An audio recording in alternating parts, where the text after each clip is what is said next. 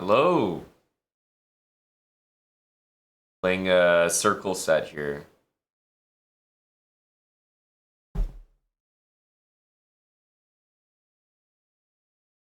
Thought we'd spectate the boy here. Morning, everybody. We started the stream technically in the AM, so we're calling this a morning stream. I've decided.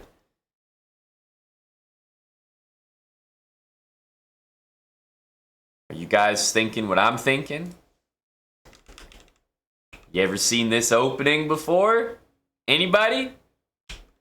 This will be pretty interesting. FABI playing his... Well, he's playing the opening that he just did a Chessable course on.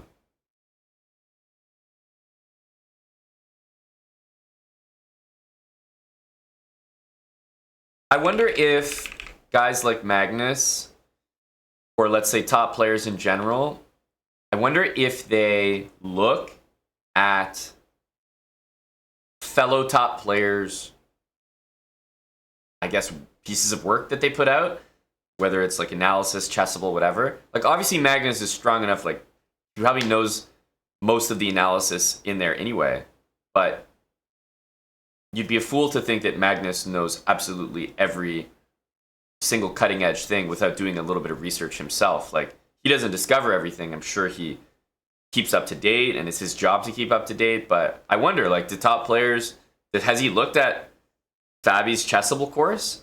Because I feel like that would be pretty good, like, due diligence to look at what your peers are releasing in terms of, like, actual analysis. And yeah, if not Magnus, maybe like his team has looked at it, not to prepare for FABI, but just generally to be aware of like what a very strong theoretician in the world believes is like the opinion of a top opening. So, how recent was the course? Very recent, like less than a month ago.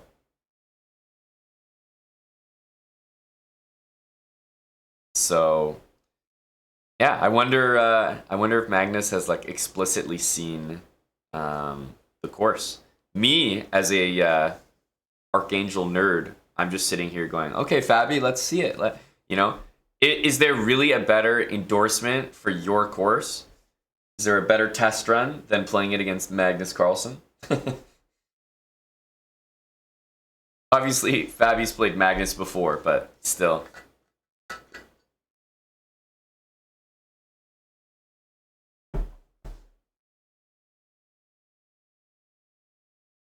Hello, JC. How's it going, man? Yeah, this is the same opening mimic from that video. We have a few of them on our YouTube channel. Listening to Zhu from Circle. It's a set, which is why it's not showing up. Not showing up for the song name. Hello, Chicken Pants.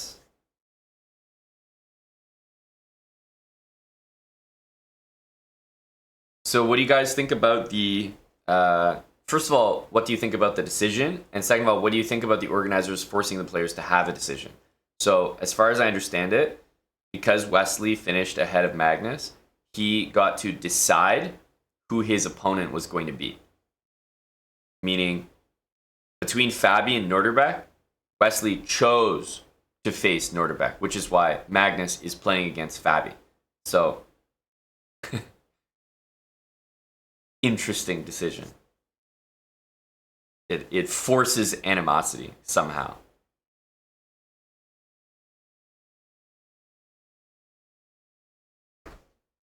And so there's always going to be a feeling of like you being slighted, no matter what. Like if somebody chooses you to play, it's so much better to be in Magnus's spot, to be second, because then you just get who you get. And I mean, Magnus objectively doesn't care too much who he plays. He's just ready to fight. Doesn't really matter who it is.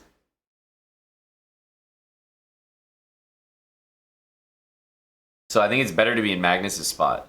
Because first place, if you pick your opponent and then you lose the match, like if Wesley loses to Norderbeck, then Norderbeck's like, yeah, that's right, pussy. You picked me and you lost. He has more to lose. So much better to be in second place, in my opinion.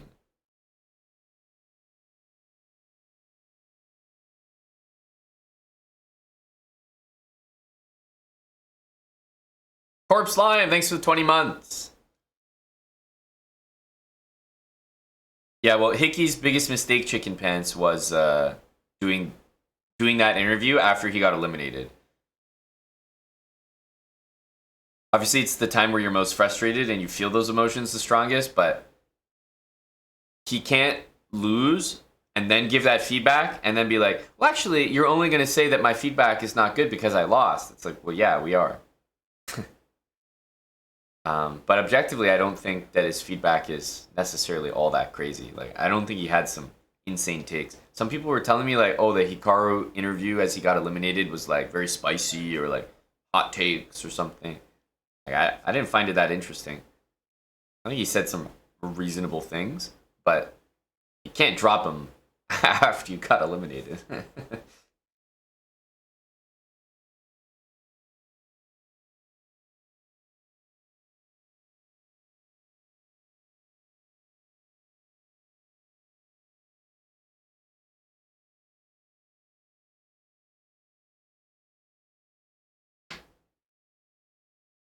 Oh, Thanks, buddy.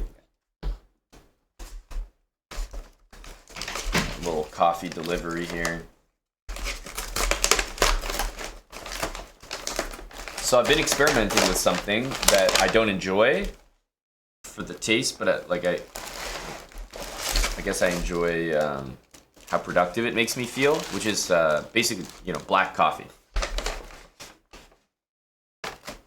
And so I've been experimenting with having just black coffee because something about it makes me feel like this is not an enjoyable experience. And so why am I doing it? It's like to be productive.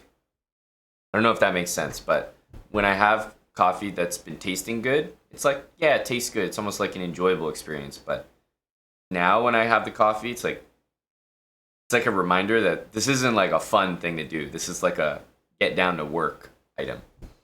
And somehow that's actually been working. Hello, Farmer Dan.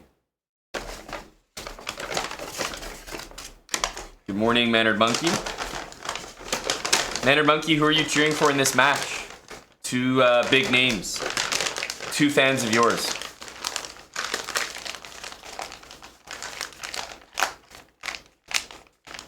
Why does E takes D not win a pawn? See if you can figure it out, Iron Galaxy. But I will tell you that E takes D4 not winning a pawn is a very common idea in this entire opening and in the Ruy Lopez in general. So it's a great one for you to become familiar with right now.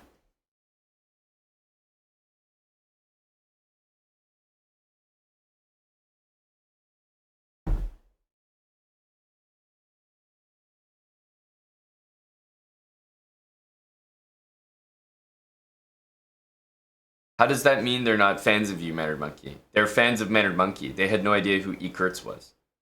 You know? The same way people don't know... They're more familiar with Batman and less with Bruce Wayne. You know? You're the same kind of guy, Kurtz. oh, Kurtz. Oh, hello there. Mannered Monkey has been very active as of late. He's also been playing Age of Empires 3 late at night, too. Like with the boys? No, on Just his a own. solo grind. Solo steam. He's a solo steamer. Jeez. Yeah. That's where the hours are disappearing to. Thanks for the 1,000 bits, Nicola. Good morning. As I said, this stream started at 11:59, so we're claiming a morning stream.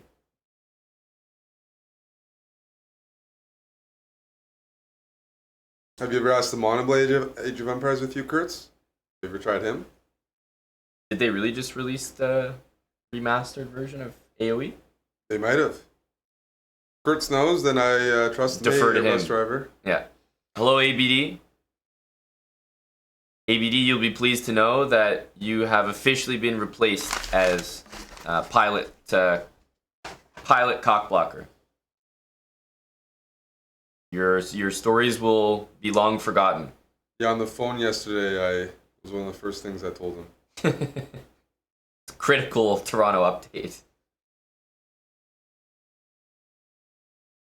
He's happy to not be alone there.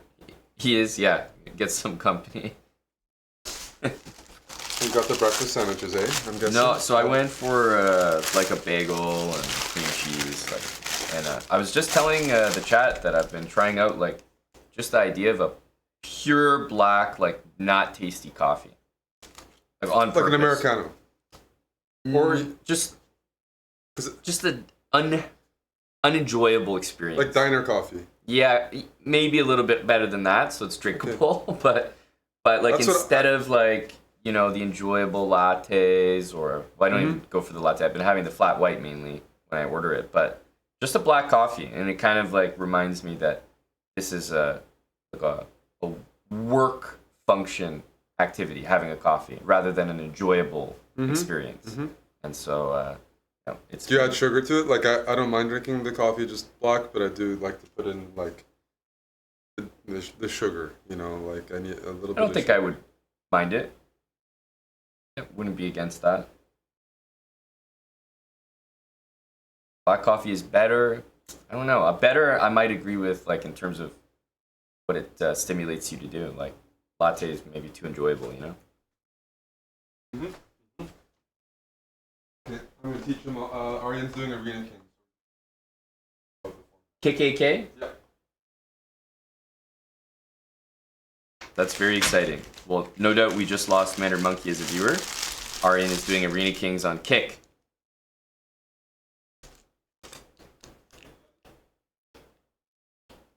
And yes, Iron Galaxy, you were correct with your variation. Very nice. So yeah, that's a really big idea in this opening in general. So definitely, if you play this opening from either side, you're gonna want to familiarize yourself with that.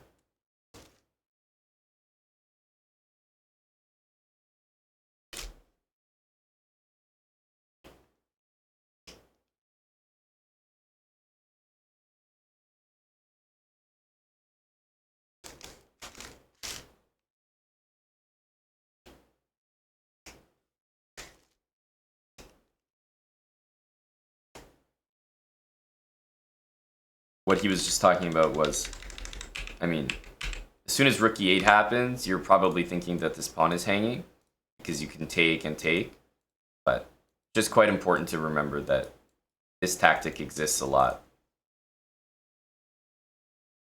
It also exists quite a bit in positions like this. Like, remember, this has already been asked and answered in this opening, right? Why isn't it hanging right here? It's the exact same answer. So the knight on c6, especially when you go for an early b5, is simply undefended and loose. So bishop d5, at numerous points, is going to win the pawn back. Sorry, win a piece, which means the pawn is not actually hanging.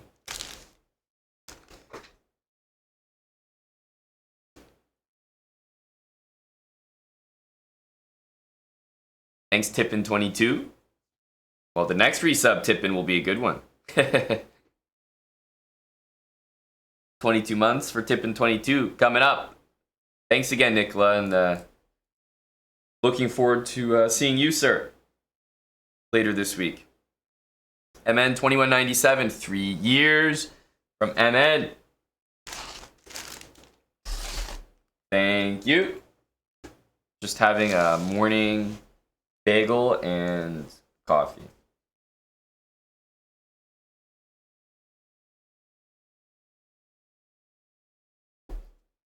R. Hyde. This stream is tagged with autism. Didn't expect that level of honesty. You know, so often I see maybe influencers, celebrities, and it sickens me how they say that they're in it for the fans, they're there to connect with the fans, but that's not true, right? They hardly know anything about their fans. But, you know, I know the Chessbra fans on a deeper level. And for that reason, I included that tag to show you guys that I care. To show you that, you know, this isn't just a fan-celebrity interaction. I consider you guys my peers. And I hope you feel comfortable as a result.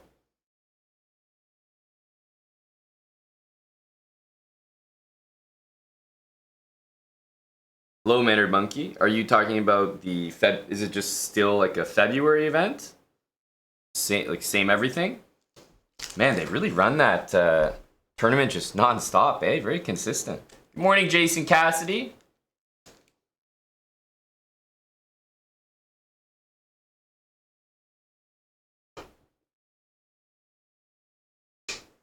Exactly, Stu. We are the same.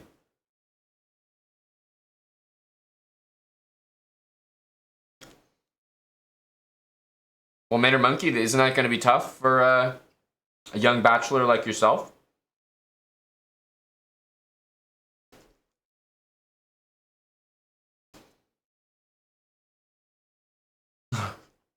Team Chessbrot can manage.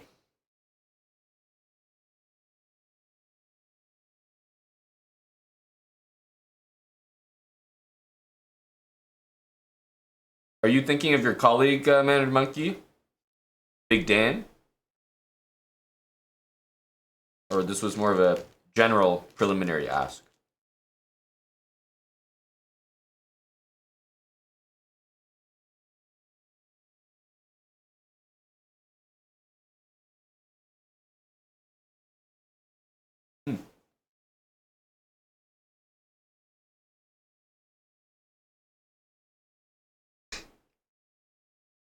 Oh, sorry. I don't know how we got away from the live position. Good reminder. I was like, damn, they're really thinking here.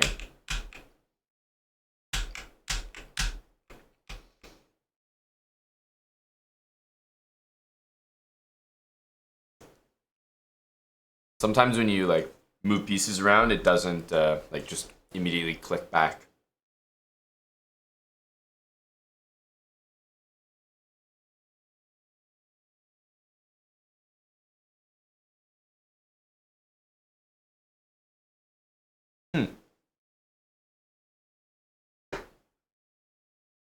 Ball carts, I have to say, you know, I could be convinced, but my initial reaction is not a ton of interest. At least for me personally. I have a big interest in sending a Chessbra team there in general. Like, a very big interest. Myself personally competing, much less so.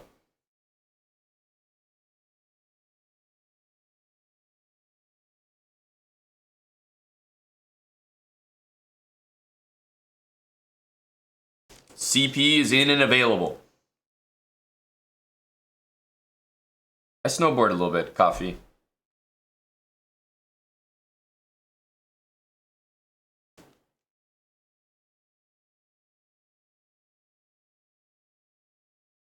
Men or Monkey might know about prize money. I'm not sure about that, but I think there's a little bit. I have no idea. I really can't remember.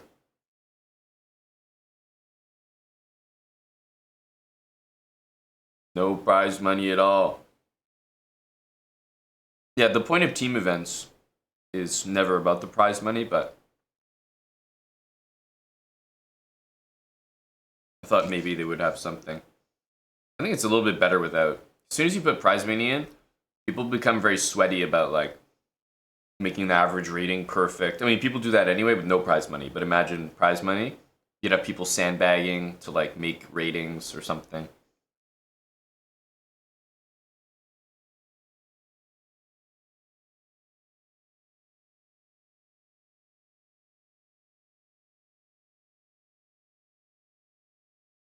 Yeah, I was having some drinks during the game. Manor Monkey only knows that because he was providing them. Good vibes, good memories. Oh, very much on. Are you kidding? Very much on.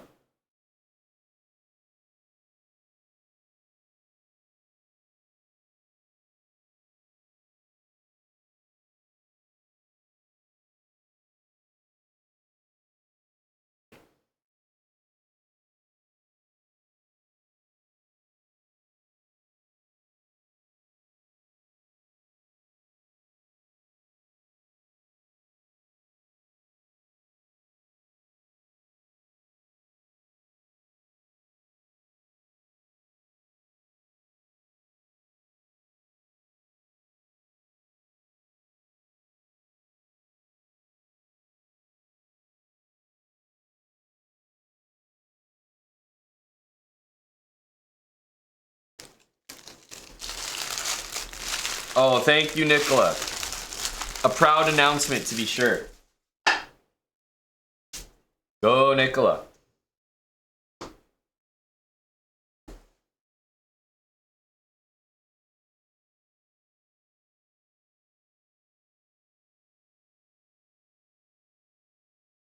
Is this game going to be decisive or a draw? Oof, boy, I would love to know. I feel like Fabi has got to be pretty happy with the position he's got. You know, one thing that I notice about when top players play like an opening, and you're like, man, I've studied this in Chessable.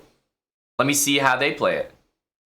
You'll always feel like it's easy to do. Because the top guys never play those like obscure sidelines that might be dubious, but you have to know them. The top guys just play like the top engine moves. And those are the ones that are so easy to click through when you're studying. But then when you get in your gaming's 1500s, nobody fucking plays those. You have to work harder. So the top guys have it easy. I mean, they just said click, click, click, click. So when you see Fabi versus Magnus, you're like, oh fuck, Fabi's Chessable course looks pretty damn easy, you know? But then you realize that for the entire game, the move E5, like as soon as this happens, the move E5 is being the move D5, the move E5 is being calculated by both players, or it's not because they already know the outcome of it. But you would lose to this move or this move, like every single move here. But things just don't happen in top level games because it's like, oh yeah, we know that's not good.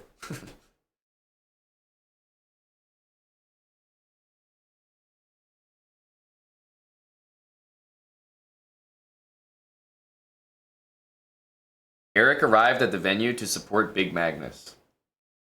Huh? I just saw Eric.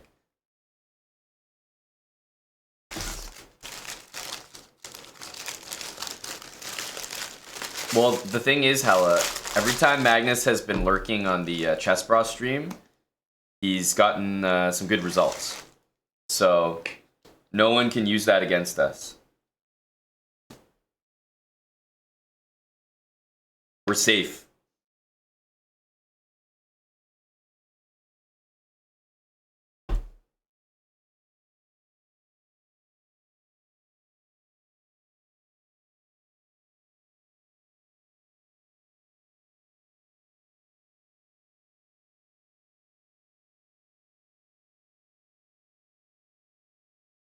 Like, it damn near feels like Fabi has this prepped or something.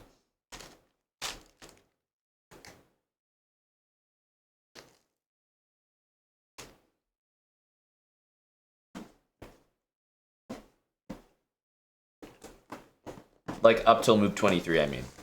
Of course, he has the opening prepped in general, but still. Both guys looking very comfortable. What's happening in this game?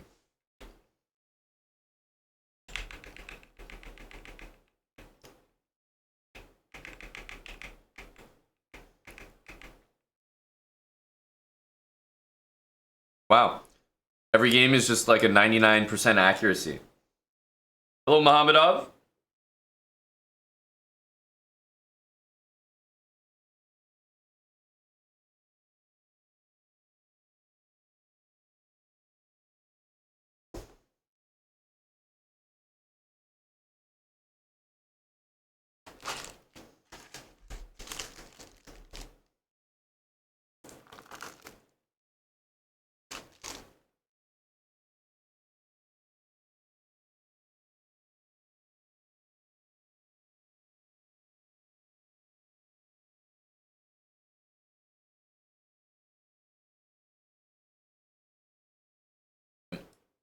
Is Fabi intending rook f3?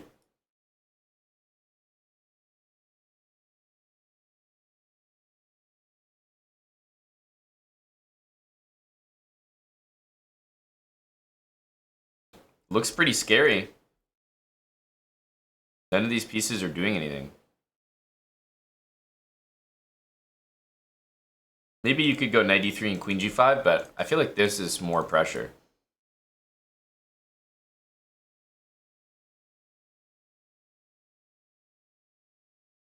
Knight takes d6 miss. I wonder, are they looking for pawn takes and knight c5? Kind of feels like it.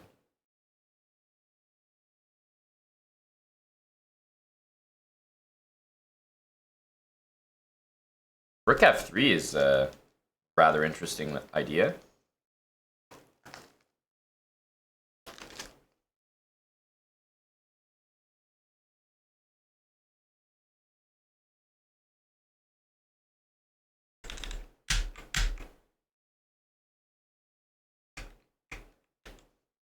The thing with bishop h3 is you don't have to take it.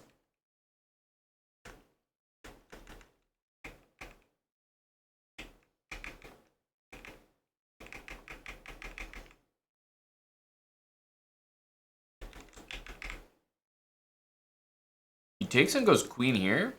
This is very specific because this guy's hanging, this guy's hanging. This is going to be very sketchy now. I wouldn't feel comfortable probably with either side here, but I would particularly feel uncomfortable with white. Jeez, what the hell is happening here?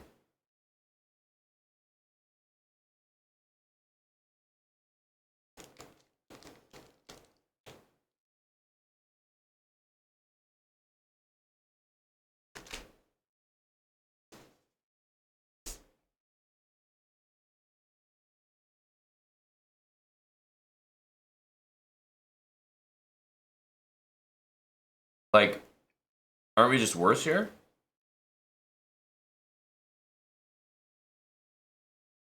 Maybe not, I don't know. Like, you take here? I guess. But, I mean, there's this is hanging too. Jesus. It misses everywhere. Queen d7, I guess? These guys are awful. They're terrible.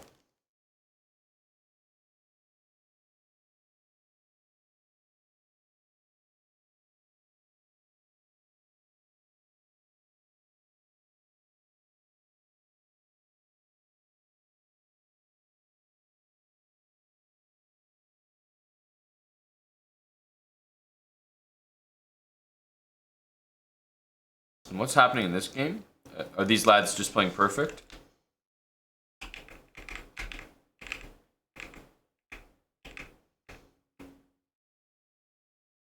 Nordebek's up a pawn, right? Huh.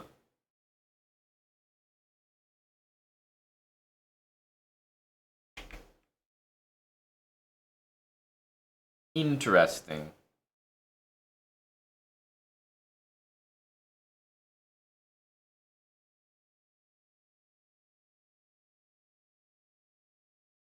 Down to 2 minutes here.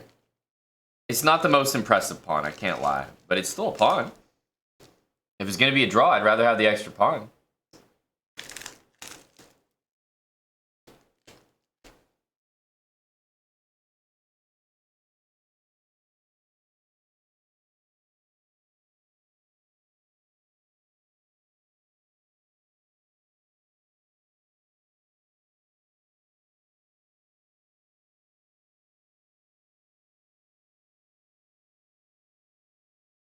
Maybe he does go here. There's also this.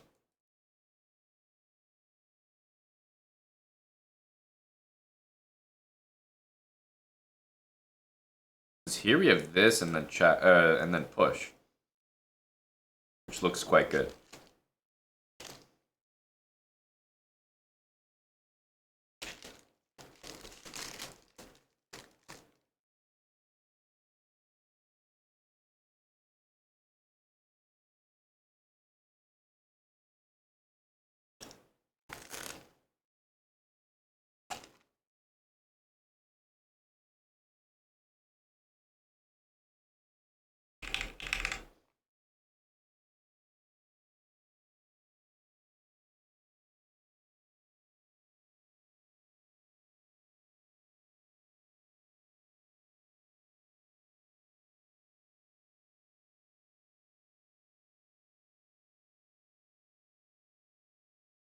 Like, are we not clearly worse? He's probably going to give this up, I guess. If he plays this, even if he takes, still this pawn concerns me. Maybe if he does this, that might be too much.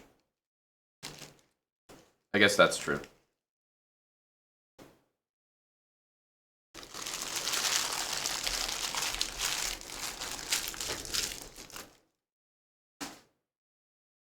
Morning, Apex.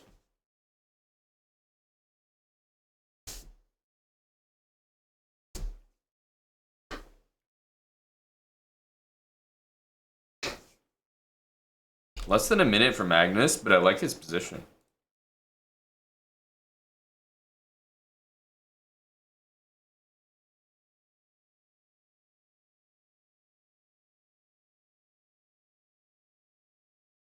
So B3, he's gonna do? But he was supposed to do what? This, and he missed this. I think both players just missed this. This is actually, could be a huge mistake. Maybe game losing. Bishop C7, threatening bishop D8 as well. That might be almost the end of the game.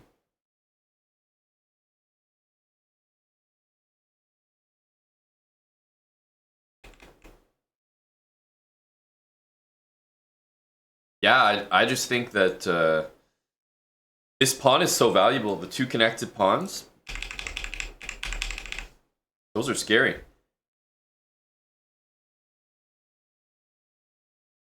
Magnus has a pretty comfortable position here. Feels like he can't lose. Bra96, thanks for the 17 months. And John Harris Jr. Appreciate the new sub.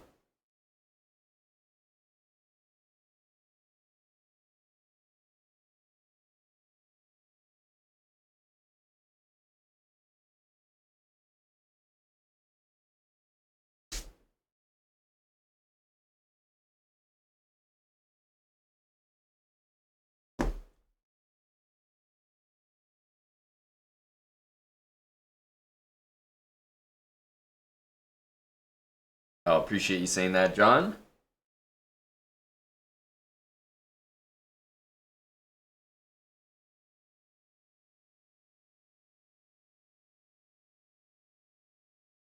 So he's basically saying that he's doing enough here.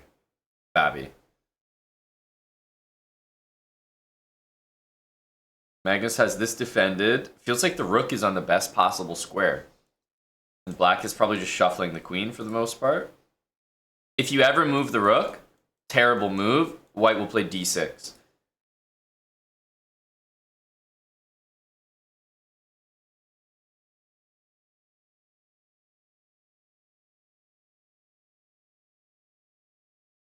Magnus can lose this. He's only at 5 seconds.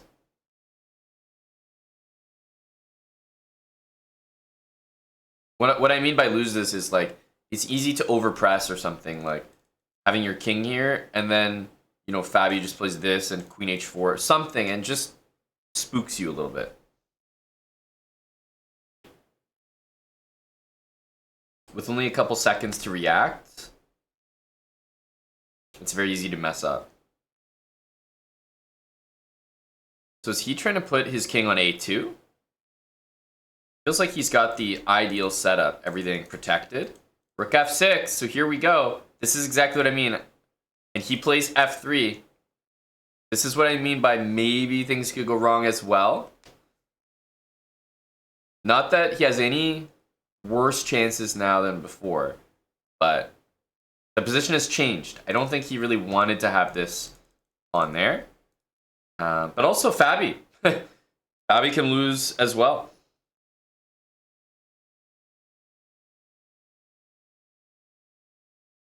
White just has this long-term pawn that I think most of the time will be winning for white if you start trading any pieces. Ellie!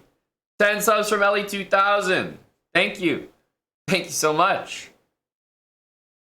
Things are getting very tense here in the first game of the Champions Chess Tour semifinals.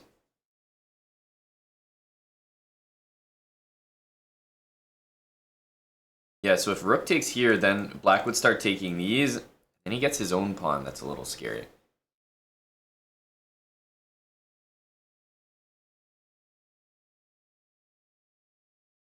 Yeah, FABI doesn't want to deal with h5 and like some pin or something.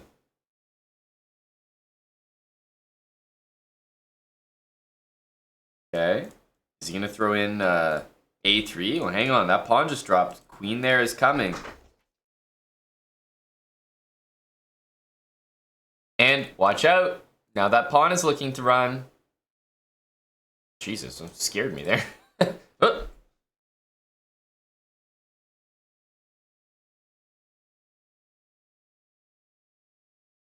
Okay, so if you push, there's queen c4, but now officially white is pushing this pawn.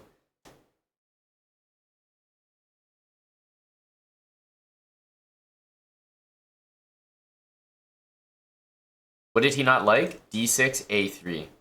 Yeah, d6, a3 was super strong. So I actually am not sure that Magnus is happy here, because Magnus won the a pawn, but now that means his king is open to threats, and black also has this h pawn that can run. This is just getting very tense, very sloppy from both players.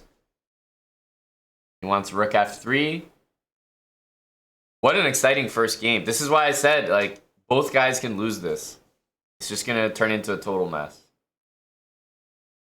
Queen c3 and then d6. Just goes d6. He doesn't care. He doesn't care. Okay, so what, here? Rook a3, no? Okay, well, rook here, there's rook d5. So scary when the pieces start to go in front. Holy moly.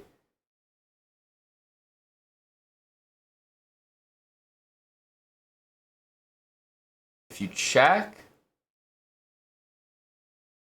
I guess you can go here. If you go here, there's this check, which looks losing. Magnus finally has 20 seconds to actually think here. If he goes here, check.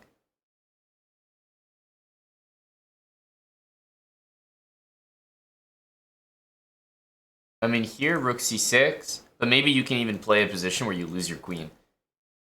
Yeah, he's offering his queen because the other options could have been actually just much worse. I don't know if this is wise, but he's trying to get FABI to put his queen here, and then he's going to push his pawn.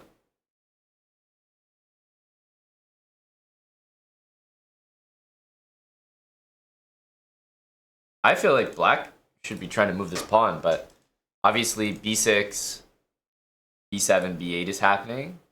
FABI is... he's going to go for it. Oh, it's with check. Oh, no, that's not good. That's not good. King's coming into c6, almost for sure. And now there's a check.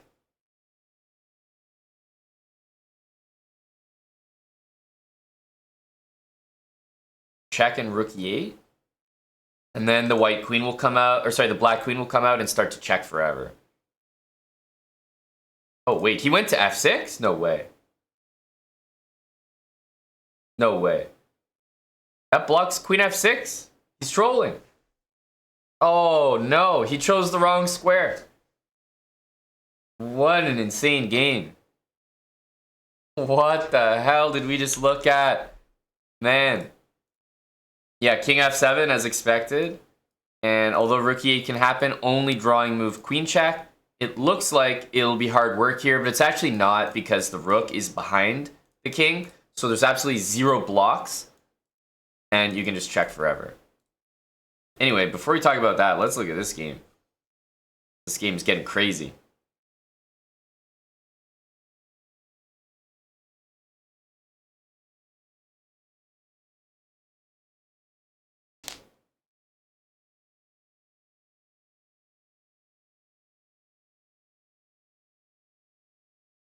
Thanks, BrainDead8888 for the 29 months.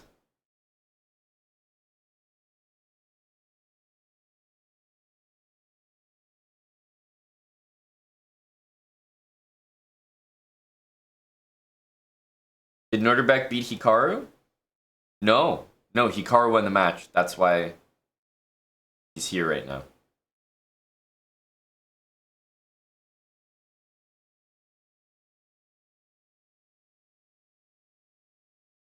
Hit him with the brilliancy. So he's going to take this. He's going to lose this pawn. Oof. This is an insanely tough endgame. Bishop here. And there's no king move to give a check that stops bishop e5. So bishop e5 is the reaction. And honestly, I bet you could take that and go king f5. He goes here. There's no way he can take this one. Oh, but it's check no matter what. So king c5 only move. But never mind. You just take here next. Yeah, these moves lose to check, but yeah, this will be game over. What am I thinking? I was initially thinking king c5 was like working, but of course, just take this one. 2 decisive games, and it looked like it would be 2 boring games. Now look at this. Look at this one here. So it was even here, and this is why I was saying, like, slowly, I actually did kind of, my prediction was kind of correct that FABI was going to get maybe more chances than Magnus, because I think it's actually tougher to play this with white. Like, white has a really obvious plan, like, just push the pawn, we get it. But it's really, really difficult to play with white when you're defending these mate threats, especially with a3 coming. Queen here was a blunder, I mean, queen b4 to threaten this, and after queen c3, I'm wondering, like, what's so nasty? And it's, of course, a big engine line. Queen c4, and sweaty stuff.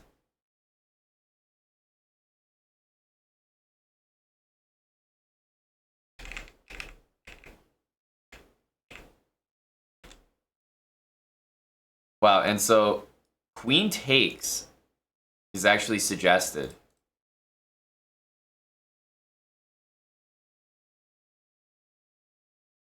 And then you just run your pawns.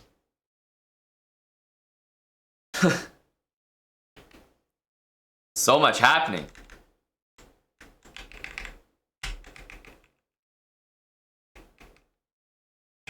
And I mean, like, queen a1 here. There's probably so many wins for FABI, but they're very, very stressful to locate. Here, there's forced mate. Rook f6. Queen a7. Tough to see in the moment, eh? Tough to see in the moment. I mean, you can do this. I would play queen c7 here, right? So while there is forced mate, I don't think this is something you can expect someone to see. Rook e6 check. Like, yeah, if you play this, like, let's just, might as well just remove the beads for next round. But queen c7 looks very basic. And then take this. And at least here, very clearly black has made some achievements. So, I do think that makes some sense. Oh, queen a6, rook c6, yeah.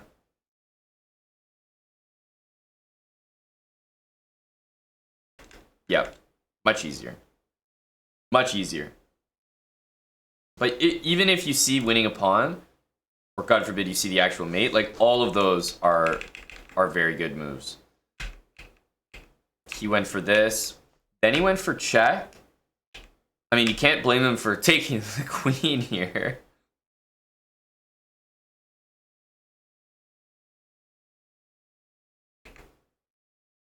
Queen a7 would have been such a finesse. But here, I think it's tricky. Now, FABI played queen c7.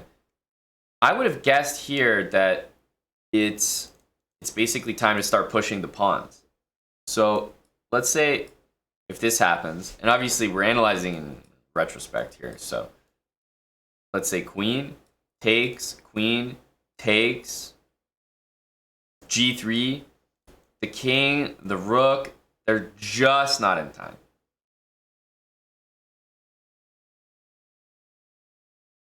Like, even one square closer for either one of them would be enough. And this g-pawn looks like it's not enough. Or sorry, the g-pawn looks like it's irrelevant, but it's exactly enough. Because rook d4 might actually be the saving move with that weird king placement. But here we'll have a move like g5. And our king can come in.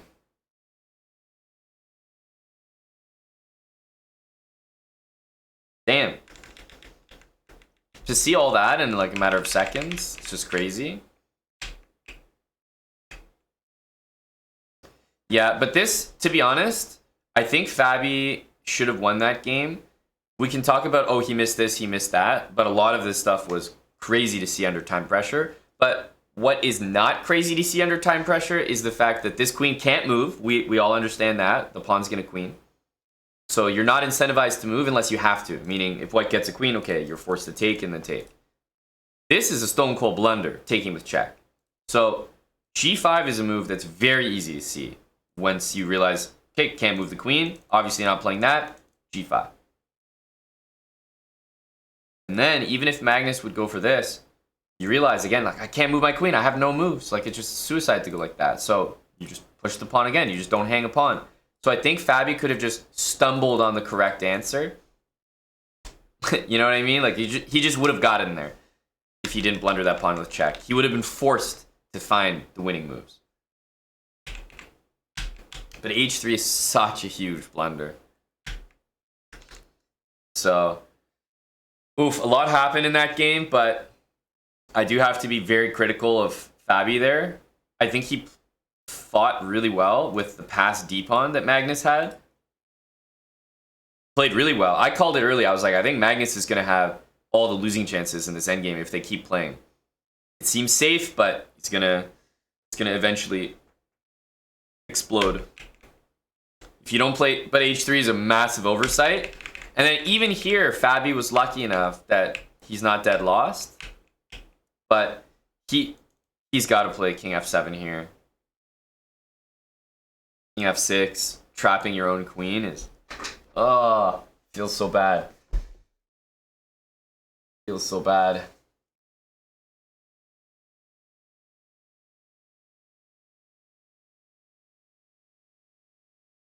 And the other game, a Wesley win. Which is actually crazy to me, by the way. Can we talk about how Wesley won this?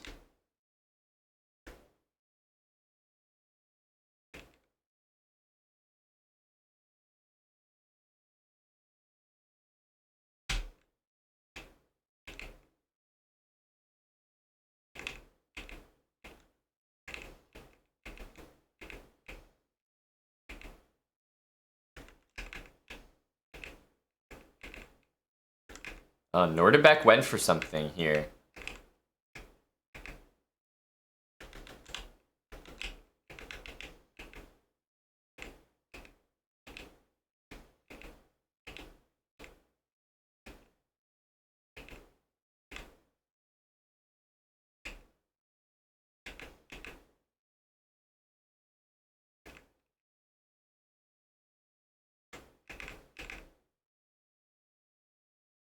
Oof. So in this position, surprisingly, bishop takes a5 was not played. And I think it's because of the exact same thing as the game. He assumed that this was losing. So instead, unfortunately, he got the exact same position, but like so many times worse. Bishop's activated. Bishop's not defending the pawn, so there's going to be a tempo. Ugh. Yeah, that's a bit nasty.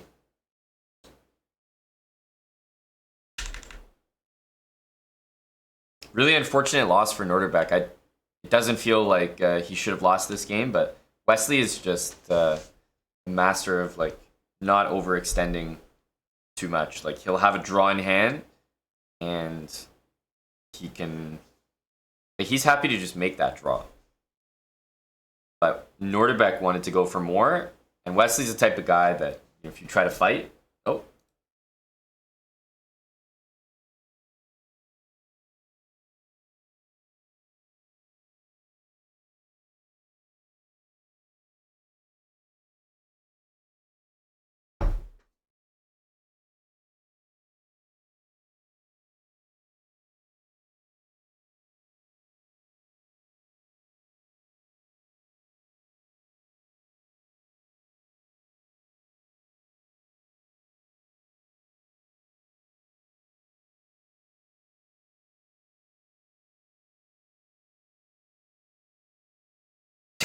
Bro really looks like he just woke up.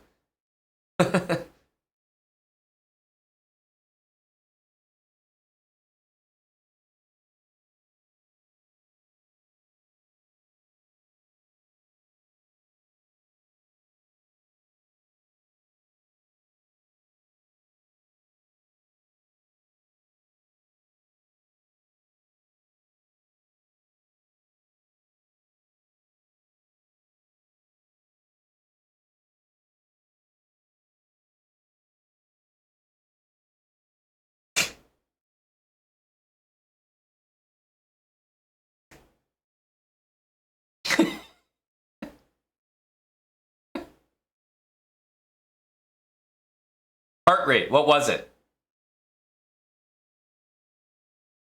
Huh? The fuck?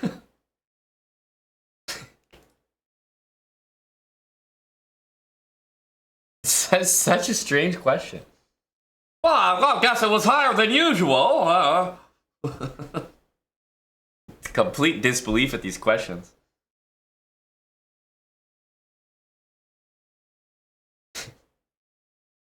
But she asked it like he was supposed to know it. Heart rate at the end, what was it? It's like the same, it is almost as if the answer was like a freebie for Magnus. It's giving the same energy as like the last question of an interview as the head coach is like leaving. Hey coach, you gonna win this weekend? And he's like, yeah, haha. But it wasn't an obvious answer at all. But it was delivered as if the answer was easy to produce. Magnus, heart rate, what was it? Aha, okay. Fuck? Who has this information? What answers are they expecting?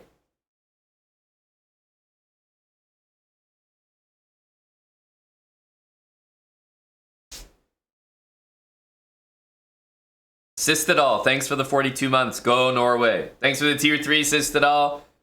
Choling, welcome with the brand new sub. And cheers again to Ellie. Thanks for the 10 subs earlier. Oh wow, next game started, eh? Jeez, they're really churning them out here.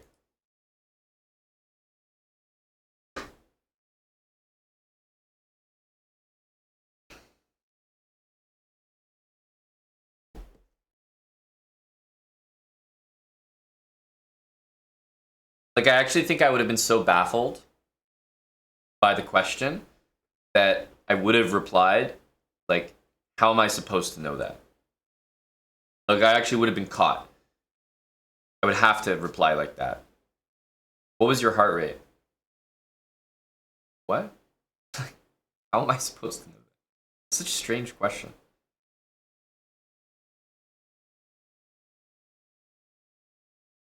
Actually, I'm glad you asked. I've been tracking my heart rate, and I can't wait to announce the findings of my research.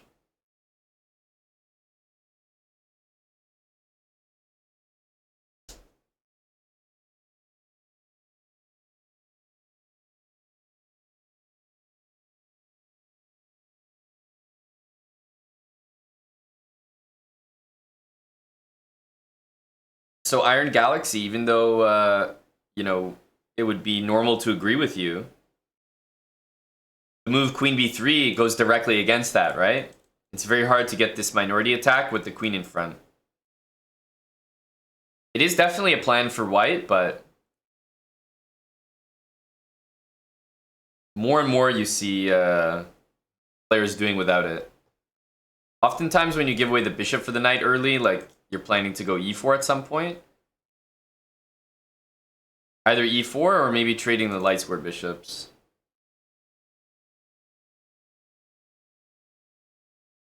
Wait, did they really start that quick? Magnus and Fabi are already playing again. Probably a recorded interview, I guess. Yeah, Magnus and Fabi back at their, well, almost 6 years ago, 5 years ago, they played this match. World Championship.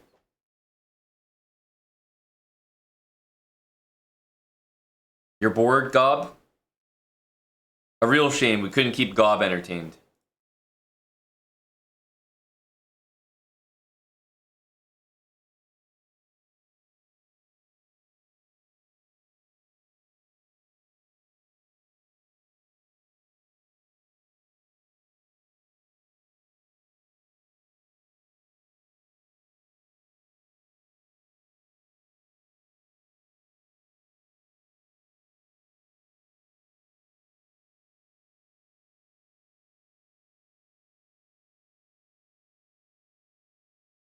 So I saw yesterday during the matches that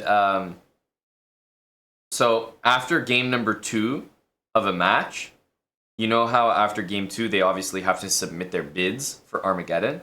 So I saw finally the order of operations in which that was accomplished, and mere seconds after they're done their game, the chess.com guys give them a whiteboard to write their Armageddon bids. So imagine you're down 1-0 in a match. Or sorry, imagine you're up 1-0 in a match. It works better this way. You're up 1-0. You have a crazy long, tense game, scrambles, like high adrenaline. You lose the game and it's tied 1-1. Now you have Armageddon. As soon as you lose the game, boom, whiteboard in your face. Whiteboard in your face. Write your bid down. And the guys have like 15 seconds to think. It's like, what? I don't even know. I feel like they don't even have time to process what just happened, and the whiteboard is in their face. It's kind of crazy.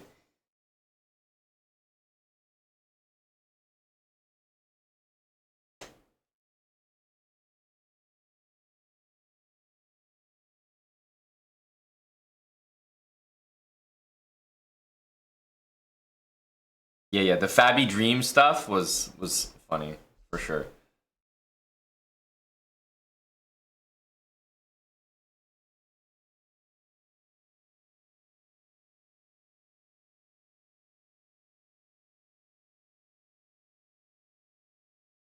Gob is bored of this. We have to go to the more interesting game.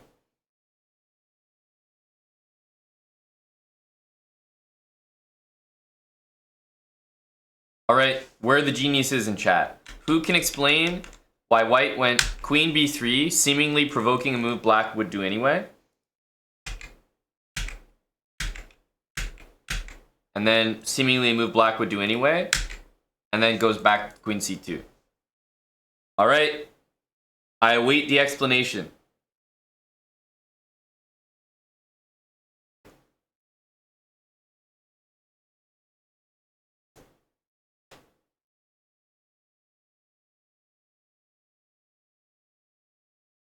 Wow, I'm Sky. Thanks for the 100 bits. Can we play a game together? Loser gifts. Jeez. Well, if there's even a possibility that I could lose this game, then I definitely have to decline, as I am now officially scared. Two full hunden. Thanks for the 56 months.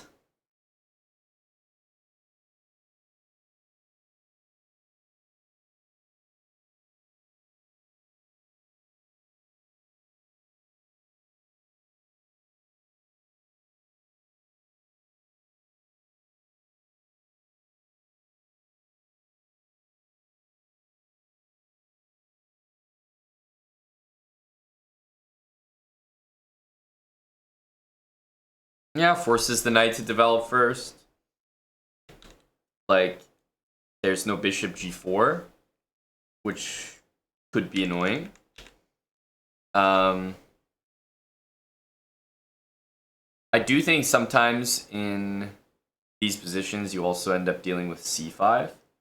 So maybe it's kind of nice for that as well. But let's say that you started with bishop d3. Like the move c6 is a fantastic move. So that's not that weird. Black often wants to do that. Let's say you started with this to take that square. I do think that if black wanted to, they could go maybe for something like bishop e6, knight d7, c5. Not sure if c5 now is okay. Could be a little bit rushed, but maybe to play for c5 in general. So queen b3 just makes this very, very hard to achieve. And black, therefore, has to go for this plan because he can't get his bishop out. And then now, finally, once he's done this, he can move the bishop, but he doesn't have this square, he doesn't have this square. And if he goes here and plays c5, well, he's just very, very slow.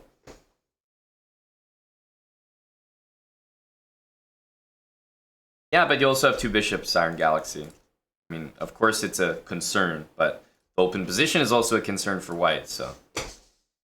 Concerns on both sides. Hello, grilled peppers.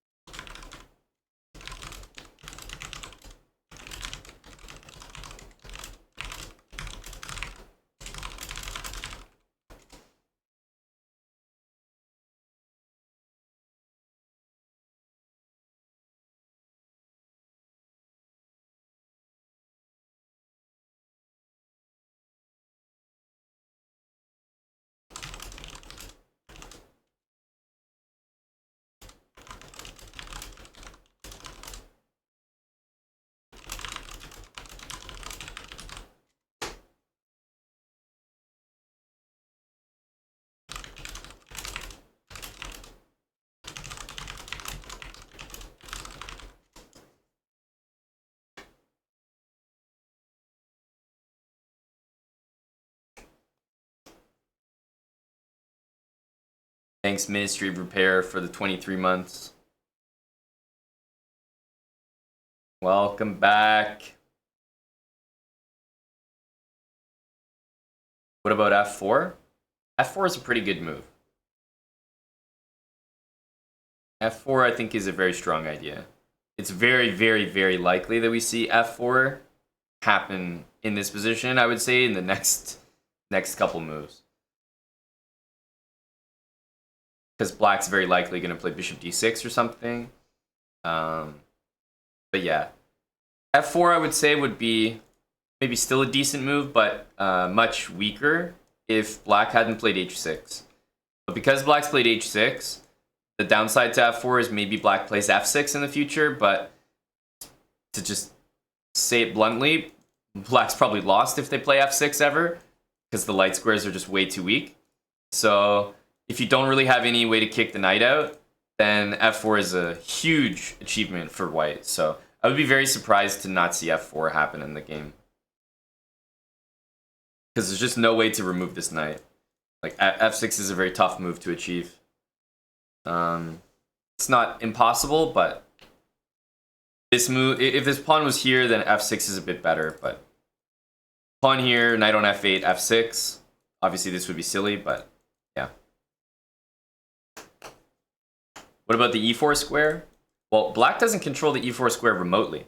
I mean, white has 3 pieces that control it. Black's not even close to controlling e4. And even if you did and I took, you'd take with a pawn, which is not how you want to take advantage of a weakness by putting a pawn in front of it. So yeah, f4 has a lot of upside.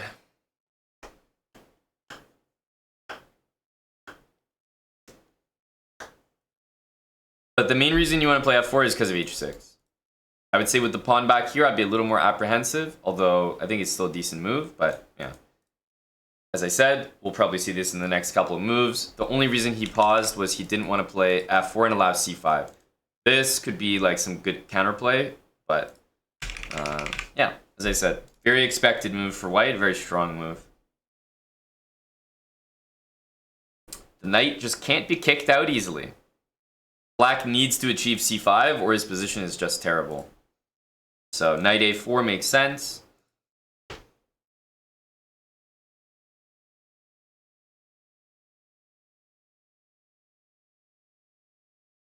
Black is fighting tooth and nail to get c5. And if you play knight d7, yes, you can get the c5 move, but you know, there are also some risks associated with that too. f5 in the right moment could be extremely good. No, this is not the final, no. This is the semifinal. I believe the here, I'll bring up the schedule here. The finals are in a few days. So there's semifinals day 1, and then semifinals day 2, and then finals day 1 and finals day 2. Finals day 1 and 2 are the days of the Chessbrah fan zone. Right? That's Friday, Saturday. So that's when Eric and I will be streaming from a different location. Our meetup location. This game looks far more interesting right now than this one. I mean, we can definitely check this game out, but I hope you guys don't mind looking at the other game instead. Like, there just doesn't seem to be anything going on here. Hidden bunker, that's right.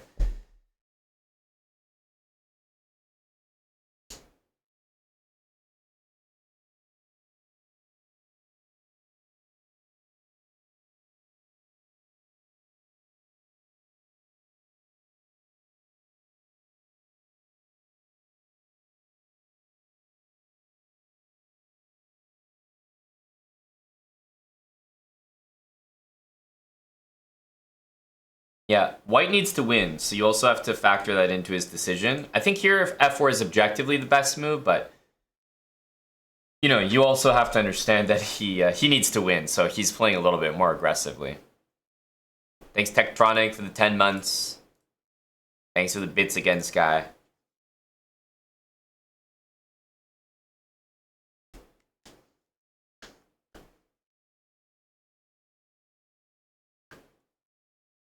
Well, I don't know how you're playing 94, John. Aren't you losing a pawn there?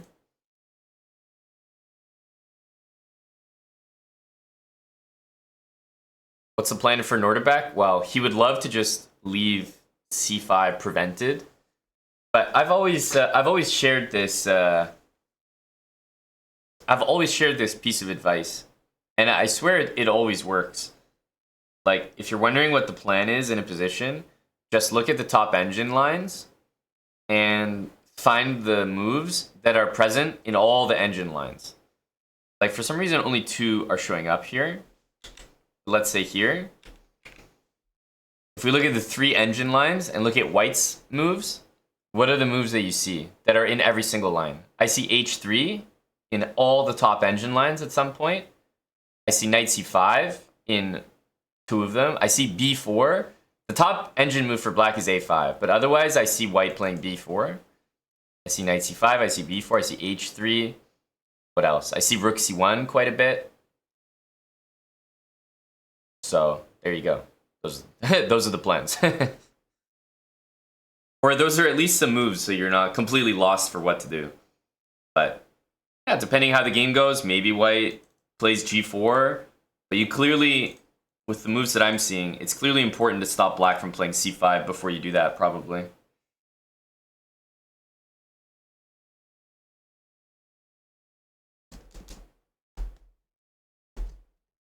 Hello, Johnny. Good night, Mimic. Hello and good afternoon to Kinda Young Dave. Or I should say good morning to him. When are you arriving, Dave?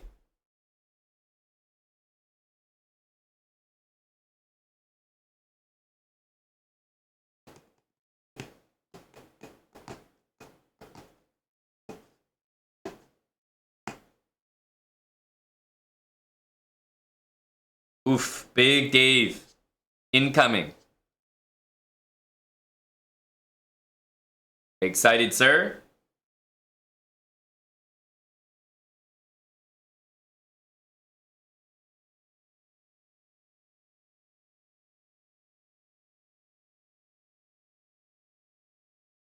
Anything exciting happening over here? FABI and Magnus.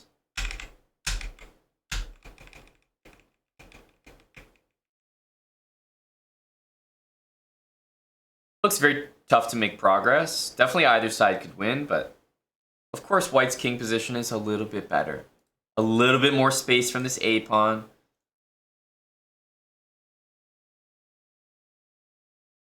Certainly a marginal advantage. I would say that White wants to reroute this knight. It's nice to always attack the e-pawn to discourage f5 a little bit. Black certainly wants the king to be on e6. So we might see... Like, Black's knight is well placed, and White's king is well placed. So I think Black wants to match the king, and White wants to match the knight. It's possible to go knight d2 and b4. I don't know about that, though. It doesn't feel like the right plan. I think we want to do this. Then maybe we could consider f4 for ourselves. Also, we could go f3, maybe g4.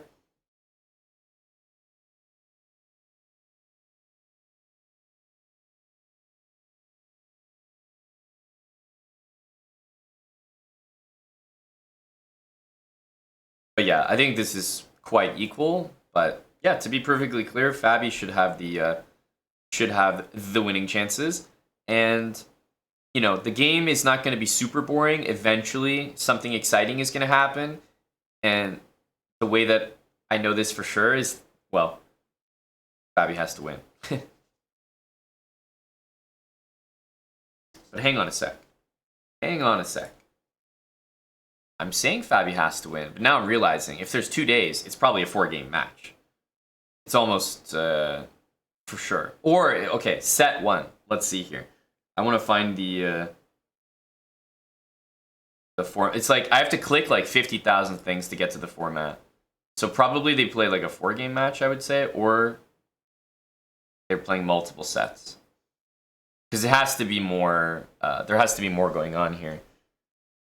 Best of 3 sets. Set format is 4 games with an Armageddon tiebreak. 4 games, Armageddon tiebreak. So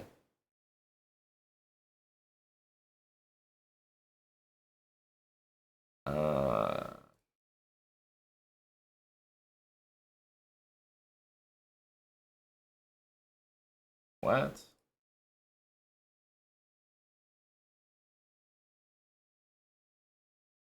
Day 1, day 2. So they play set 1 today, and what do they play set? I'm just trying to understand how they break it up.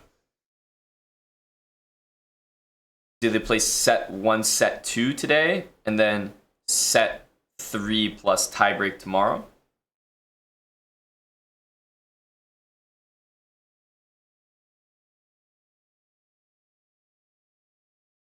Basically, are we watching? Could be like watching 8 games today. Is that the situation?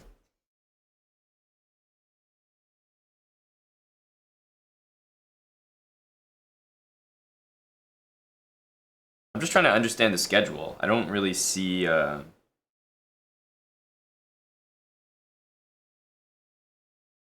don't really see like how do you know when the games are being played exactly? Schedule.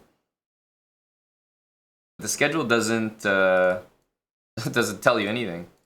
This doesn't tell you anything. It just says semifinals day 1, day 2. So out of curiosity, how do you know there's 4 games today and 4 tomorrow? So 4 games today, 4 games tomorrow, but you're saying tomorrow they play 4 games and they play the tiebreak if necessary.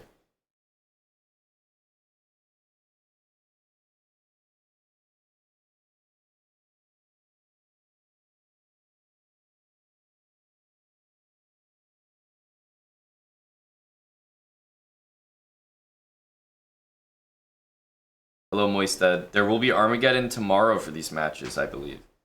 If the sets are tied 1-1.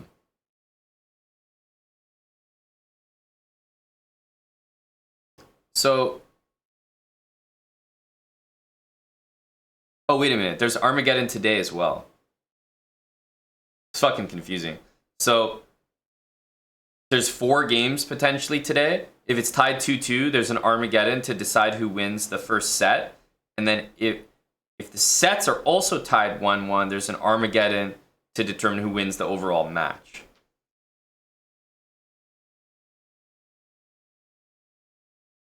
And the first of those sets is today. So we could have one Armageddon today. Tomorrow we could have one Armageddon for the second set and one Armageddon if the third set is tied as well.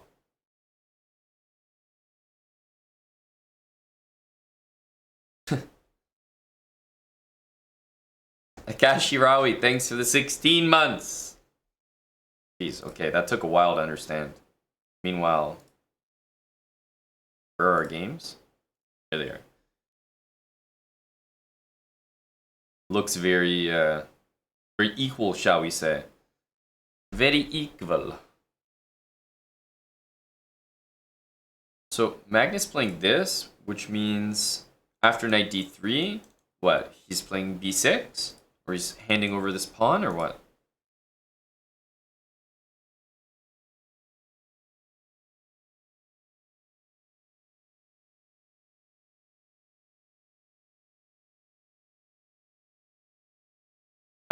Well, as I mentioned, guys, this is the more exciting position. f4, a3, rook c1, h3. Wow. Do you remember that little exercise that we did where I told you how to find the plans in the position? Wow, look at this genius. a3, rook c1, h3. Wow, unbelievable. How did he know those moves? It's incredible. 94, f5. 94 is a little bit born of desperation. White's done a fantastic job preventing c5 at all cost. The knight is entrenched on e5, can't be removed. So this is just a really, I think a really good game from Norderbeck. Bishop back takes, and he's just up material. So what did he need to do? He needed to play this? No, he needed to play this. Wow, f6. f6 is a very sweaty move because this looks very normal, and if you take here, I guess that's kind of a problem as well.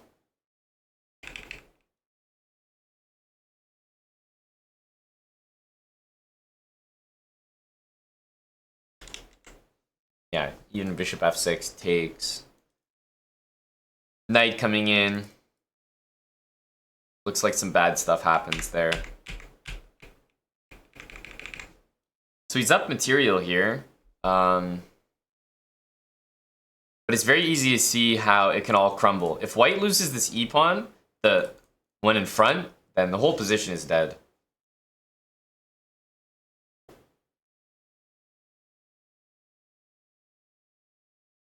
It is 94, John Harris Jr. It is 94, resulting in a +3 position for white. That's correct. Never a good sign when Wesley So and John Harris Jr. are collaborating on the next move.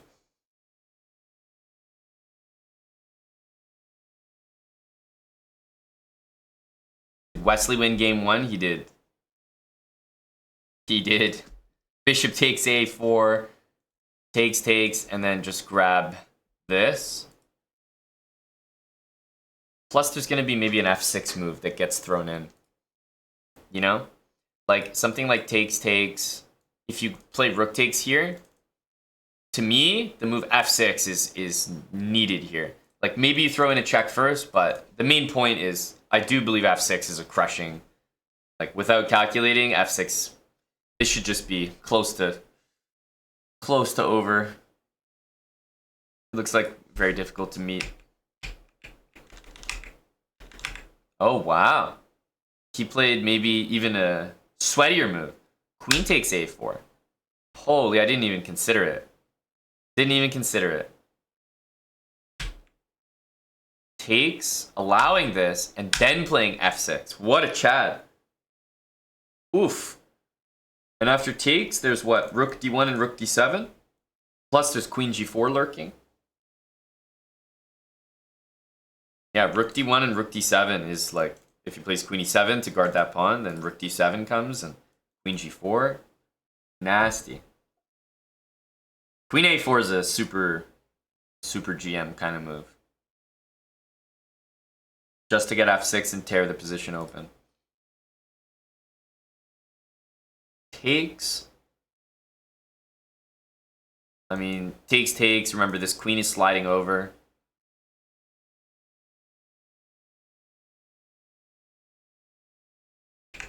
What's happening in Magnus's position? Wow, Magnus just gave up this pawn.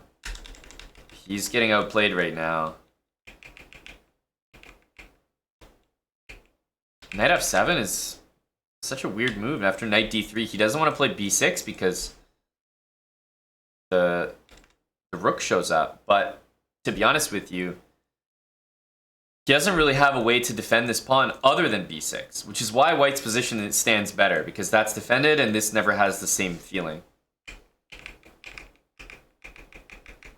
So instead he went for active play. He's defending this pawn. He's definitely worse here.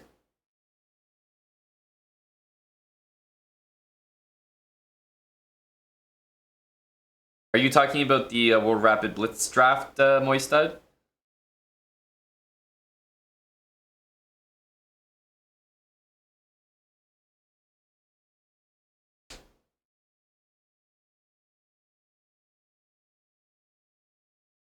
Moistad is a great banker offering friendly Magnus Carlsen odds. Go Moist.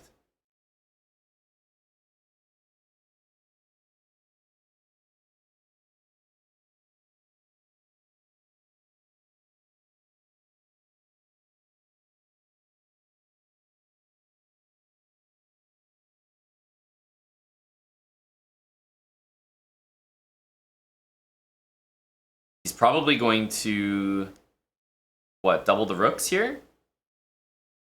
Yeah, Iron Galaxy G5, just H4, right? If you ever play G5 with your king there, just H4 and I think you're in serious trouble.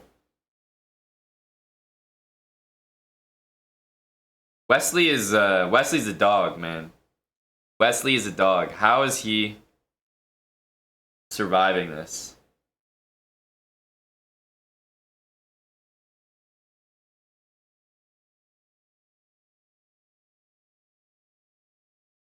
Oh, Jadoub has, I think he's going for loudest chatter. Oh my fuck. I just got off the phone with Rogers Bank. Total nightmare. Though I think I ended up with a better credit card and better deal. I just need to allow their app to track my every fucking move, I think. Big chat energy.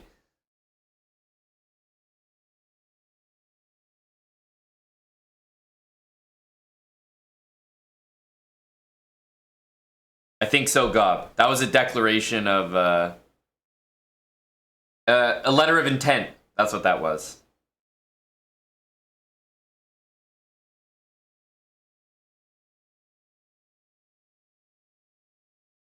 Magnus holding this position will be impressive for sure if he's going to be able to manage. So, one thing I've noticed from chess.com, they need to use this more, my opinion. This right here is close to the ideal broadcast view, in my opinion. You see both games, both boards, both eval bars. You don't see any of the commentators, thank God. As a commentator, you never want to be on cam either, so that's a win-win. And you see the cameras of the players, so you get to see their reactions. Like, this should be the staple coverage scene.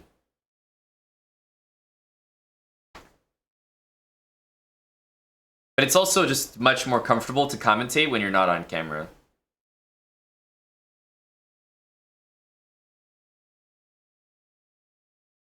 Yeah, cameras a bit bigger would be nice. It does look like they could move the boards like a little bit to the right and left to maybe make the cams a little bigger. But it's hard. Yeah, it's hard to do much better than this, I think.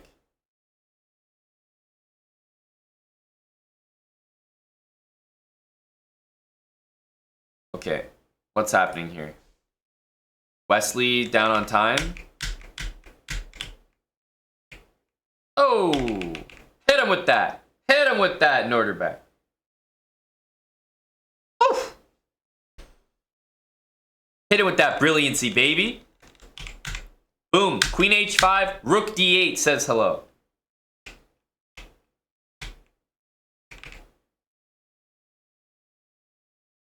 Very nice.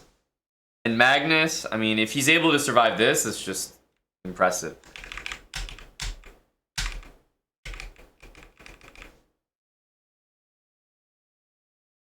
Because b5, sorry, b4, b5 will probably happen as well, if he needs to. Knight's not getting trapped there. Thanks, Pip the Ghost, for the gifted sub.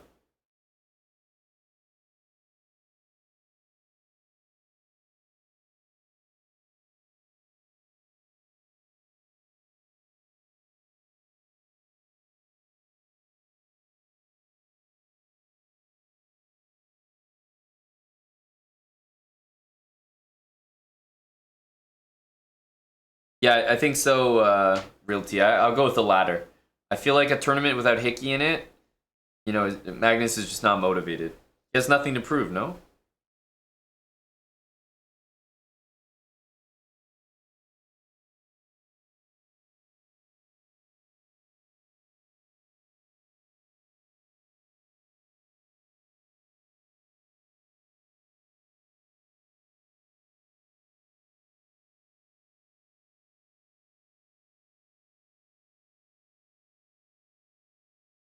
Rook d5, g5.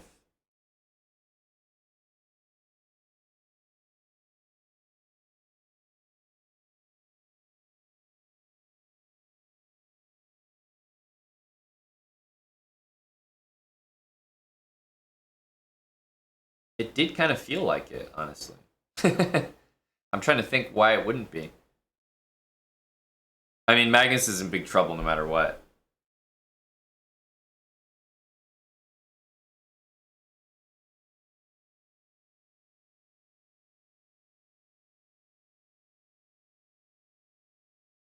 It feels like Fabi has to bring the rook back, yeah.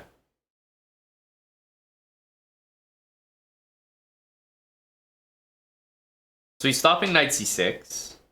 Makes sense, makes sense.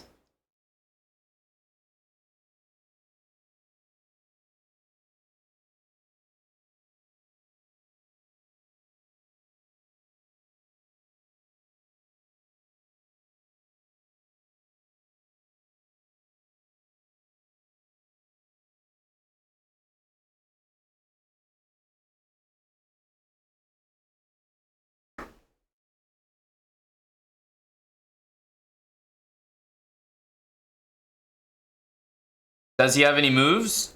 He literally can't move the knight. I guess he could move the king, but doesn't do that much. He's gonna shuffle. I assume we'll see the king go this way now. This doesn't seem like a very reliable idea. Okay, now surely this is happening.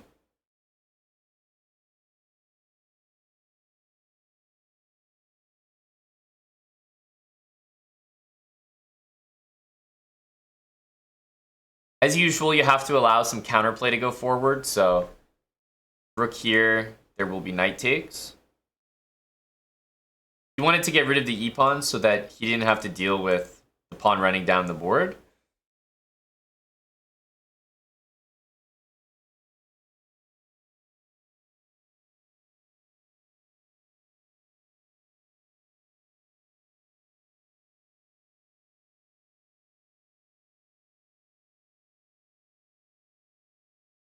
Tricky guy.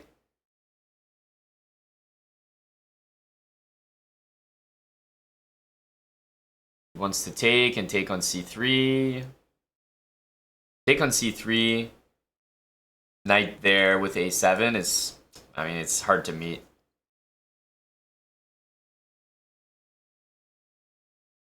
A7, A8 is just winning, so at this point he's trying to find something, some random checks, but it's definitely dead lost position. Fabi with a little, you know, pat on the back for himself there, winning in an opening that Magnus used very effectively in the World Championship match back in 2018. Pretty nice game from the guy.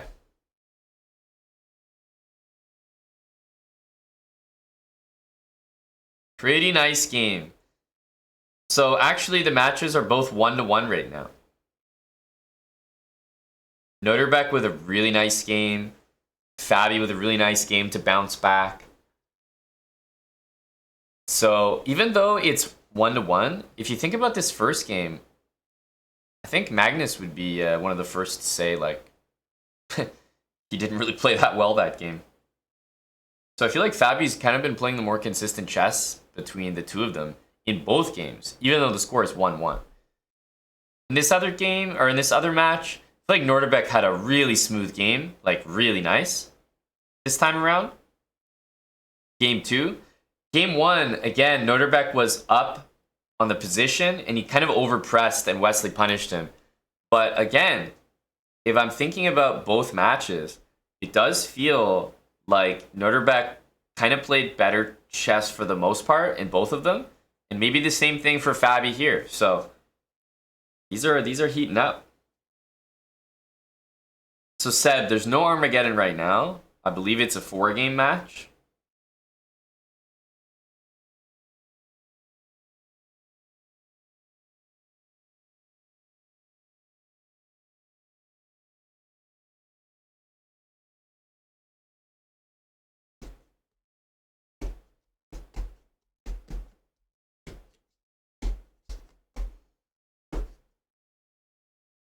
Moistad, are you looking for cheese here, Moist? Both matches are 1-1, sir.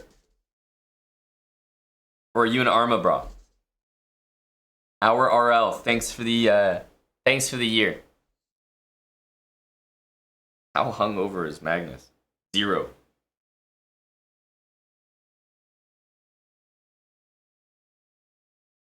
Some nibbles from Moistad. Wesley, Noterbeck, Magnus, Fabi. I will let you pick in Magnus Fabi, and I will take Toronto. I'll take Wesley Soranto.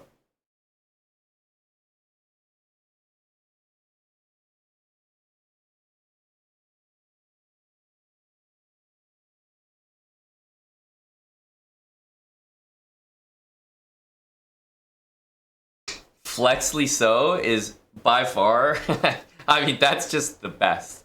That is the best nickname. Flexly So. Okay.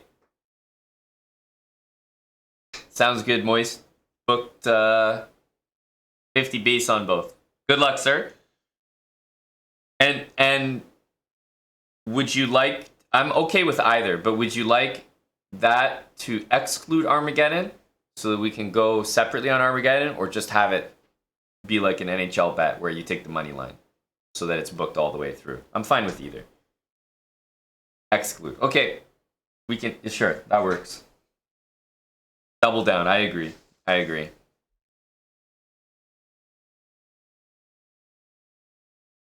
Flexly So.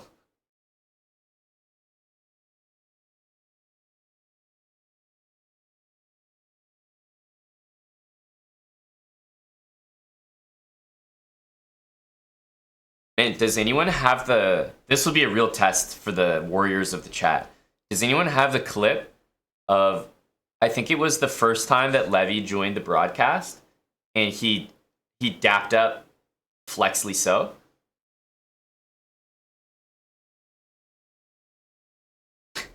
That was hilarious.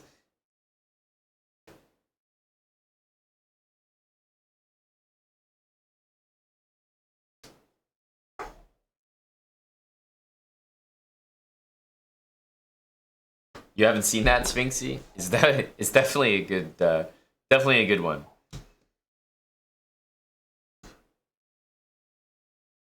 I'm not sure how quickly they play the matches, but I'm guessing the next game will start fairly soon.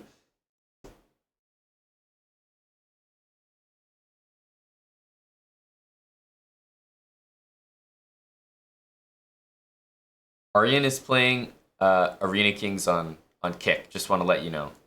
All right, guys? Just want to let you know. Big Aryan. Exclamation mark Kick. Nice to double fist.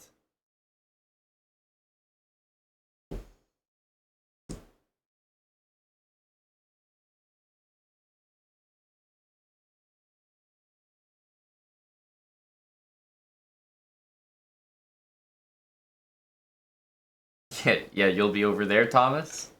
Sounds good. Yeah, I could go. I could go for one.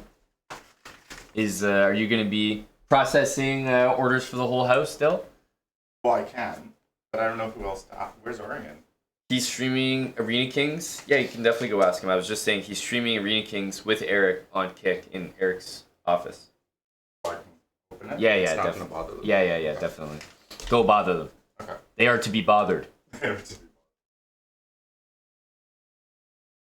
Magnus and Fabiano are playing, and it's 1-1 so far. In Yeah, their I match. watched the first one. Well, Yeah. The end of the first one. Yep. So all tied up. Oh, it is now 1-1. Okay, got it. Yeah. Got it. Fabi won the next game. Has it Armageddon started? So because we're now in the semifinals, they play 4 games before they have an Armageddon instead of 2. Oh, instead of the 2. Okay. Just more games. Like Hickey was complaining about when he got eliminated. He said, "Oh, there should be more games. You know, it's too much luck based. You know, you need more games to decide the better player." And that's fine. If he played better, he would still have the opportunity. Oh! KO from Dill.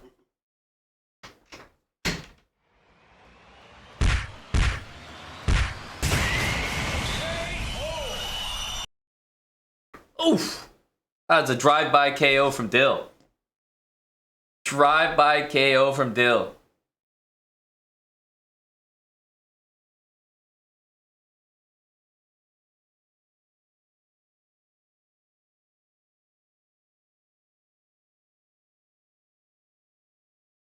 Nice to see the Kick viewership increasing. Go Kick.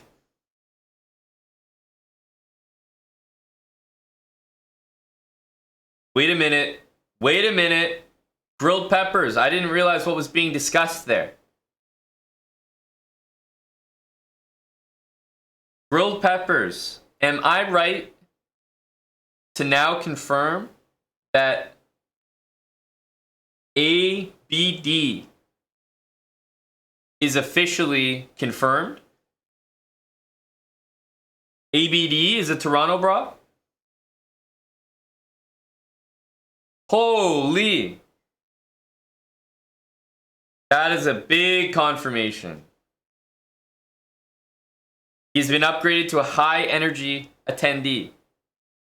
Okay, noted.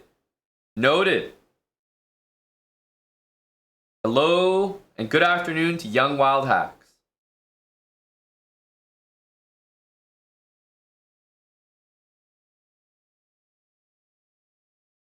That's big news, Chicken Pants.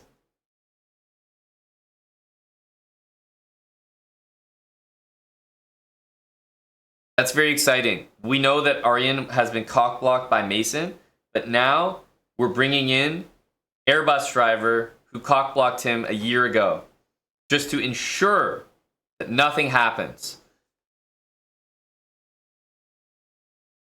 Chicken Pants, there are some big last-minute confirmations, sir. There are not many people MIA. Chicken Pants is firmly in the low energy category.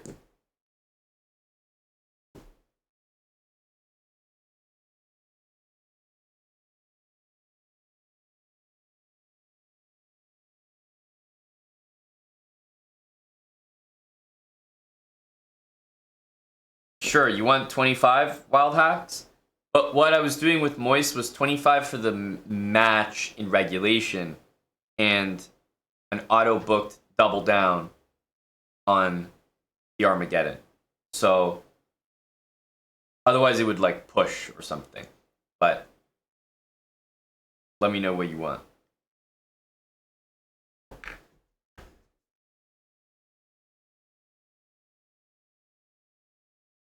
Memories of Taco. I don't think the fan zone festivities are going to be that crazy in terms of that. Remember, it's from like, 11:30 a.m.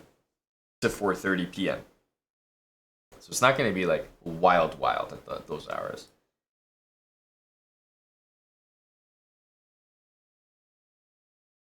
Go for Rufus. Oh, I just realized for some reason the YouTube wasn't signed in. You don't like to see that. Sent to YouTube Premium Boys. There we go. Same as Moist. Okay, so if we're doing the same, then it's 25 for the regulation match, and auto booked another 25 if it goes to Armageddon. Obviously, both of us sticking with the same guy. Good luck, Hassan. Good luck to the rodents. Fading the house. Fading the champ.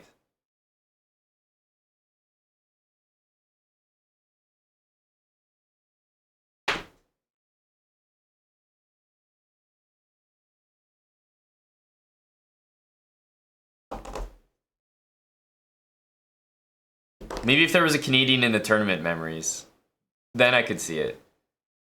Okay, so do they have a little break here? Is there like a little intermission? I'm kind of getting that. Feels like there's an intermission.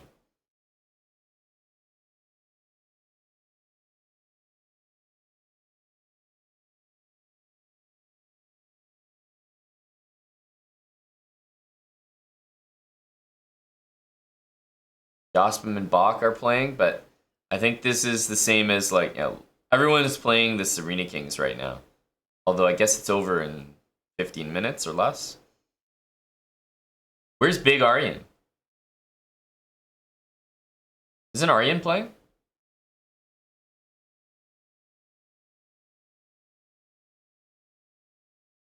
Oh, he just wasn't playing a game earlier. Aryan is in 89th place. Stiff, bruh. Go, Aryan.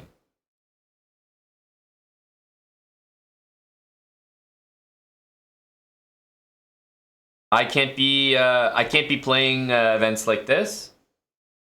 My 2800 rating will take a massive hit.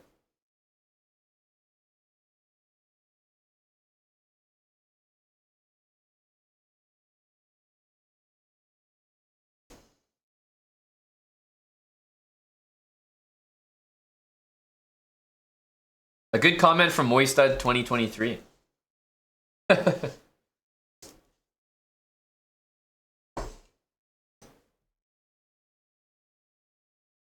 You're proposing a trade, Rui? Like, you're telling me to go check? Like, there is a trade? Or you're proposing it offline? Sneak, brah. Off the record, brah.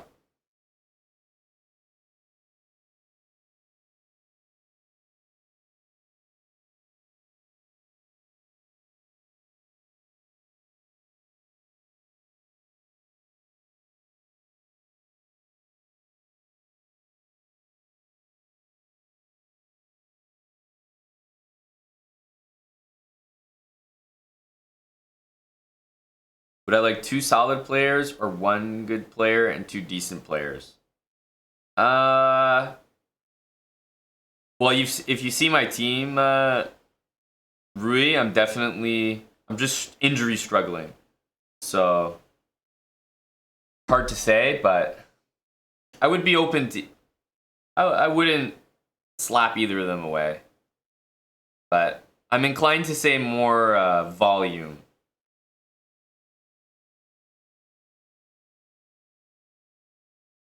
It's I could see it both ways. Like, I'm losing a consistent high performer, like very high performer for me, maybe the highest. Apart from maybe Sabonis, although they're comparable. And if I don't have someone very high performing to replace him, then I'm just never going to score well on weeks. But then on the other side, it's like, okay, give away someone very good, elite, and get two people who are just pretty good. So I would be open to either.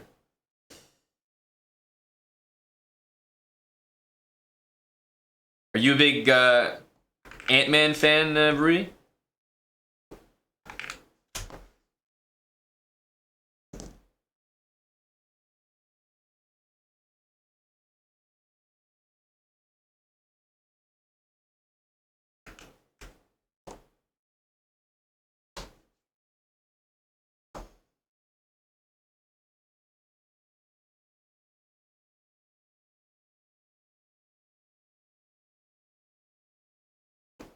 Interesting.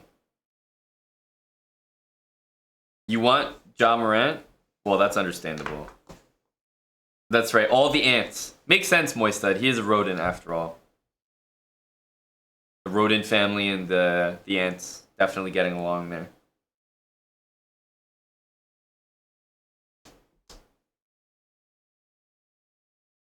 Well, let's just say, in general, Rui, I'd be open to seeing a proposal, something to the effect of what you mentioned. I don't think it would be a ridiculous offer, but yeah, obviously depends. Depends who.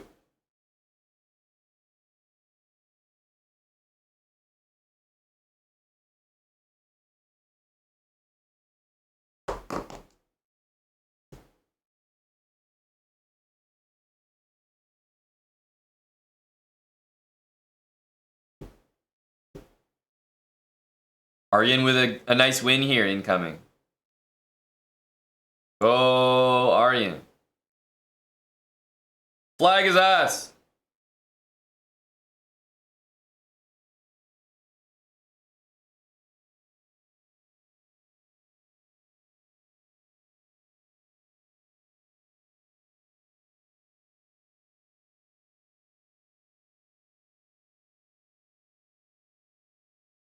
Flag his ass.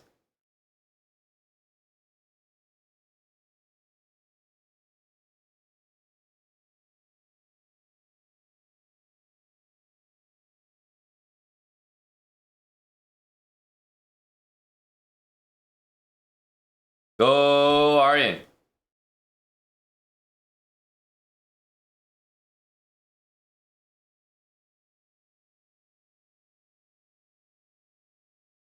All right. Finish just in time.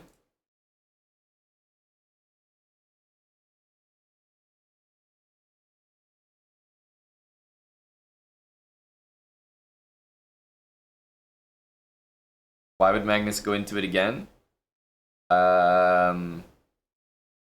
He probably liked the position he got before, right? Wasn't it a pretty decent game for Magnus last time? Plus, he can obviously just change things up where he wants to.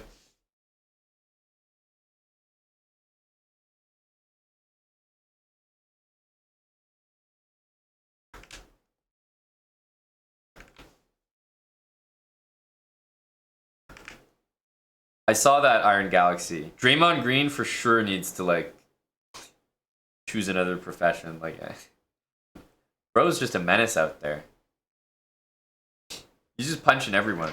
Like, at what point? At what point do you just like, I don't know, how do you prevent him from playing? Thank you, Dill. No problem. At what point do you like do something serious? Does he have like the most technicals in the NBA history or something? I'd love to get an official count.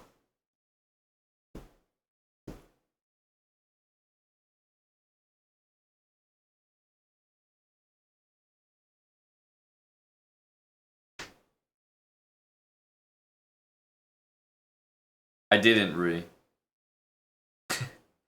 But what is it, like an audio clip that you can add to like just about anything? That brother needs help.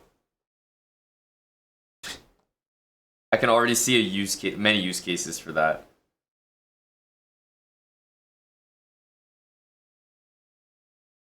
Okay, that's a good one, Rash. Innovating in the ejection space.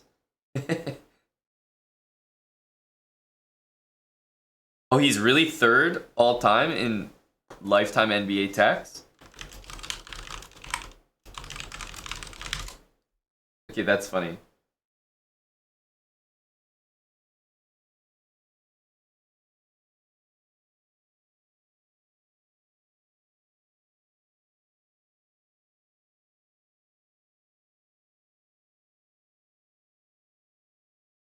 Let's see. Is he really?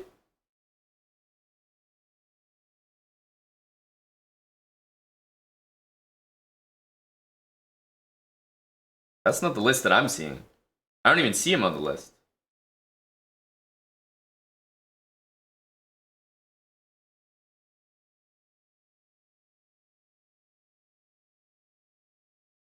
Yeah, I don't even see him there.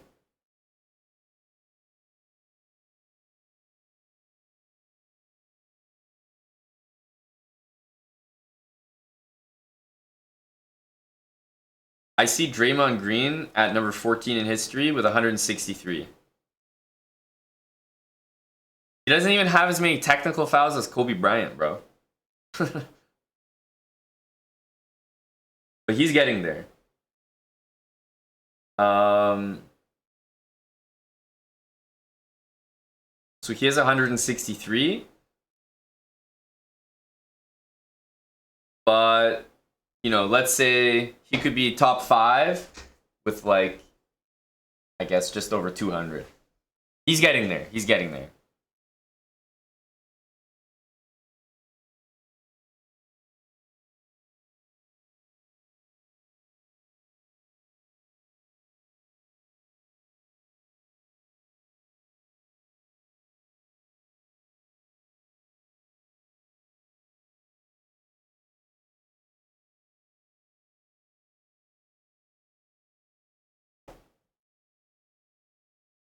Fabi's Archangel. Solid once again. Oh, wow. These guys are also playing a Rui. Not Bishop C5, but still. Mainline stuff.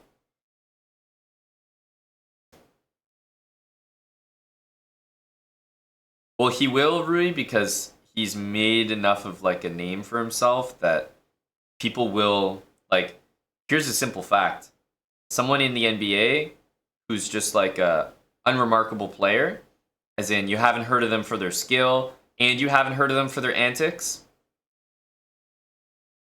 you're not going to tune in to listen to their feedback on the game, like their actual analysis later in life after they retire. Because you're just like, why do I need this? Or like, why should I care? But truthfully, I would tune in to watch Draymond Green analyze, like to hear his thoughts, because I just know he's going to say some dumb shit. Like, and if he doesn't, and he turns out to actually be a great analyst, then even more reason why I'd actually tune in. So I feel like people will tune in regardless. So he's securing his place post-retirement.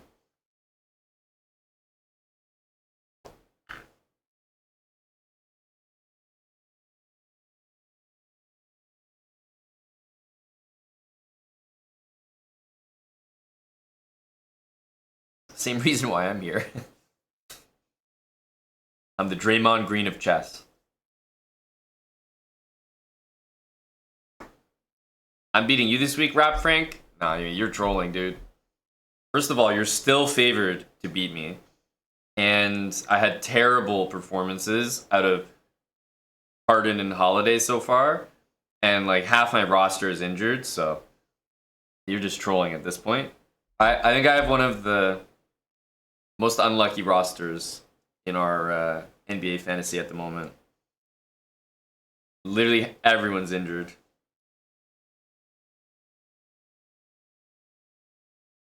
Al's 59. Thanks for the 13 months.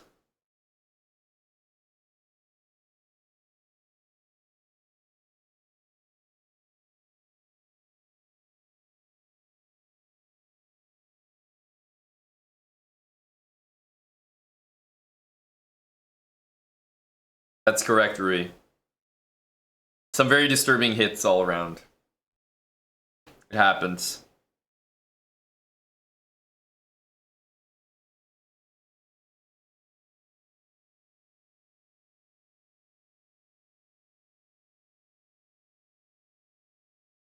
These regames get a lot more interesting a bit later on.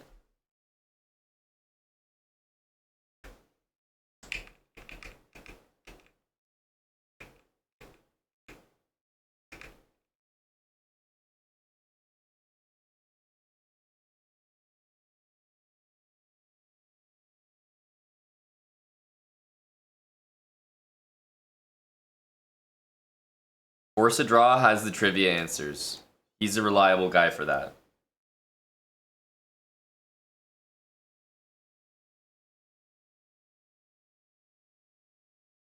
But Rap Frank, you have those three guys all out, and you're still mathematically favored to beat me in our match. That's crazy. That just shows you how bad my team is.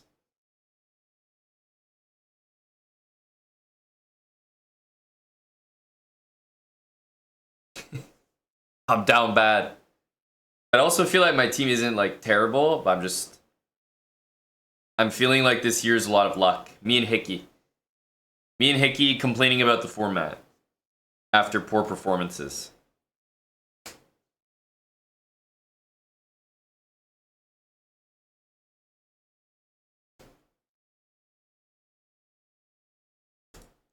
This is one of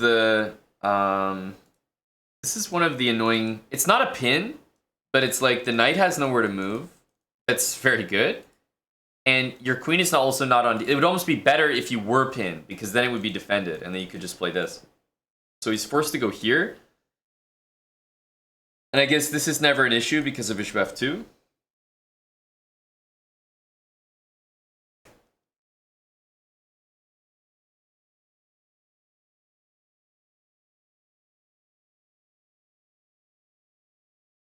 G4. Oh my goodness.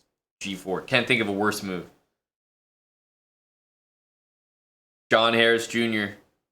Let's hope it's not G4, my man. G4 is looking rough. The knight's coming in exactly to the square that you're not protecting with that move, and your pawn would be hanging on H3 after.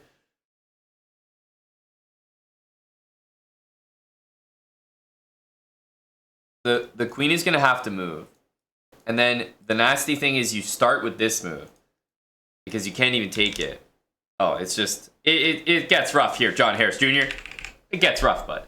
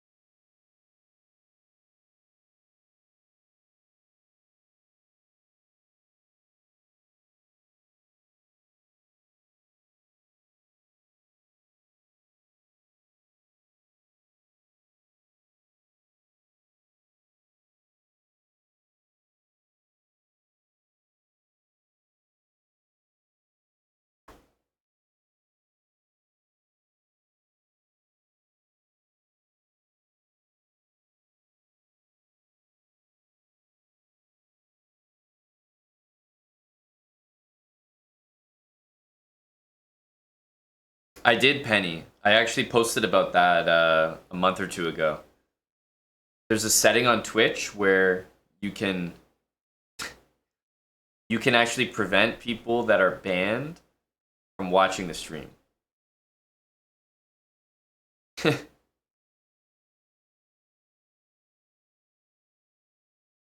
lot of marbles power there.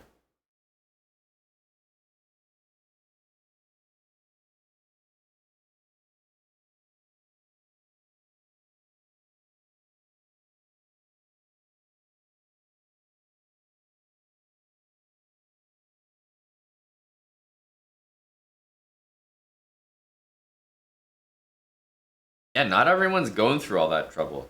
You know, a lot of the time when you say that things can't be done, even though people say, oh, but they can, the point is that a large percentage, likely the majority of people, are dissuaded from doing it. So it still is a preventative measure.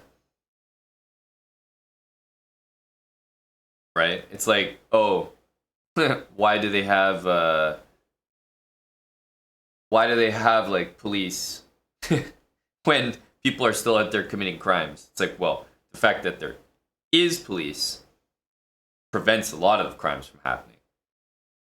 Sometimes when you get a metro ticket, depending on which like city or country you live in, you don't even have to, like, if you just have a ticket or a card or something, you scan it yourself. There's not, and sometimes they'll like go on the train or the metro and they'll check your ticket once in a while, but they're not always doing that. So yeah, you could just not pay and walk right on. And it's like, why on earth would you ever buy a ticket, bro? You could just walk right on. It's like, well, you could, but the fact that there are people there that check your ticket every once in a while is enough. They do it frequently enough and they catch people often enough that it keeps you honest. And yeah, you don't have to get a ticket, but the fact that they check once in a while is enough to dissuade.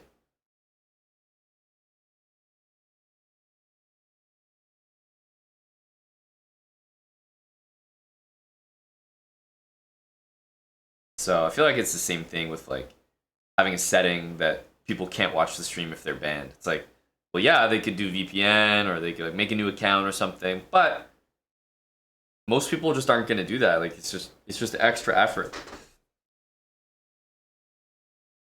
Some people will. I feel like most people won't.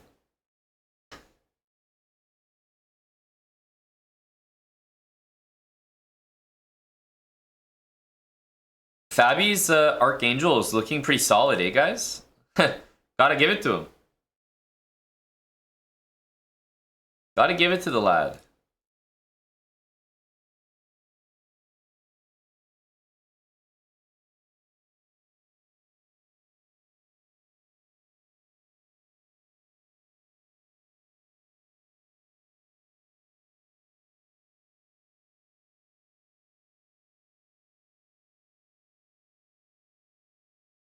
You don't like hearing that FABI's opening is doing well, Wild Hacks?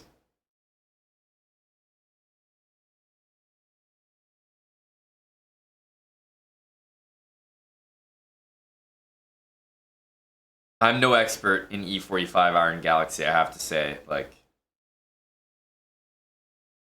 I don't have the answers there.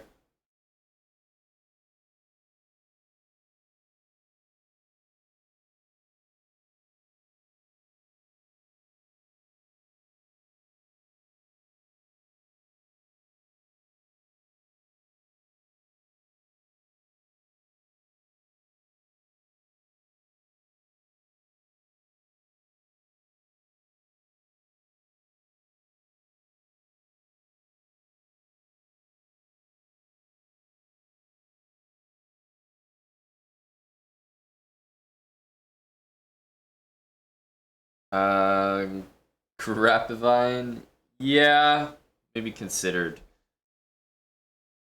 I don't know. There's not a ton of like big growth potential, I would say, for like the podcast stuff. But yeah, our buddies are doing it, right? Fabi, Mr. Kirilla, I think they do a good job with it. Fabi's like a great podcast kind of guy. He's a really soothing voice to listen to and a lot of very interesting things to say about chess. I feel like Yasser is like the ideal podcast guy, but I don't know. All that podcast stuff, it's like all over the internet right now. Feels like everybody just like, you know, it's so much a trend that I actually saw like a full video documenting how the podcast trend is so real online that in order to popularize their content, people that don't have a podcast will buy a podcast mic and then post YouTube shorts or Instagram reels or TikToks of them explaining a concept in front of a podcast mic as if they're on a podcast. because the fact that it looks like they're on a podcast, people are just like consuming that kind of content right now. So literally like a podcast mic, they're just sitting there being like, yeah, and that's why I told her, like, you know, every single time an army vet comes in our store, right? And it's like that alone is enough of a hook for people to be like, holy shit, what's he saying?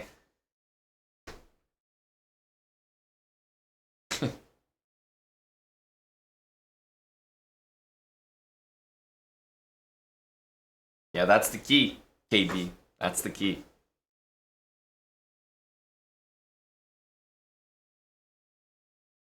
Eastern Time, DJ Struggle.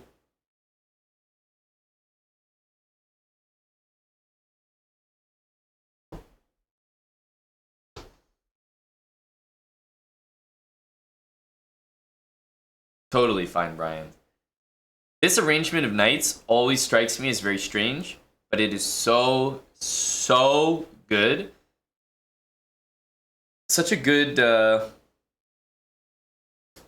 guess, piece placement or coordination to keep in mind. They look strange, but preventing knight takes h3 is so key. Adding extra support to this knight, and sometimes the knight can use the g4 square later. Lenny might draw an FM. I mean, I guess it's weird, Rui, but like you're talking about this like it's breaking news. It's possible for an FM to draw a GM from time to time. Not that weird. Still an impressive result, but it happens.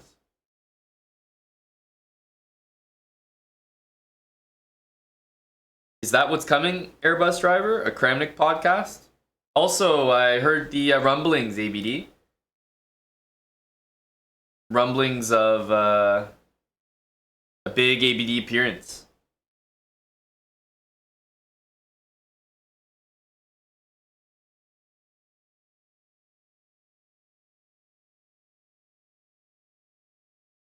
Very exciting, sir. Happy to have all those in favor of cock-blocking Aryan here at the same time.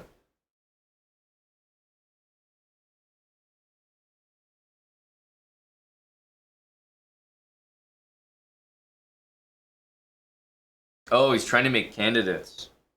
I'm not paying attention to that stuff. Yeah, then that's a pretty big deal.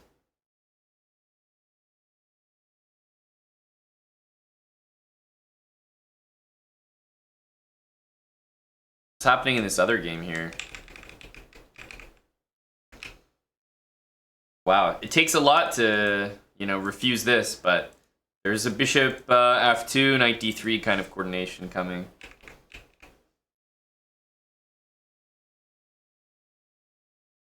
Hey, thanks, Alexander.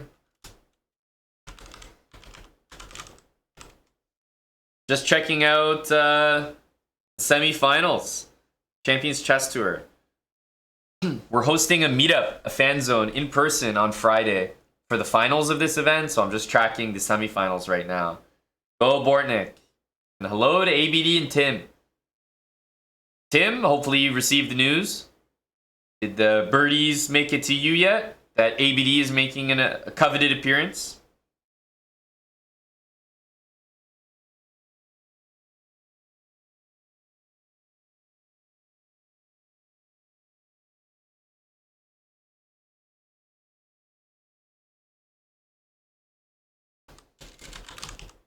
Goal Evan, did you try looking from Kramnik's profile? That's usually how I find it.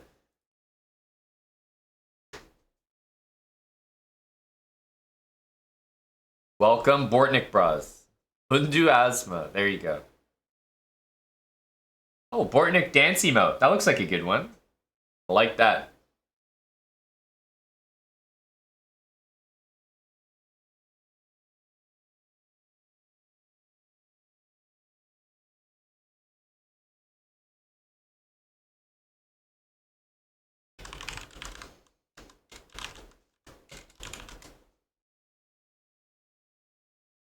Yeah, you just have to scroll down, Goal Evan.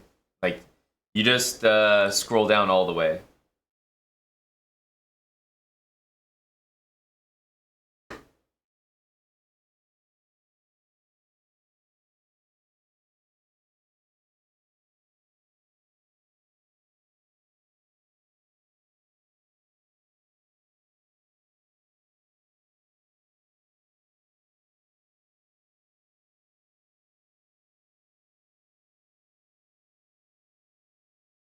Waiting for things to heat up.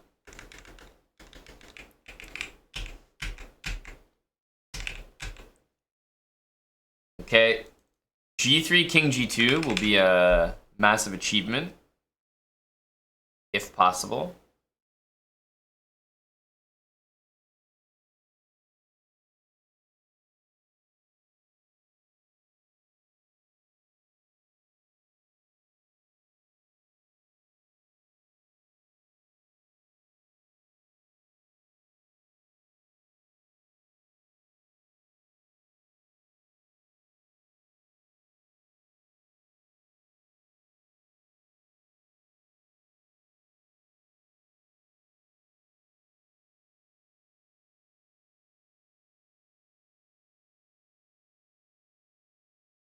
No, it's not Jew.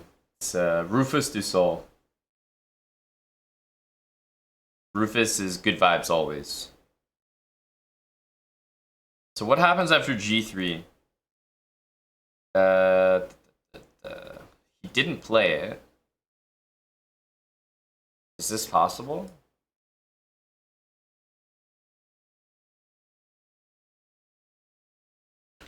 Not sure if you do that or do this first. Because right now there's b4, so he goes queen a4 to make a real threat. So g3, no, I guess you don't even need to play knight h3. Just start with this.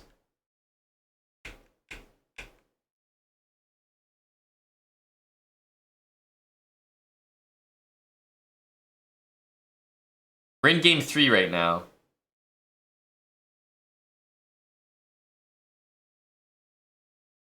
So queen a7, which means if I take here, takes rook d1, yeah. Taking on f3, I don't know about that. There's an accurate move to be had here. Taking like this. It feels like I'll slightly prefer white's position, but nothing crazy. It just goes back. Yeah, not taking either. A mature decision.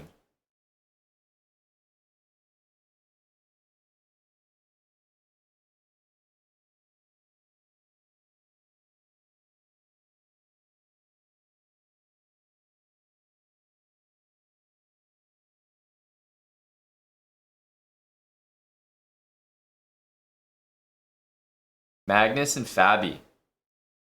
FABI's position appears to be the more aggressive one, I guess. He's the one coming with some threats, but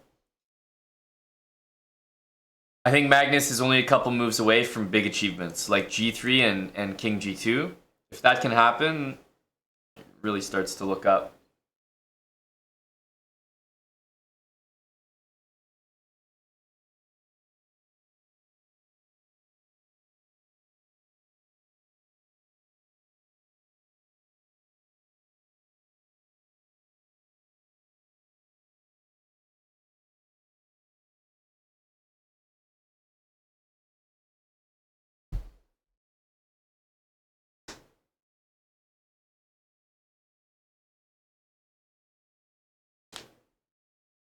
Thank you to Ultra Handle for the big 10-month resub.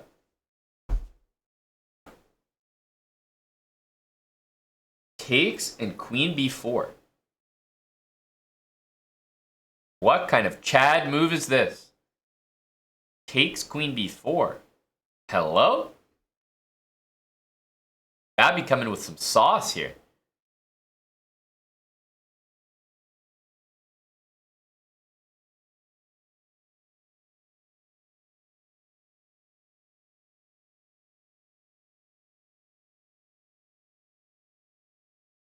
So queen c2 covers just about everything. This covers that, covers f2. This rook is defended by the knight, but there are some weird ways where there could be some threats like taking, just with the bishop and rook lining up here, but I think it's too too much. So let's say he just takes back. I mean, this I don't really trust. Should be all sorts of knight moves that look good here, including this move first as well. So yeah, definitely not a takes kind of guy.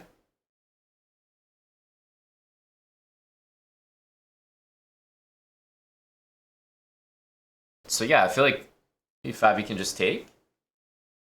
He's looking for more though.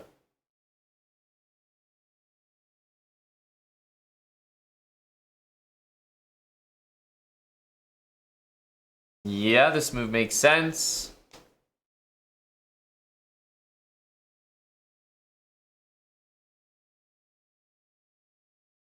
Now, it's very logical to get the rook off a square where it feels like it's like in danger. Is queen c4 the idea now? To try to get knight d3? I feel like it might be this followed by that move.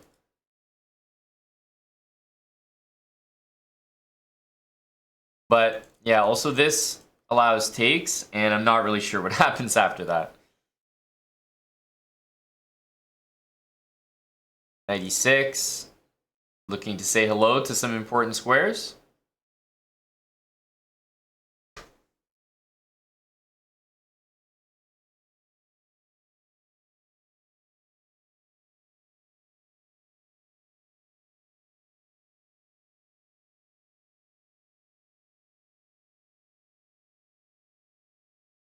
Okay, queen takes e4. And then what? I don't think queen d5 is doing anything. So you can go rook e1 there. I suppose that works. Magnus down to 30 seconds. Quite a tense position.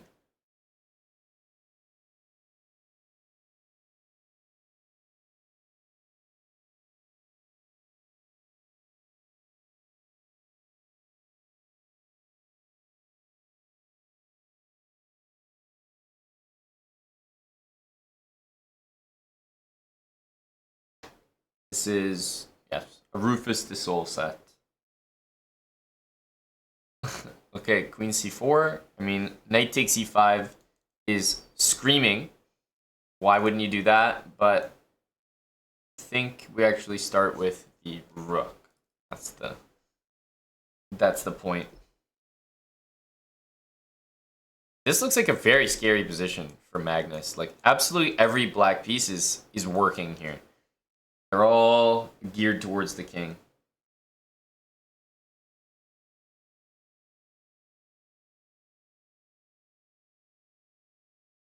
Well, tactics should be looming, right? Tactics should be looming.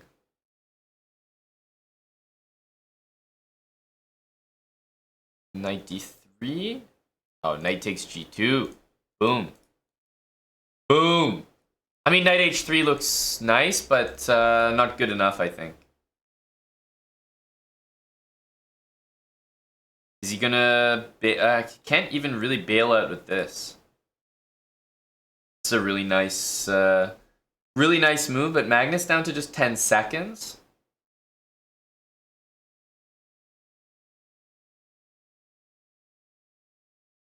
Which means, like, none of this is very pleasant to deal with at all. Yeah, there's no queen d5 bailout here. After this move, we can take and just take this pawn as well. That's up 3 pawns for black.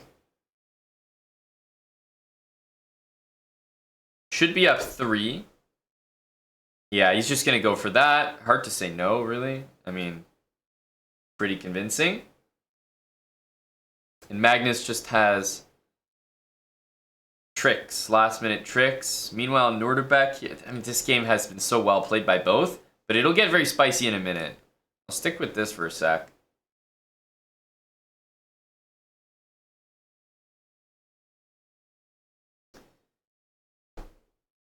Even Wild Hacks wins this versus Magnus. A crazy statement. One of the most egregious realty money statements ever.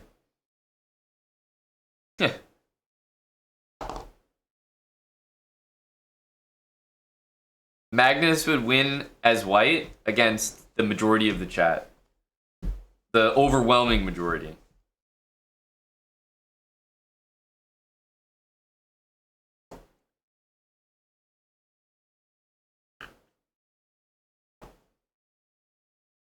You think that you would not lose this against Magnus with the time situation? Well, yes. Impressive, Rui. You would make a draw with black. We're all Myron, brah.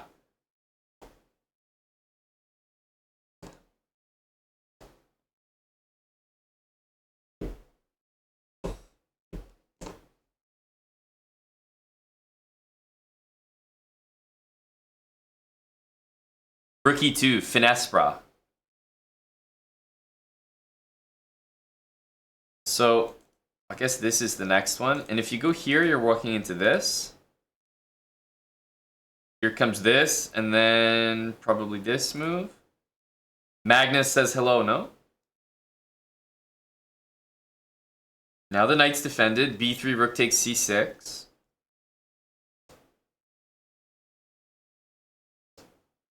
Yes, he is Darkbone.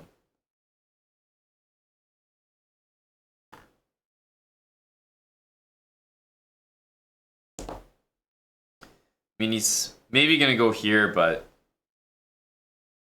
you're not really ever mating the king, sadly.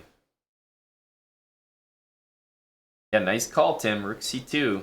I think that's the way.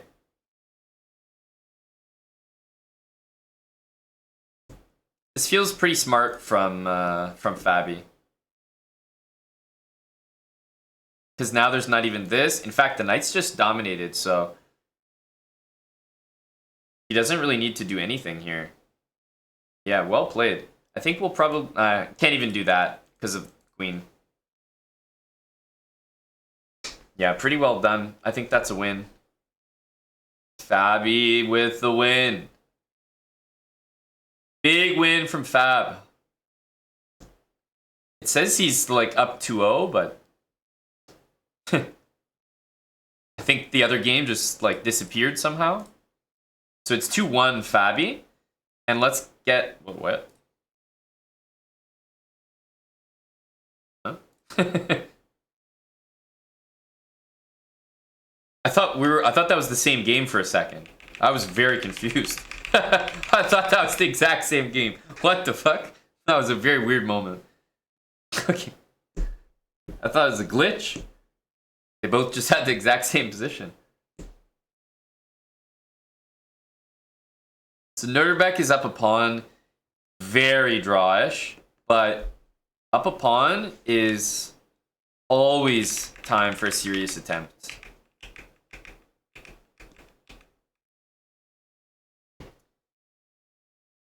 Noterbeck is a real dangerous opponent.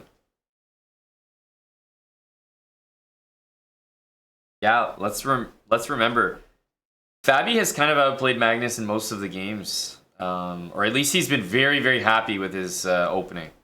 Like his Archangel has been sturdy. Noterbeck is a great guy to watch.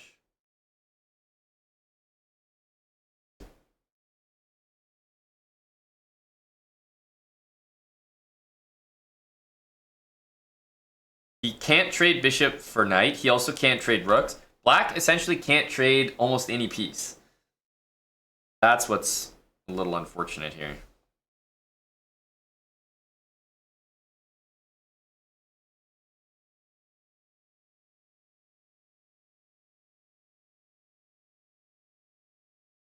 I mean, of course, he can trade bishop for knight, but I think Wesley's not the type of guy to lose like a drawn rook endgame.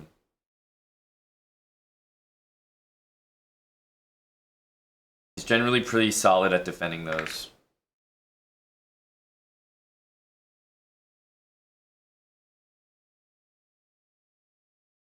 Maybe G6? I don't know.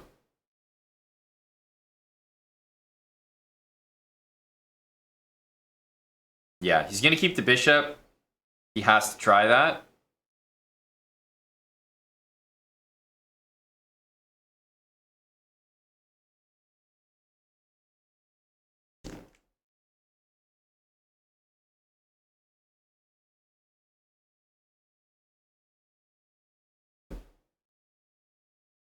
I think he didn't want bishop c7 because could have been some problems there. I like the move g5. He's almost certainly going to go knight d5, knight e3. And I don't think black's going to get this move in, which is the one he wants. Now rook b3. He might do h5. Almost has to. I don't know. Knights are so tricky, but you might do something like that. Yeah, bishop d4 looks good, stopping rook b6.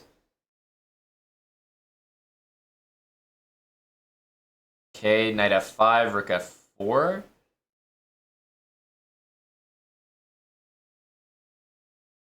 Ooh, it's with a check. It's with a check. It's barely hanging on. Ooh. This knight has to move, which means that pawn will be gone. But after knight f5 here, king h3, that pawn might be gone too. Also, obviously, the rook is hitting it. This feels like a really good game. Yeah, because now you keep this pawn as well. This is a masterclass from Norderbeck. Knight a3 blunder, but it's hard to see where you're supposed to put the knight.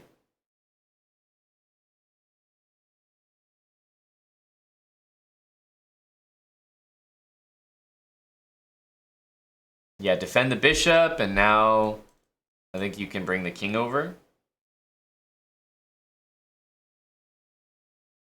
Such nice technique. The knight on e8 just has nothing to do. If you play this, also there's rook f2 now.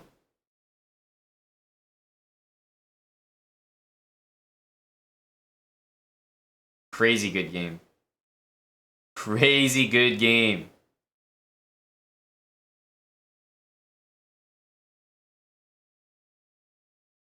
You can just go h2 to be honest, but g4 is more professional. What a sick game. Sick game. Norderbeck is a demon, man. This guy's so good. What did I say at the beginning? I was like, you know, this will be a little awkward now if Wesley chose to play Norderbeck and then loses. It's like, I'm going to select you as my opponent and then lose to you. It feels bad, man. So it's 2-1 in both matches. I find it a little bit strange that one of the games has just disappeared for both of them. So it kind of says like that it's 2-0, but it's 2-1 in both matches, which means that both Magnus and Wesley have to win on demand. And Magnus has to win with the black pieces, and so does Wesley.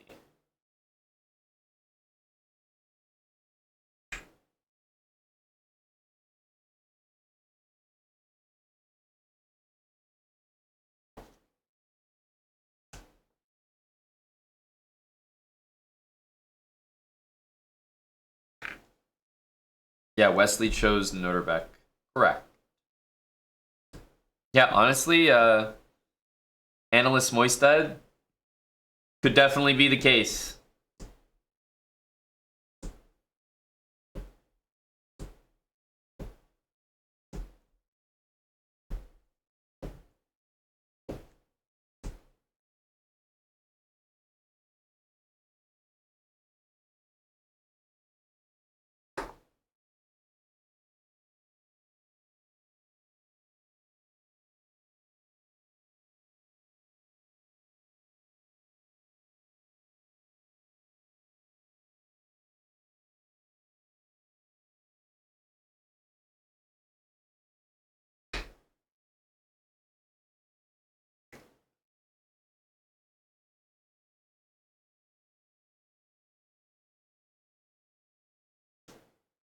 Yeah, Gob, although what I could say is that the game one loss from Norderbeck and from FABI, I was saying it earlier, like, it was a loss for them, heartbreaking, but I thought they played pretty well in those games.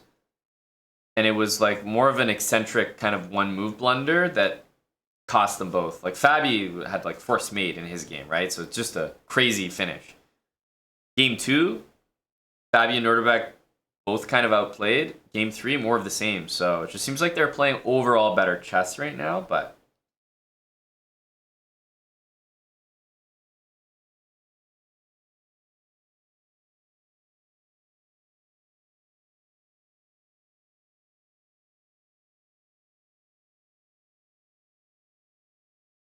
so the only way we see Armageddon today, which is just exciting to watch, is if Magnus and Wesley both win on demand. And we've seen this happen so many times. Like, the pressure gets to these players. Nordebek's a guy that has won on demand when he needed to. Almost everyone in this tournament right now that's left has won on demand at some point or another. And the games are underway. Alright, no, they're not. This is probably the third game, right?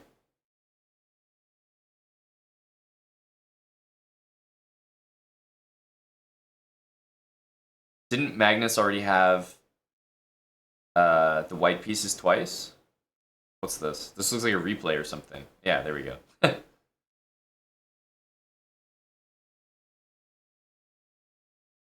What the hell is happening?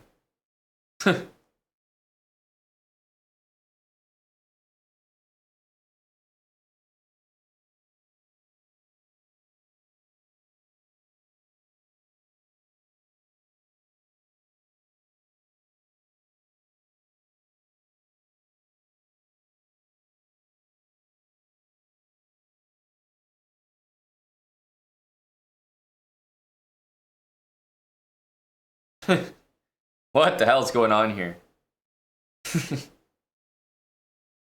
I tap out. I tap out. Moistad, when you want to see an Armageddon game, you're a big fan of Armageddons. That would sure be fun. Little entertainment for the stream.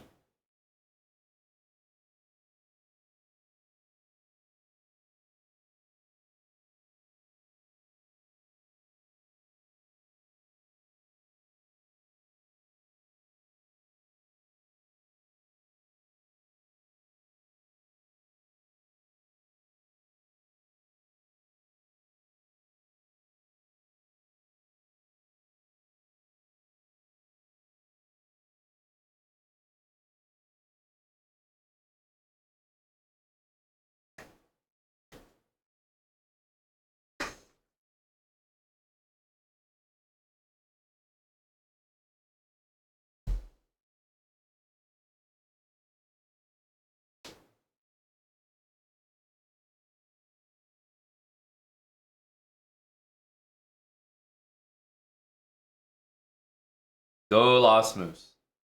Is it safe to look yet? Oh, it looks like they fixed it.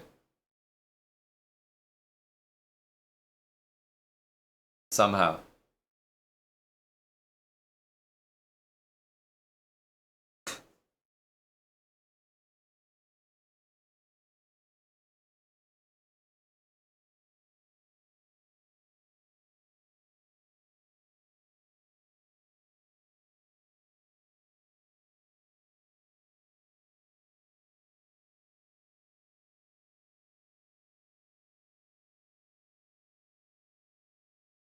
No, we don't want any Berlin, Moistad. No Berlin.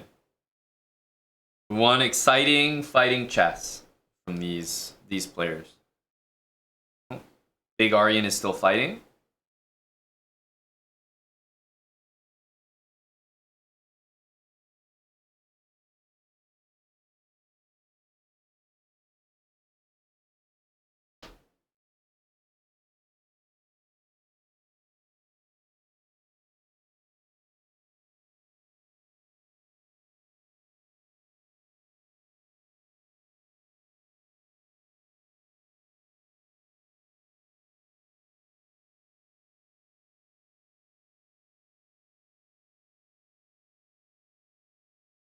Canty seems like a cool dude. Canty is a good dude.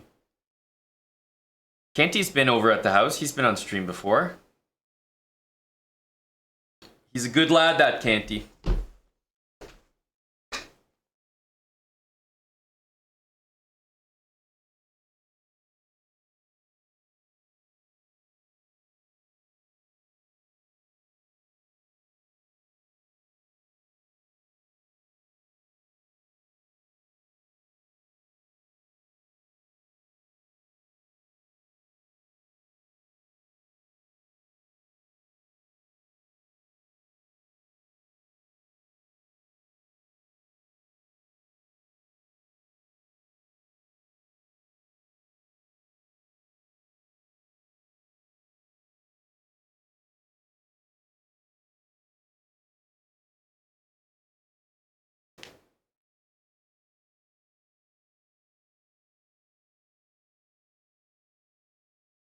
Oh, Moista, that's gonna be your downfall, buddy.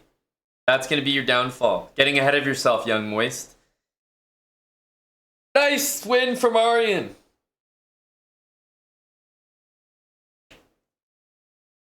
Hey, what's up, AV Shakespeare?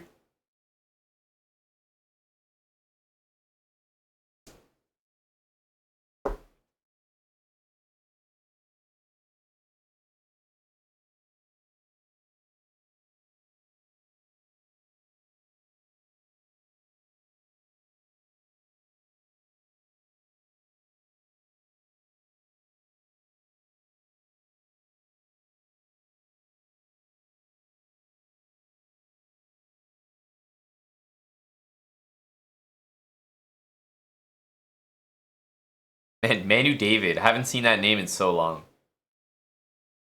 Big Manu David.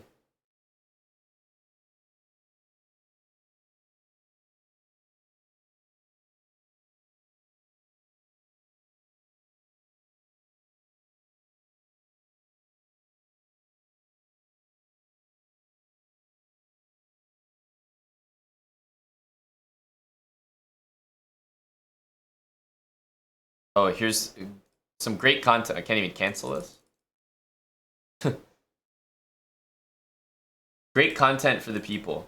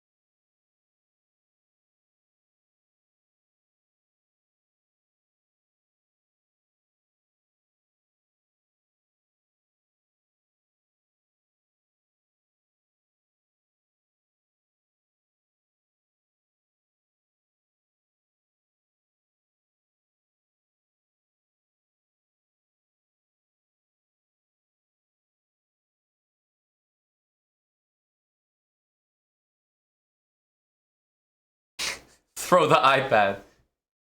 Okay.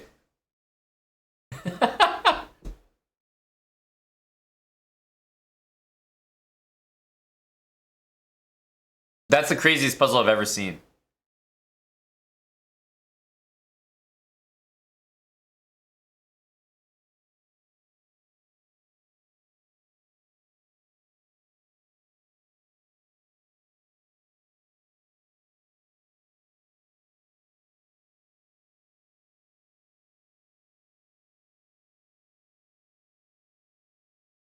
Flexly so. That's my favorite. Flexly so.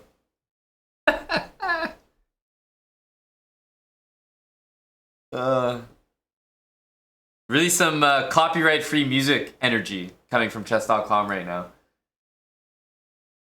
Big copyright-free energy.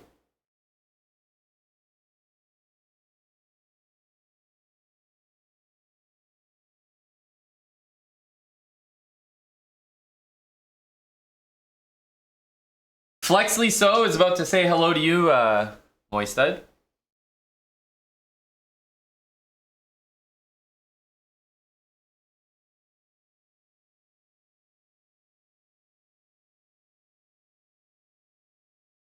There's a Lo-Fi Girl and chess.com collab. What type of sorcery is this? Can I read about this on the... Wait, Hickey's covering the... Hickey's covering the tournament? Cuck, no? Getting eliminated from your own tournament and then covering it on your channel?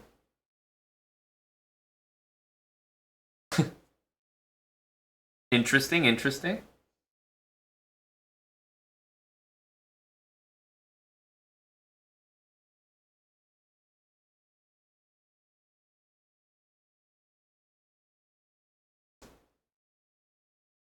What the hell? I didn't know this, Andrew.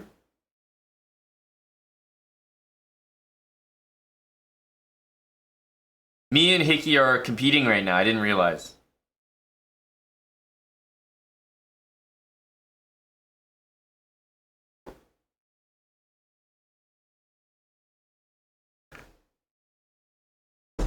That's a good comment, Tim. Lo-Fi Girl and Chess.com collab. Oh, this is a real thing, eh?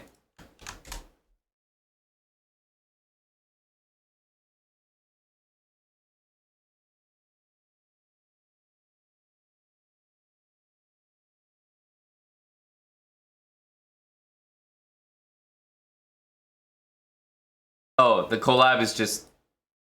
It's just music? While the Lo-Fi Girl plays a chess game or something? Okay, got it. I thought it was going to be some sort of, like, more official announcement, but...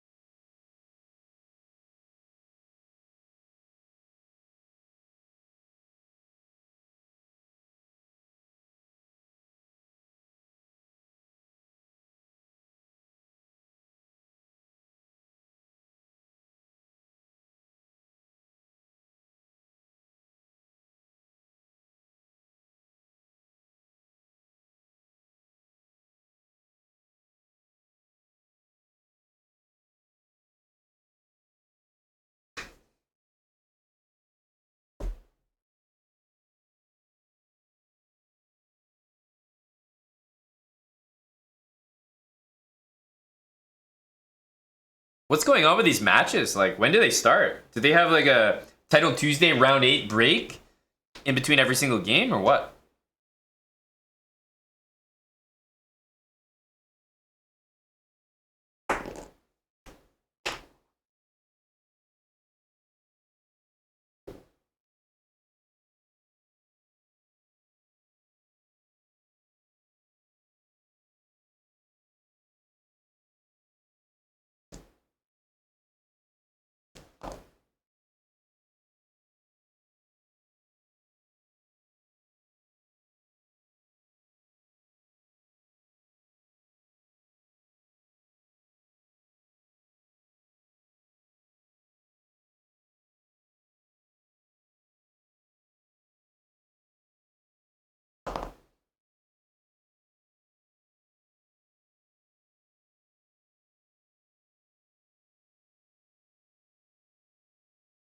I'll have a look, Bree. Official, bro.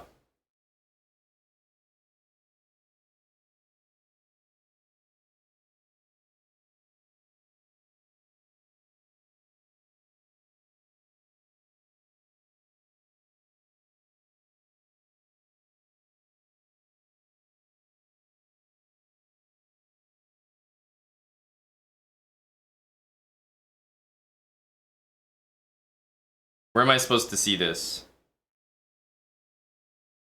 Oh, I see it.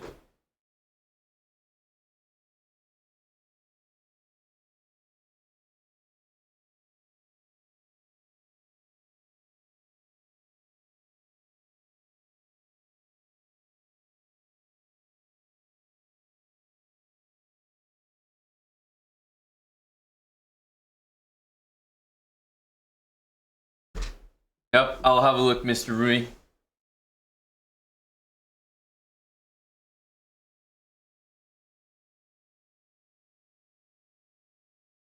I see the players sitting at the board right now, Moistad. Both players, so I think they start right now.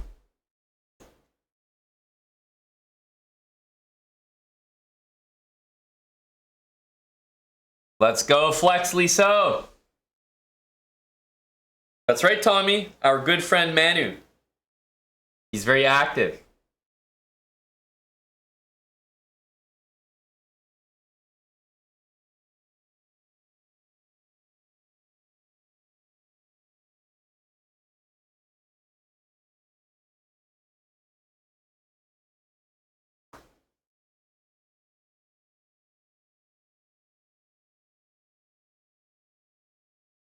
Oh, have you been in contact with him, Tommy? Wasn't there some situation where you were like sponsoring Manu David's chess or something? Yeah, later, John Harris. You're more than welcome, my man. No apology required.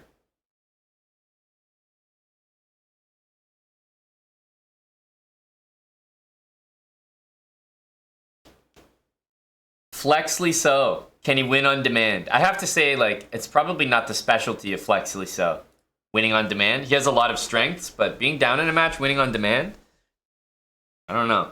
Is that a Flexly So special?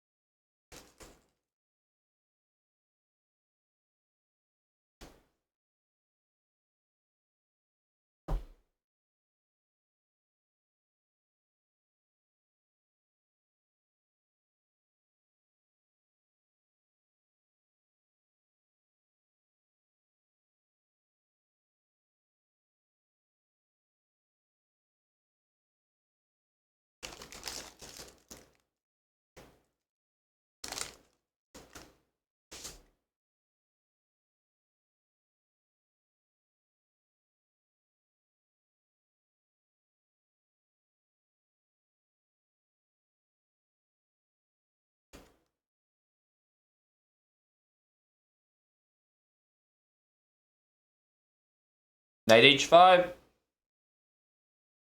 It looks weird what he's doing. Like, not developing, weaknesses, but I think he just wants an imbalanced position.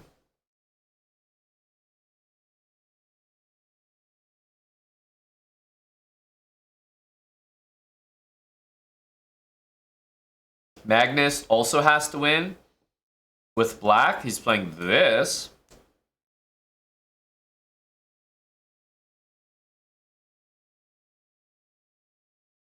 Ooh, f3 from Fab.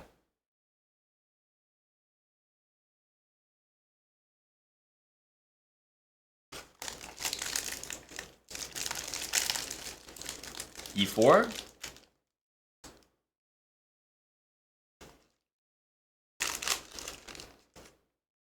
Thanks, Bibaman. 42-month resub. Thank you, buddy.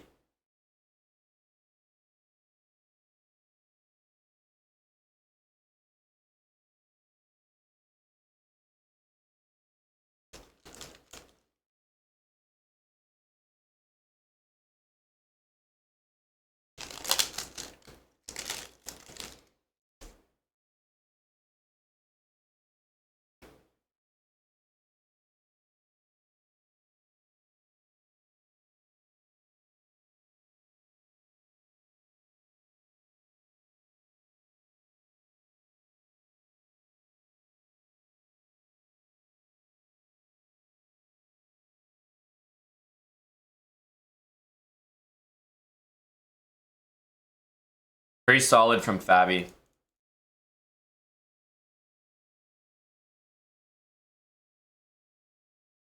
Bishop e3. And he's going to have to put up with a bishop b4 in the future.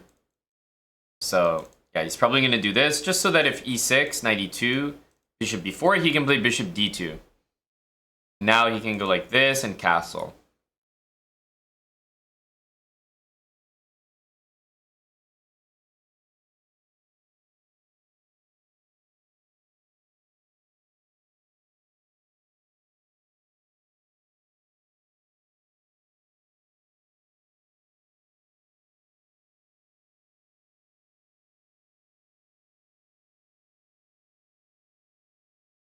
Howdy, McNaster.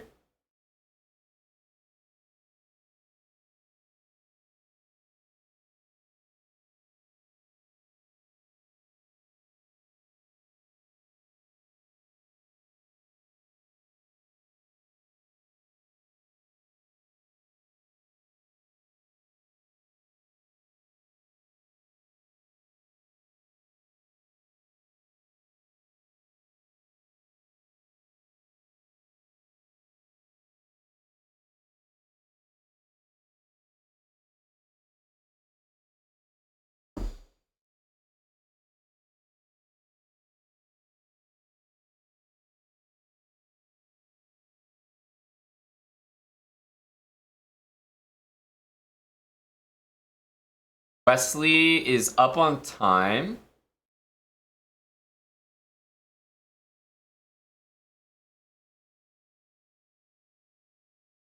Show the multi-board. Whoa. Do they have a multi-board? What's the multi-board? Let me in on the secret.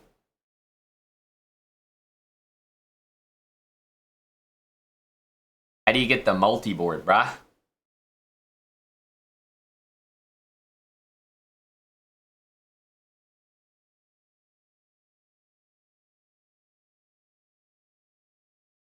Best I can do, I think, is just click between them like this, rather than going back and forth. So, we still improved our tech here.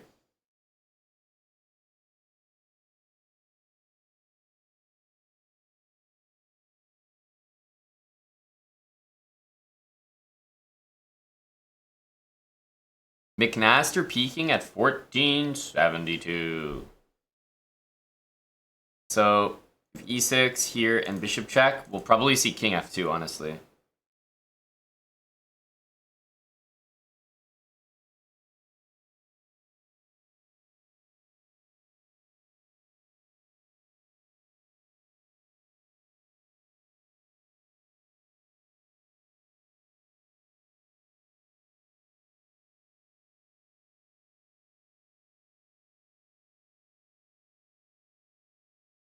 Withdrawing from Sitges is crazy. What's the cutoff? Is it the end of December for candidates ratings or what? Like, what's the date?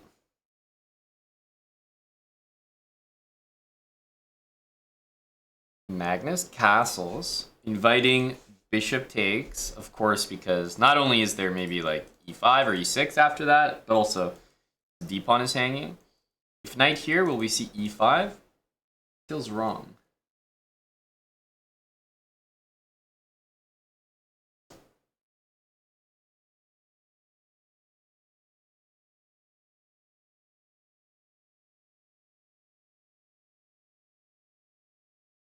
Not much happening in these games.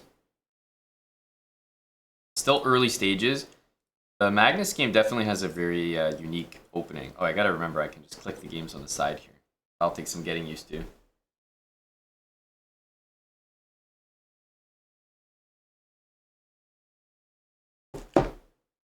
Yes, Chess Ninja. I'm engaged in a high energy Friday and Saturday evening. Hosting the fan zone with the good people, making it all the way to Toronto.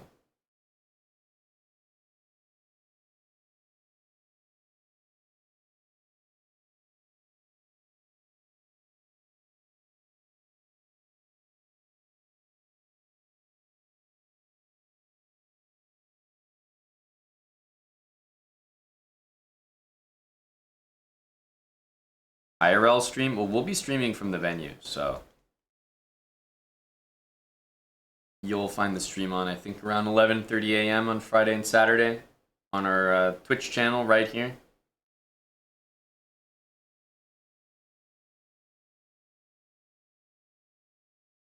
I get married, you're sending a pink elliptical as a wedding gift? Well, thank you, Chess Ninja. And remember, no need to sign your name on it. I'll inform my wife that that's from my openly gay viewer, Chess Ninja. And we will happily include that in our home gym.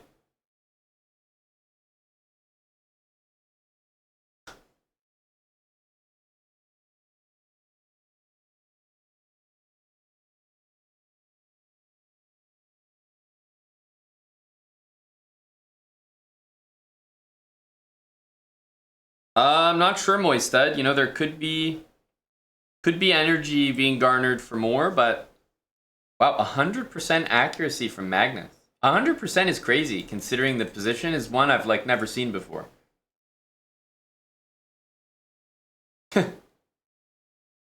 Like what?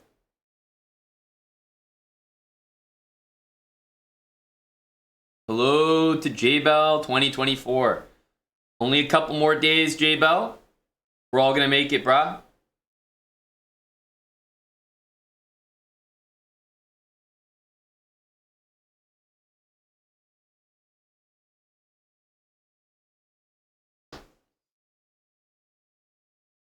Yeah, this did come out of Knight F6, that's right. Love me some Owens, as you guys know. Fave opening.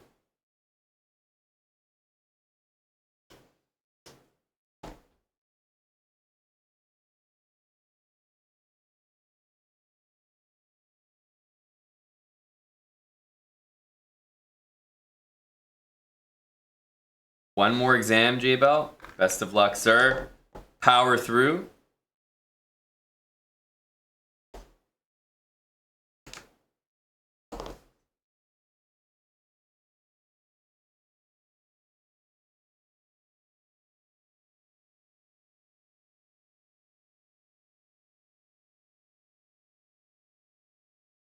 FABI's in the big think tank here. Oh, right when I say that, the lad's moving. Okay, so D5 and what? I'm missing something, right?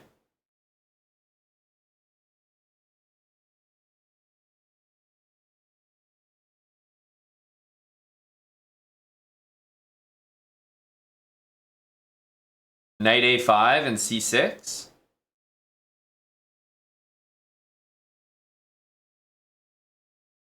So I was thinking this for a split second, but then I assume he kind of wants to go here, so maybe that's not smart. I don't know.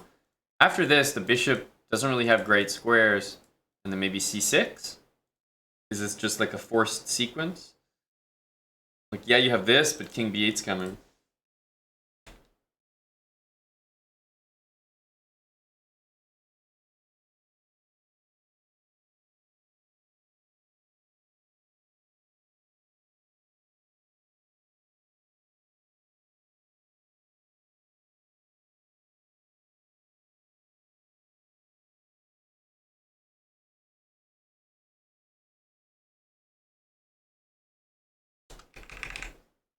Yeah, he just goes bishop e5 immediately.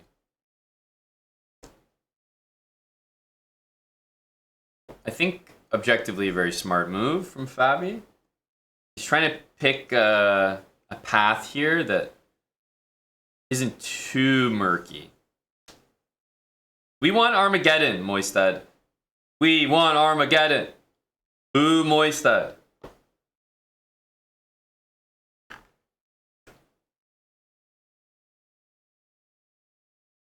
Meanwhile, over here, he finally did take that.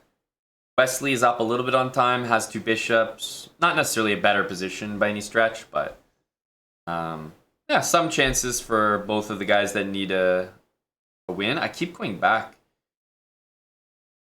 It's very weird to get used to clicking here.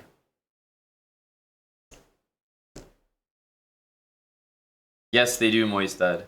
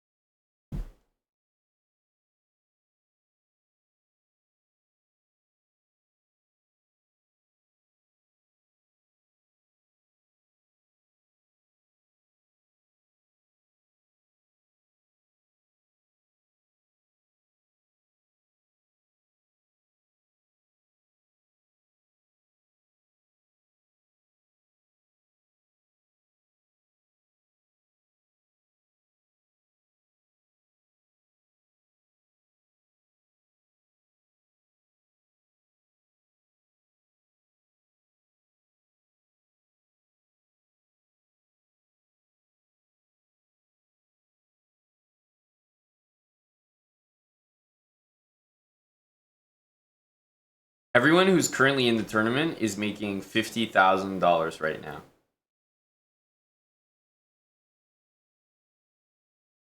$50K. So whoever loses their match here will be making $50K. And if you win the match, you're making, I think, minimum $100K.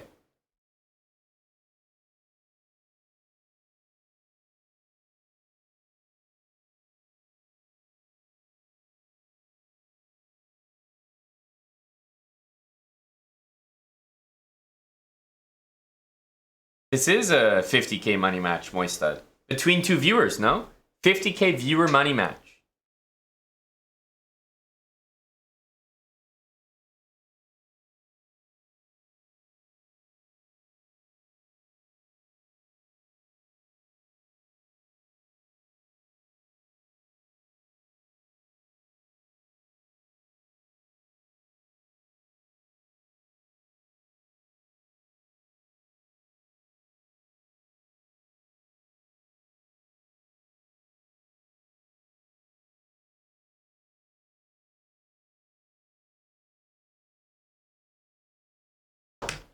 That's true, Tim.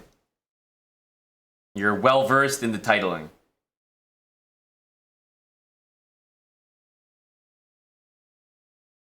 Well, that's not quite true, Moistad. J-Bell is actually trying to be very sneaky right now, saying that Aryan has to cover drinks for the trip, but J-Bell is going to be covering drinks, actually. Didn't he tell you, Moistad? J-Bell is going to be covering a big round. We might make it the biggest round in history. Maybe a drink for... Might have to call the round during the finals, maybe on Saturday. Oh, we're doing a round, boys. How many people are here? Oh, 150. Oh, what do you know?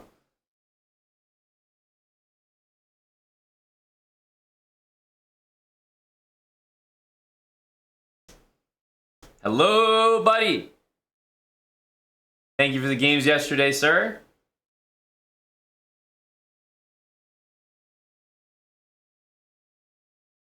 How are you, buddy? We're watching the matches here. Both Magnus and Wesley have to win on demand. And I would say Magnus doesn't have, like, amazing chances. But Wesley's position certainly looks good.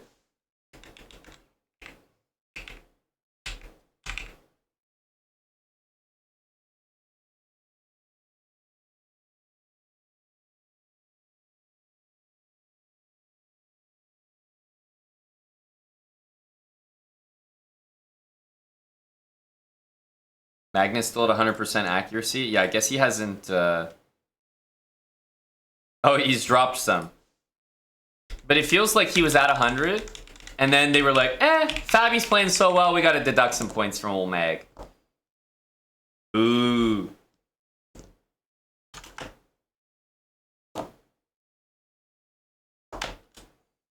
Queen e7. Big move. Remember, if castles takes... Well, there's loads of problems with this, but this looks like one of them.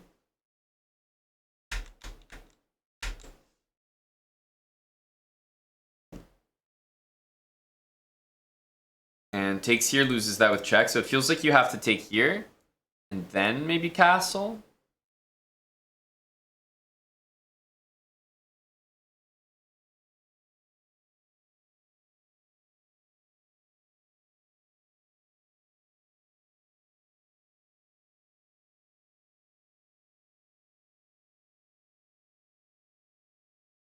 You can't play Queen A4, though.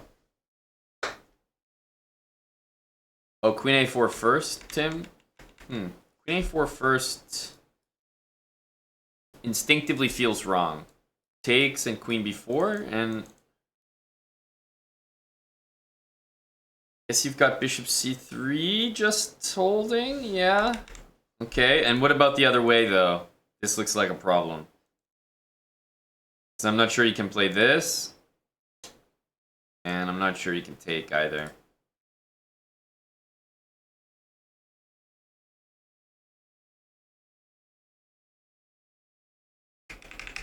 Okay, so that was played. Meanwhile, in Wesley's game, yeah, I mean, pawn structure looks definitely better for black, but only barely. He plays e6. I mean, I guess bishop takes was possible, but e6 looks super sketchy there, so Wesley's taking the more solid approach. I don't blame him. I don't blame him. It looks like black has some chances, but obviously Nordebek is very solid here.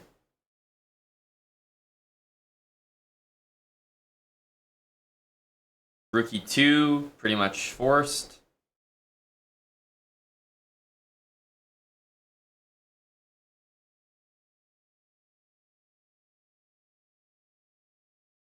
Is he gonna play this?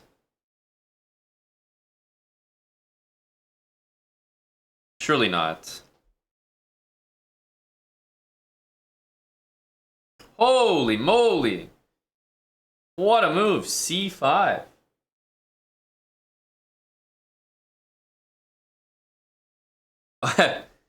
On today's list of moves that I didn't consider remotely. What the hell? Yeah, that's a crazy move. Didn't even cross my mind, not gonna lie. c5, I mean, takes, this guy falls. Knight takes seems like the way to go. But then this falls, which means this is weak. But of course, white's also hitting this pawn.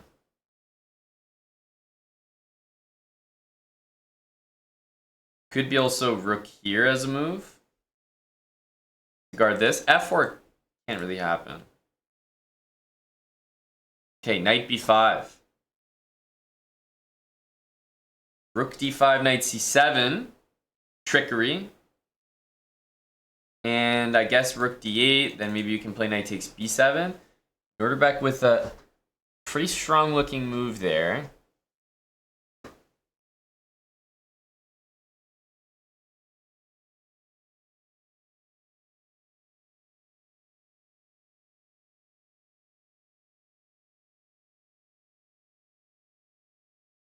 Meanwhile, in the Magnus and FABI game, FABI castled.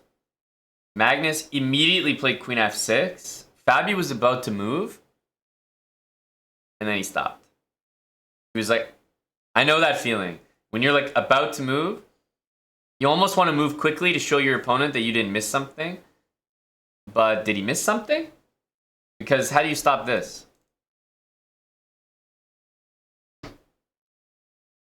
There's going to be some weirdness with the rook on this square, right?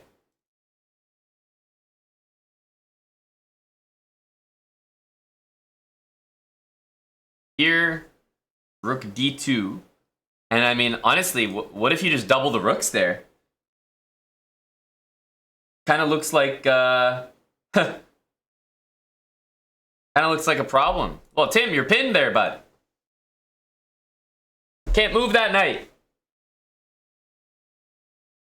What I'm wondering is, what if black makes the most obvious sequence of moves and just attacks c5 as much as possible?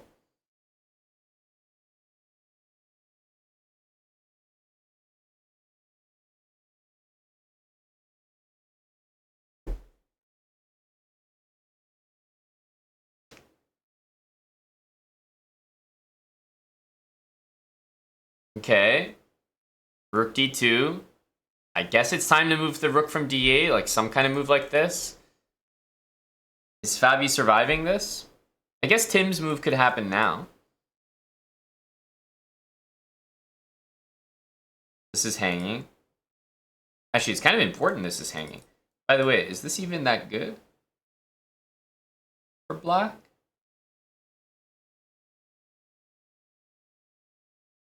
Oh, maybe you can take and go rook d8. No, there's bishop d4. I guess you can take. It looks a little funny, but this move and this move are coming next. Feels like it's not as good as I would want the advantage to be. He goes rook d7. I'm on Hambleton's move. Not the best move. Classic, classic. Don't know how we're getting flack for rook d7. I guess they want rook d6. But this move feels safer, because this move I'm always on the lookout for stuff like that. Meanwhile, on the other board here, this feels like a game of just achievements everywhere for Noterbeck. White's position seems to have improved a lot here. I guess black still has knight d5 coming with some big intentions. Knight d5, but I don't know. Knight f2, rook here, knight d4. Rook here, knight there. Like, what's going on here? Is there some sort of weird, like, not perpetual, but you know what I mean? It has to be like knight here, rook c4.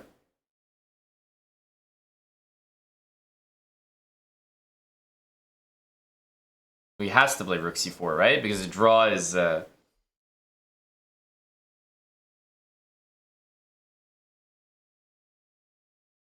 what am I missing? This is playable, right? Oh, wait. It's not. Wow. The knight's actually trapped. Never mind. And this move doesn't exist because of knight e7.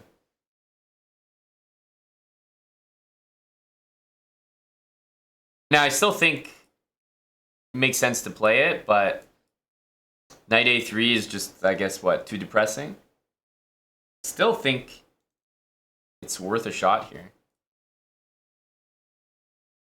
What's the situation here? Obviously, draw will be the best idea, but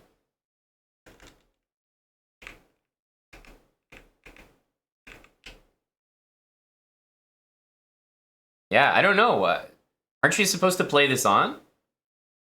A bit of a troll, no?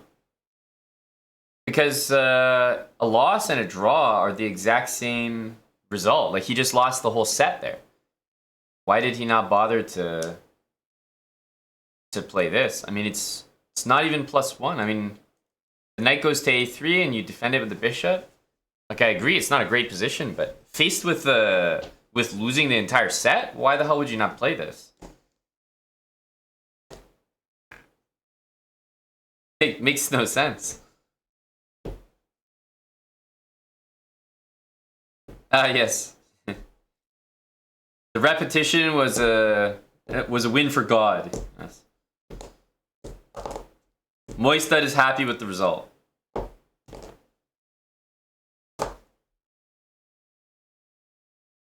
I don't understand that at all.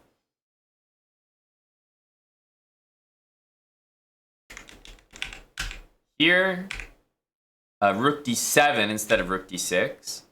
King h1 is super sweaty. Intending knight takes c6, I imagine. He goes here.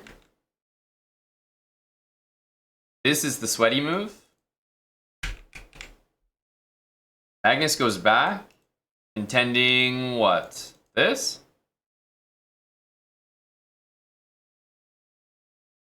Like, let's say you go like b3 or something. He's just gonna go here. Magnus against FABI. This is a must win for Magnus. FABI looking to hold on.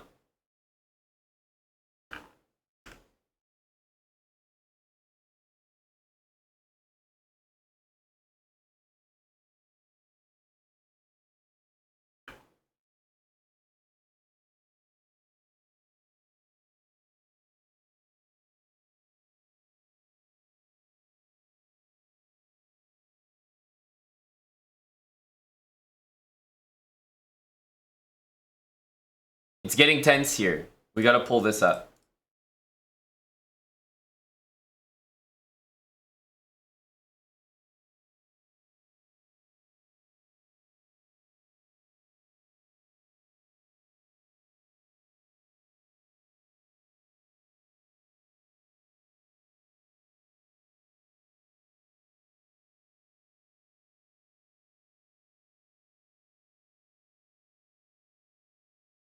I don't like hearing this.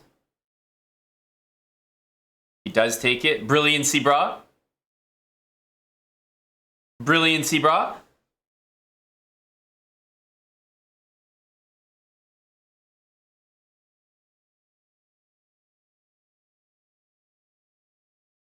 Big Magnus says hello.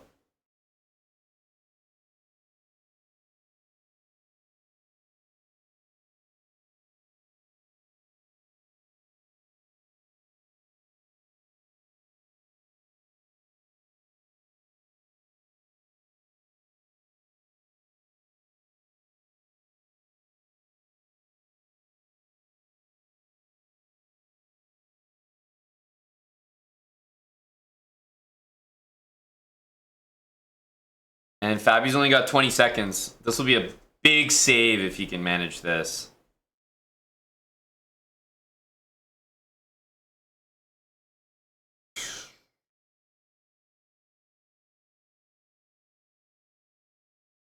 Maybe he'll go knight e3, takes, and then rook c1, rook c2 after rook d2. Wow. Amon Hambleton, bro. Profit, bro.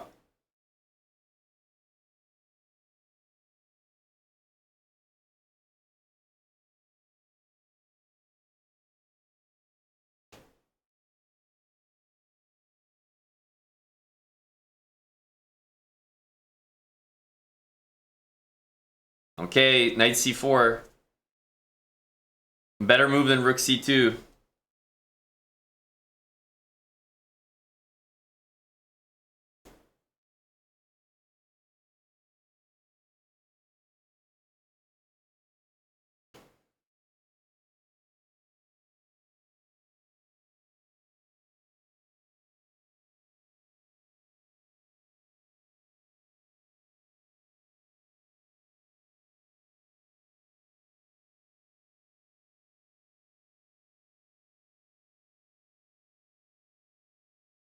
Not good news for Caruana fans. You hear that, Moistad?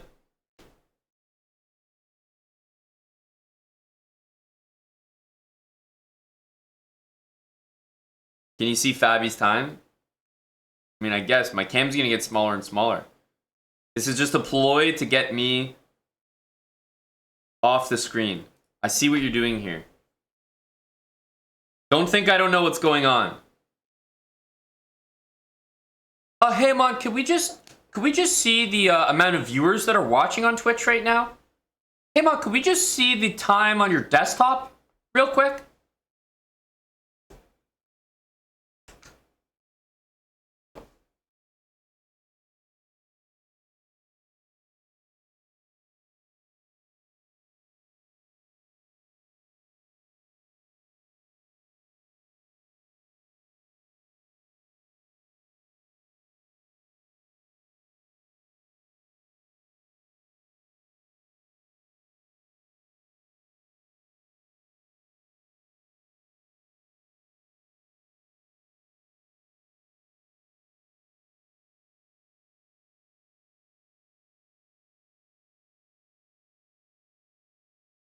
Rook b4, almost certainly.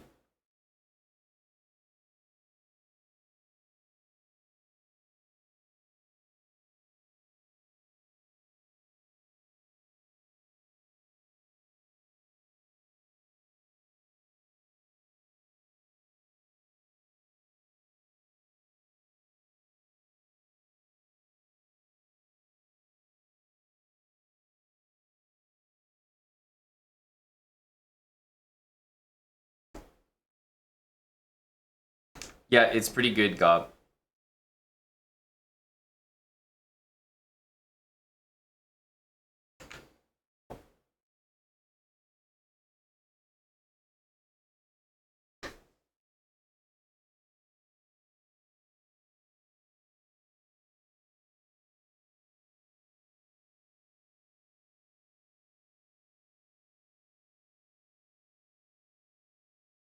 Still tough to make progress, though.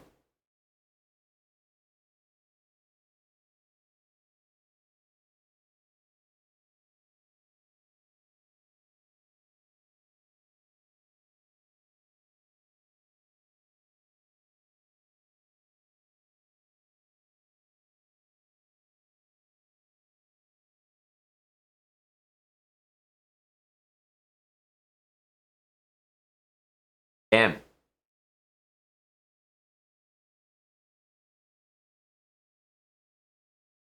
F5 was very smart.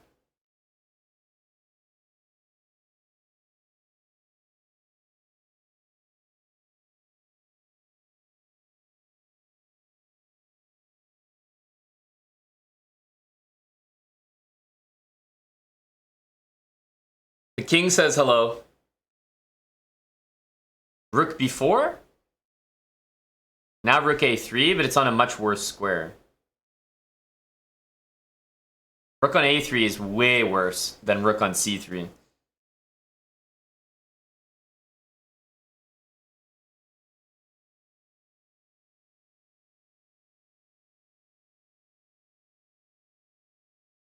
Also, king d3, h4. h4, yeah. h4 says hello from Mag. Oof. Oof. No, but this technique is clean. Oof.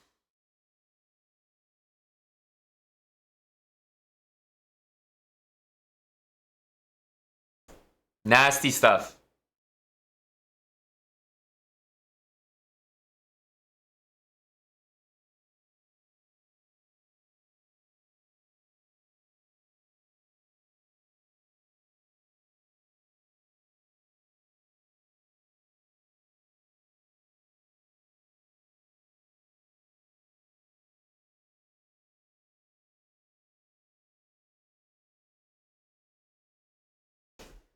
Wow.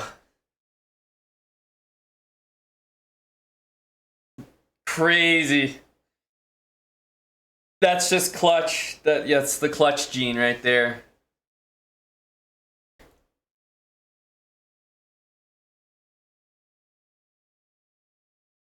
Feels bad for Fabi. Like, Fabi is... I think Fabi has played a great match. Like, he really should be feeling good about it. But in the final game, in the clutch, Magnus just all of a sudden showed up. Hit him with some, like, nice opening prep. Easy middle game play. Oof. That was pretty sexy. Can't lie. But, as I was saying earlier, Fabi had the better of Magnus. Probably outplayed him in maybe the first 3 games. Even though he only got 2 wins out of 3. Seemed like he was outplaying. But Magnus definitely got him in the 4th. Yep. Ready to double down there, Moistad? Booked. Big win to even things up with Moistad here. To make up for Wesley and God letting us down. The whiteboards are coming. The whiteboards are coming. We will not miss the whiteboards. The bids are saying hello.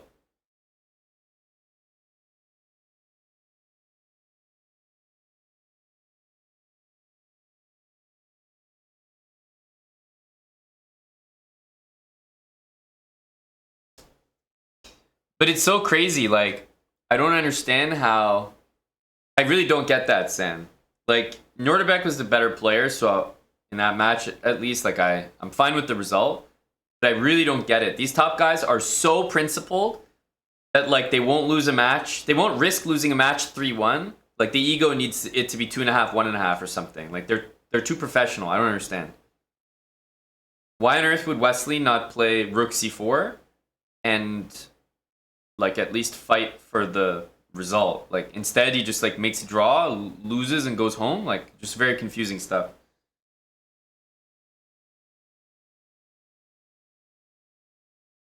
That's not the Flexly so that I know.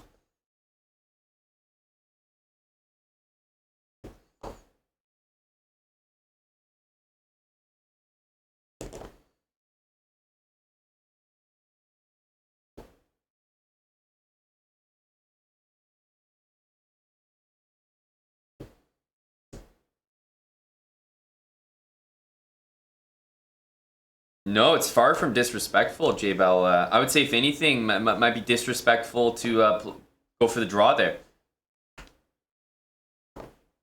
Disrespectful to him, no? Him, bro.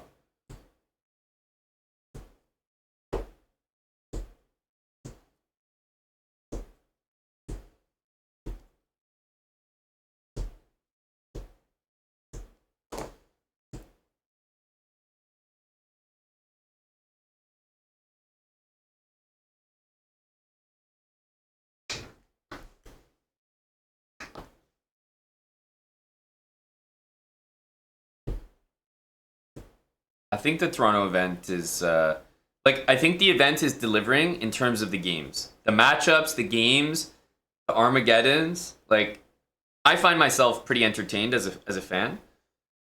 The production, like I can't speak about too much. I haven't seen it the entire way. I know most people have had some gripes with it. I do like the whiteboard though and the bidding. That's been a huge plus.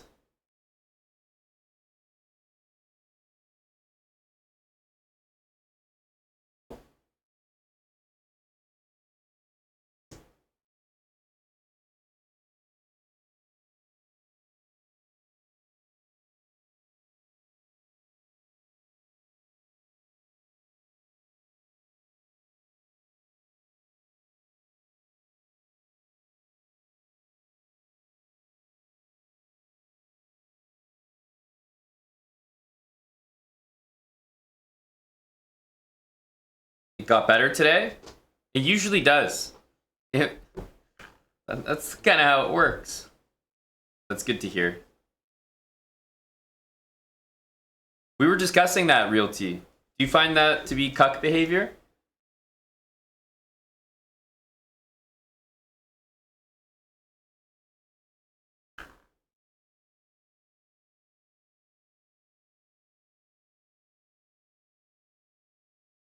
Ministry of Repair, thanks for the 100 bits.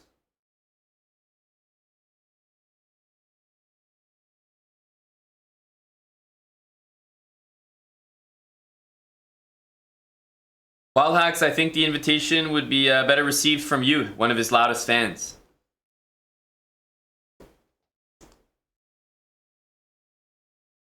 Yes, maybe J-Bell can buy a round for Hickey.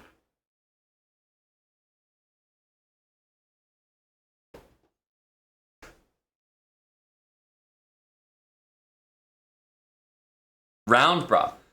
Tommy H2777, thank you, buddy, for the 41 months. Cheers, Tommy. Many Tommies in chat. Mr. Counter Gambit, 28-month resub. Thanks, Mr. C.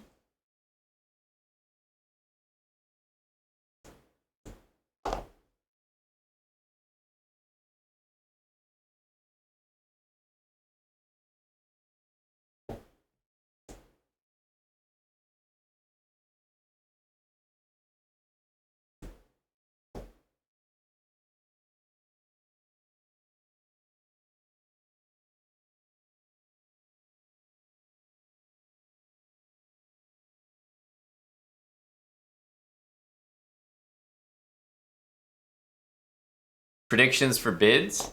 Oh, man. Every single game was decisive in their match. Not sure having black has been a huge advantage. Probably on the higher side then.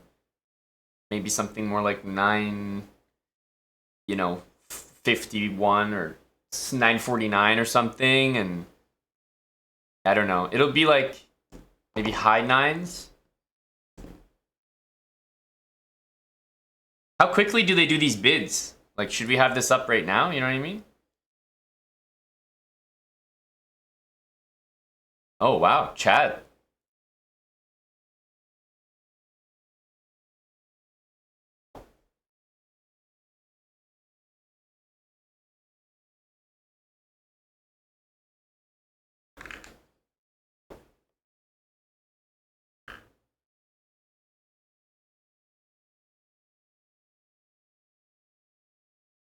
Welcome to the most exciting format in chess.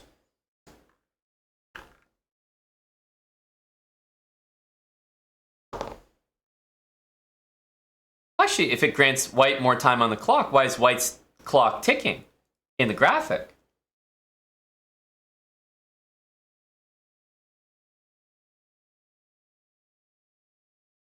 Yeah, he definitely is J-Bell.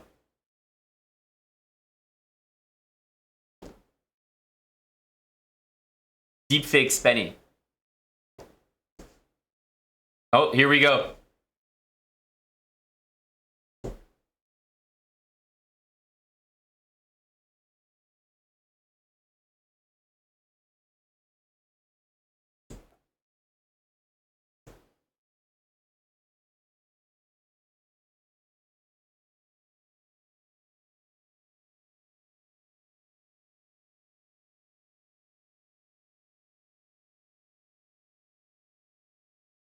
Actually, Magnus, would you like to take white with less time? Actually, yeah, thank you. I would love to.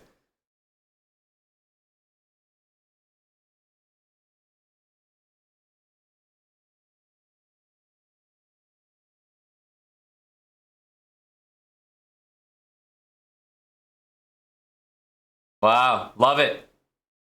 Great stuff. So, Amon Hamilton once again emerges victorious. If I were bidding there, I would have received nearly an extra minute to Magnus with my 9:59 bid. Just another example of KNVB being held back by circumstance. Put me in that tournament. Please, let me at him. I could do some real damage in there.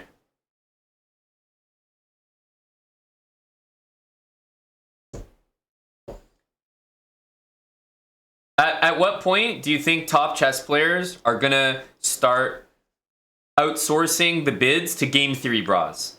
Like, you know how sometimes in League of Legends, like the jungler has like the little like minion jungler like ghost creep that like goes around with it? Maybe chess players need one of those as well. Just like a little companion that does their bidding.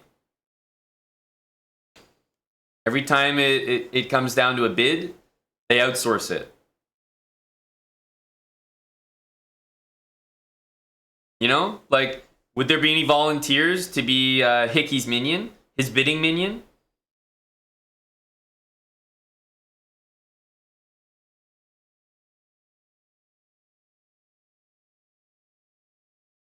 That's right, Gory.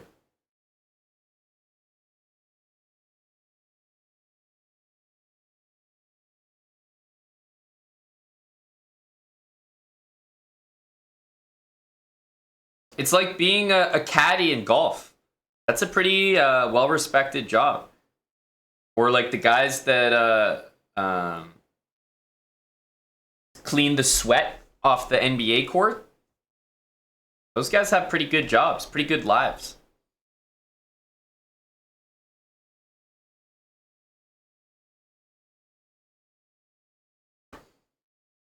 Yeah, I was reading that article, J-Bell. I mean, how are you going to complain?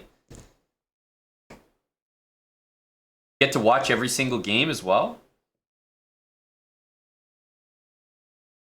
Caddy is a different league than sweat wipers? Are you saying different league up or different league down? I don't even know if caddies make as much as NBA sweat wipers.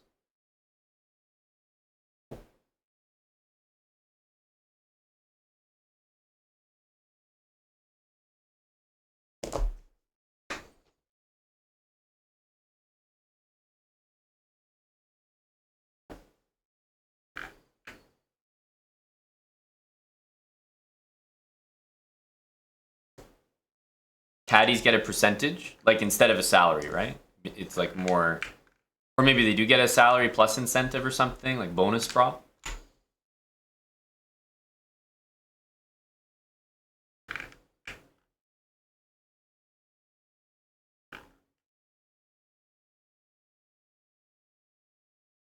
You turned down an assistant equipment manager job for the Sabres when you were a kid? Couldn't get over washing jock straps and socks? Well, it wasn't just that. It was doing it for the Sabres. I can understand not wanting to throw your life away at such a young age.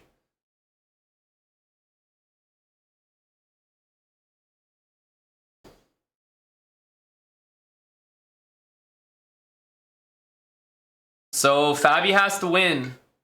If you ask me very objectively, I think Magnus bid too low. We'll see if it ends up mattering. Ultimately, he really wanted the black pieces. But my opinion of the match was that the black pieces didn't seem to be like a big problem. 4 wins. So I figured that a high 9 bid would probably still get you the black pieces. And he bid under 9, so we'll see. We'll see. Fabi also choosing a hyper-aggressive kind of way of handling the Sicilian, which is a con, by the way. Not a top Sicilian. Like, this is not really known to be, like, super dangerous.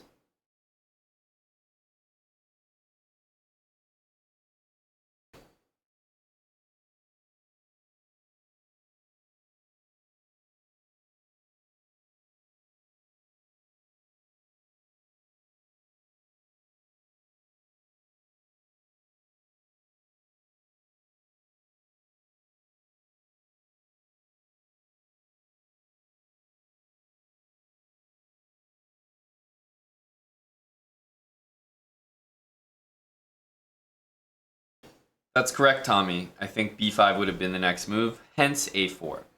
But Magnus is the one under pressure to move quickly here. He's only got 7.5 minutes.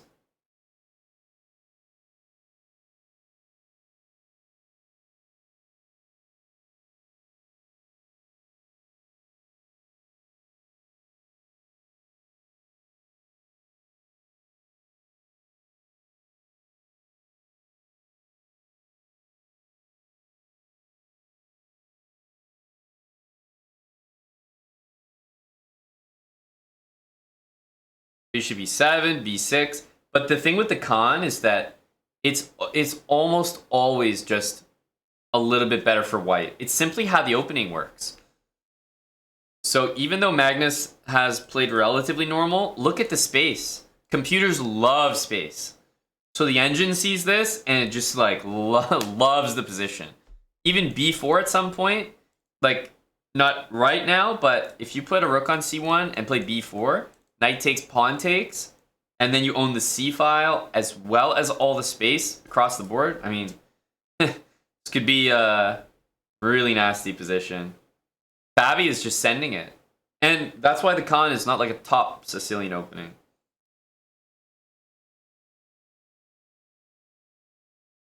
Wild Hacks, let me flip the board free of charge for you so you can enjoy getting attacked. POV, FABI's hunting you.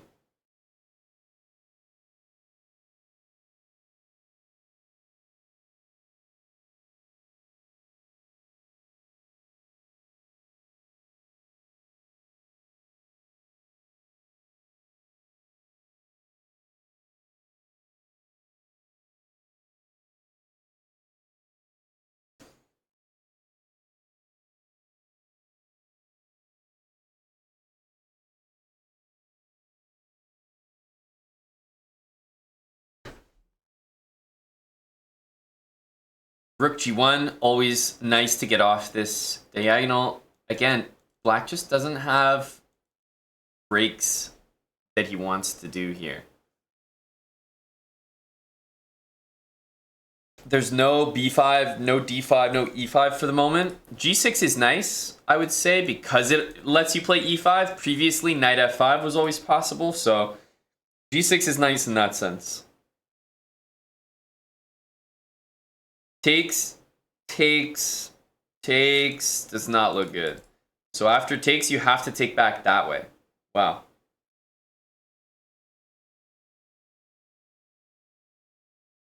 Moistad, yeah, take another one, buddy. The last time you did, it secured a dub for us, so yeah.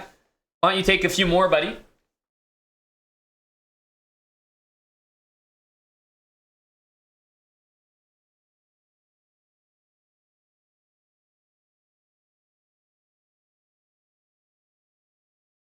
FABI brings the knight back. And how will Big Magnus play? Looks pretty reliable. Takes, there's going to be a castle, but I don't think he'll do it while bishop c4 is still possible. So I imagine that he's going to take this before he wants to castle. Sorry, Moisted, your buddy FABI wasn't playing f5 here. Deep sweaty move. Not even sure what's going on here. I mean, this is like a chess.com engine, so it'll be very volatile in this position. Can't say much. HG6 was a brilliancy, by the way. Brilliancy, bro. Because now Magnus gets to castle and play rook f7 if he wants to guard this. Remember, Magnus only needs a draw, so... yeah, we might try to play bishop b4. This king, I think, is always safe castling. Magnus's pieces all have easy squares to go to, I would say. Poor FABI, because this looked like a goddamn great opening. But it required some sort of engine move like f5 here. A little counterintuitive. He will be J-Bell, just have to keep up the energy here.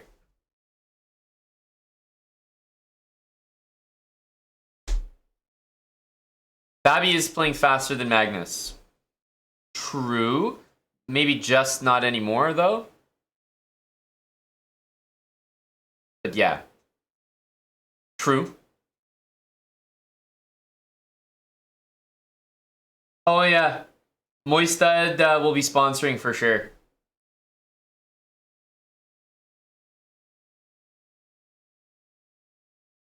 D-File, thanks for gifting us up to D. Graybill.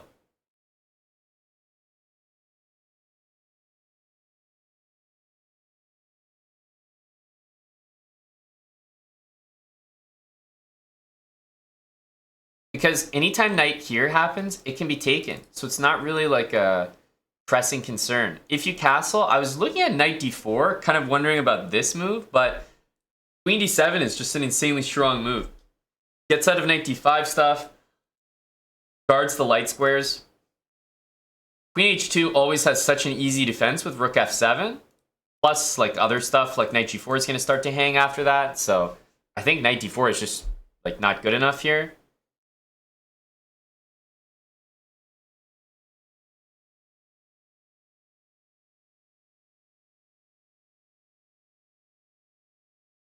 Norderbeck drew game 4. Yeah.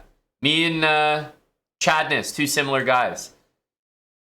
Queen d7 after knight d4 makes a lot of sense. Castles. I think the two moves that would come to my mind first are these two. Just because the knight is pinned and like... I know we can take on a4, but I actually get a bit of a strange feeling about that move. Like it's a little bit too much. So d5, b5 are the typical breaks in the Sicilian. First two moves. Because if takes, then you have b4 and you have the a file to work with. Like that's tough to deal with. And remember, Magnus only needs to draw. It's the thing with Armageddon is if somehow black gets off to a good start, it's a terrible feeling.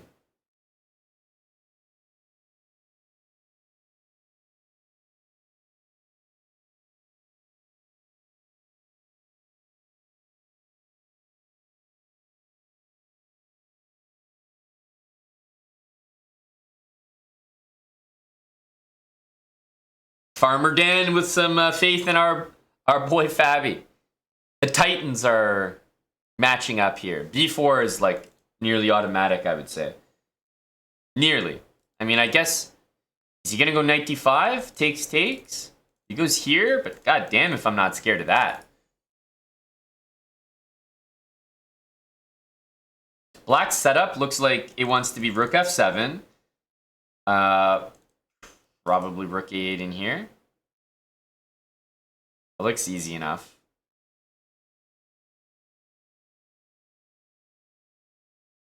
d5. Oh, man. Fabi defending this will be so impressive if he manages. Like, this is truly nasty. Initially, queen here looks like a problem. But I think that gets answered by simply bishop d6. Because otherwise, that looks like a big issue. But I guess bishop d6. There's this move to follow, but then knight g4 and black's winning on the spot. So yeah, the queen covers h7 and the bishop covers the knight and makes a threat of moving the knight somewhere. Oof, this could get really nasty really quickly.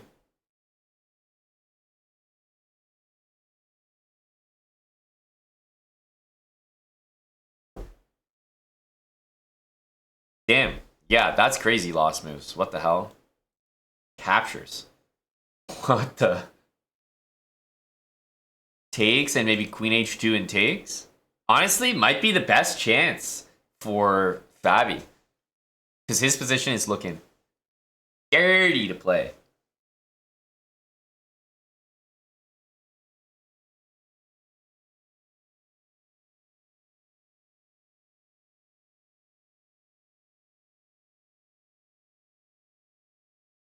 I think that's why the engine wanted the slower type of move like rook f7. I mean, this is probably the best move in the position, but it's because the engine can defend stuff like this like a true pro. Fabi thinking, catching up. 2.5 minutes separate Magnus and Fabi now. and it started out as more than 5. I mean, it's kind of rough. Look at the game. Like the feedback, you have H takes G6 brilliancy, and then you have like mistake, mistake, mistake, mistake, mistake. Rough out there for FABI, getting scrutinized by this low energy engine.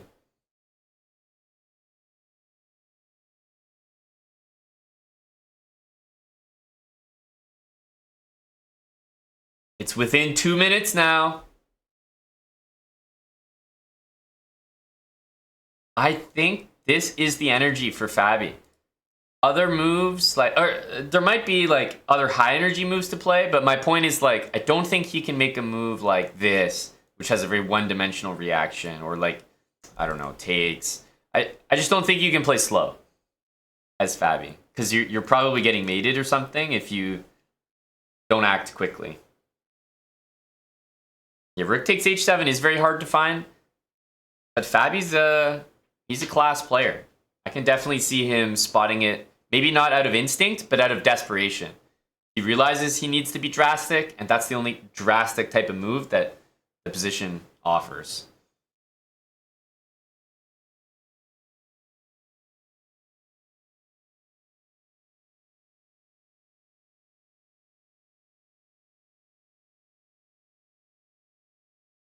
Yeah, knight f5 is another move, and then FABI plays it. Like I said, I think he's going to find it out of desperation, out of necessity to find it. This is going to be a very, very sweaty game. Very, very good stuff from FABI. Big energy. Engine only gives one move to preserve the edge, and naturally, Magnus plays it. Who is this guy? Takes if queen here and then rook here. The problem is your own queen is attacked when you take this as well. Magnus so far with like just a model game. Bishop d6, covering the knight, covering this. And bishop f4 was played. Queen g7 from Magnus. Knight e6, knight f3. What the hell's going on here? So first of all, suspicious move because of knight e6, but I think he was planning this. So the question is after queen h3, which is the only engine move. He's a genius. Like, he's just a pure genius. Right? How nasty is Magnus Carlsen? Knowing that if FABI plays the best engine line, he's forced into a draw. Disgusting. Oh, disgusting! Disgusting! And if he doesn't play the best engine line, then he's lost. He's nasty. He only needs a draw. This is not double question mark. This is actually double exclamation mark. This is one instance where this is actually completely off. That's a legit double question mark upgrade to double exclamation mark. We're going to go ahead and upgrade that.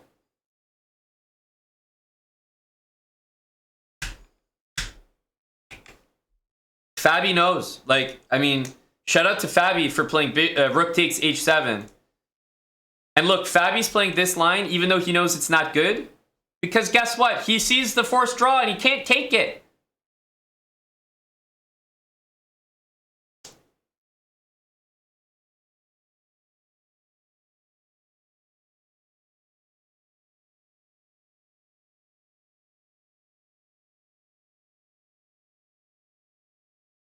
But the thing about FABI, which is why like I do give him more of a shout out than Wesley, is like Wesley just made a draw when he knew for a fact that it made him lose the match. FABI's playing down a goddamn rook because he knows he has to win.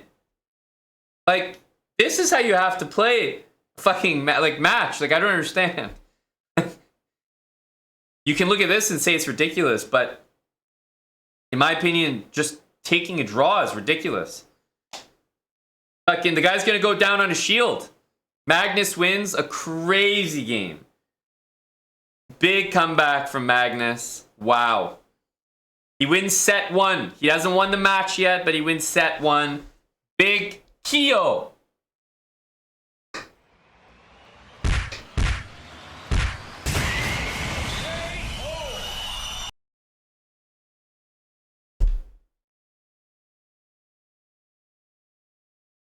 I can't wait. I can't fucking wait for the interview where we get to find out if Magnus Carlsen knows his heart rate. Oh my god. Stay tuned, guys. Stay tuned.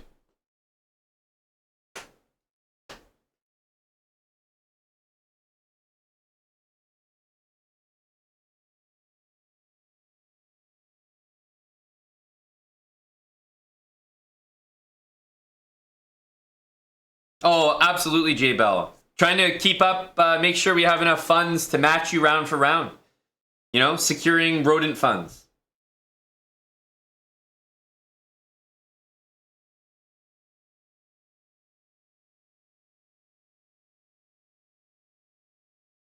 Rook takes h7 was great FABI energy. And to be honest, I thought that he played with the right kind of match energy here. He went for the attack, but Magnus was just like, he just found everything. As soon as this one kind of subpar move was played, got rid of that scary light squared bishop. All the pieces found easy squares to go to. And this was probably the biggest move of the match. If FABI didn't play rook h7, it's like, you can hardly recommend a move for him. And then queen g7 is actually a brilliancy because every other move is unplayable for white. Literally, king a1 is being recommended. Like, are we joking? King a1. Yes, third best move. Troll bra. Knight e6. Knight f3 best move. White, again, doesn't have a single thing to do. If he plays the best move on the engine, all Magnus has to do is take this bishop in any way that he wants. White has nothing better than to take the queen, or it's literally -10. And then knight d2 and knight b3, and guess what? Magnus has the black pieces and wins because a draw in Armageddon is a win. So impressive. So right now in the semifinals, Abdusattorov and Carlsen are up in their matches. So I don't think there's any more chess for today. And then tomorrow they play one more semifinal game or semifinal match the exact same way that it was today. 4 possible games plus Armageddon if tied. If the guys who are up 1-0 win again, obviously they win two sets. They move on to the finals. If they lose and it becomes 1-1, then they play a shorter tiebreaker format, which is identical to the way they played the round robin. So just 2 games and then Armageddon to break the tie. And then whoever obviously wins that tiebreak moves on to the finals. That's the way I understand it right now. Ministry of Repair, thanks for the 100 bits. And Defile, thanks again for that sub earlier. D. Graybill's a long timer. You caught a good one with his credentials missing.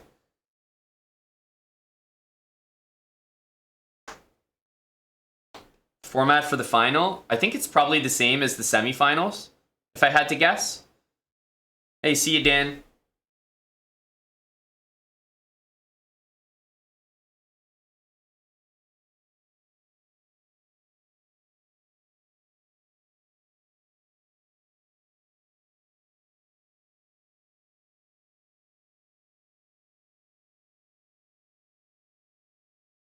Yeah, I think the finals are the exact same thing.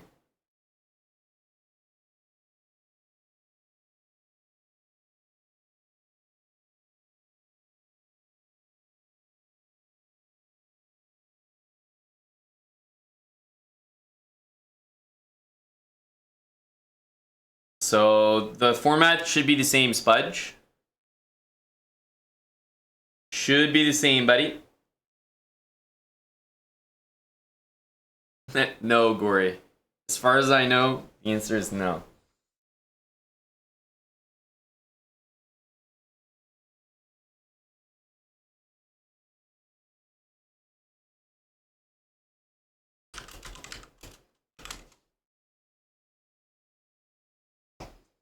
A great day of chess. The GOAT with another win. But there's one thing we can say about FABI today, which is his opening from his Chessable course looked pretty damn impressive. Did it not? He was handling business with that opening. That Archangel was looking sturdy.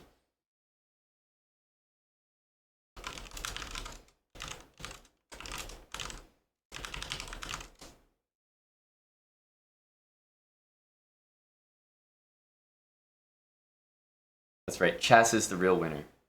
Well said, Tom.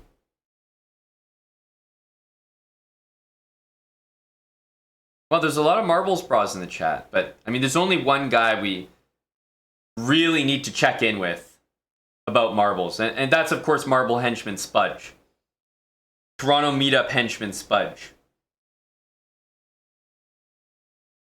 Marble's biggest advocate.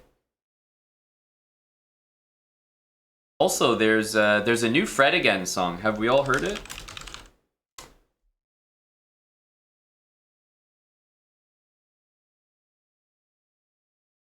Oh, Fred.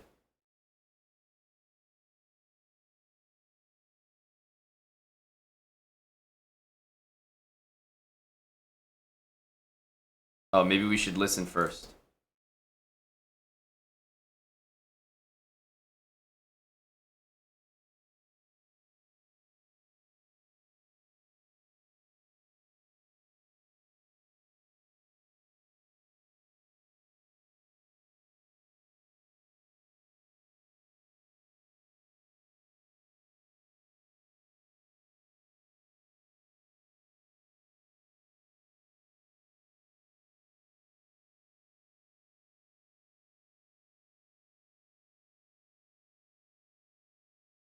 Flawlessly.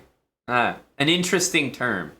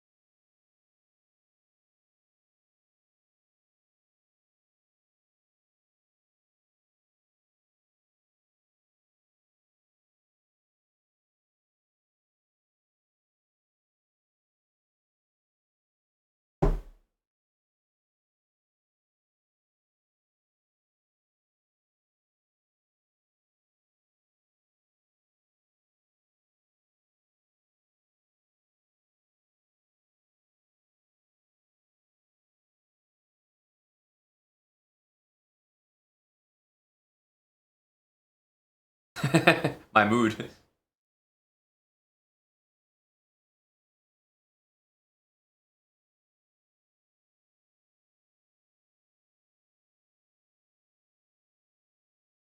Champion mindset, no?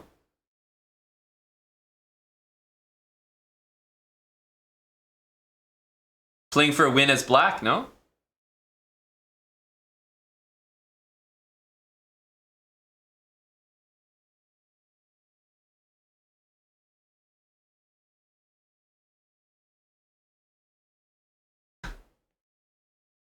He's trying to avoid saying the word beta. He's trying hard. I didn't want to play like a fucking beta.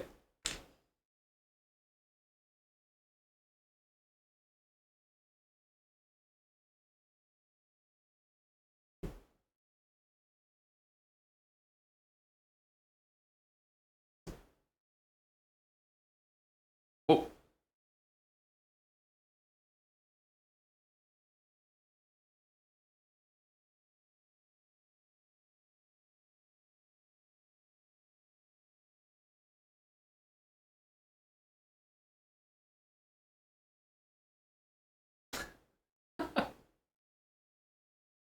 Actually, you haven't won your match. Who would you like to play if you did win your match? Troll bro.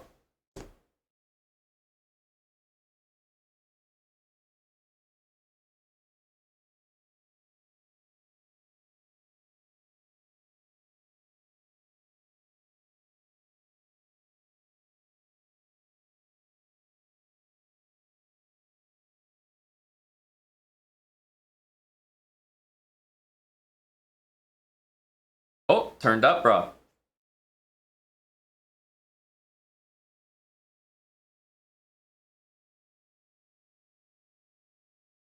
I was thinking the same thing, Lord Voldemort, and Realty, thinking the exact same thing. Levy has created a rift between him and Magnus, and it really does look like a performance or something.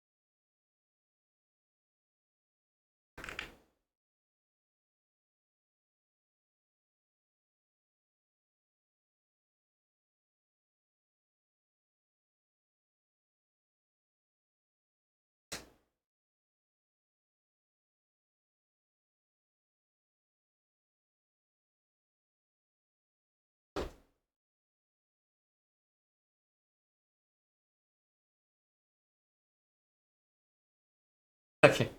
Cringe, bro.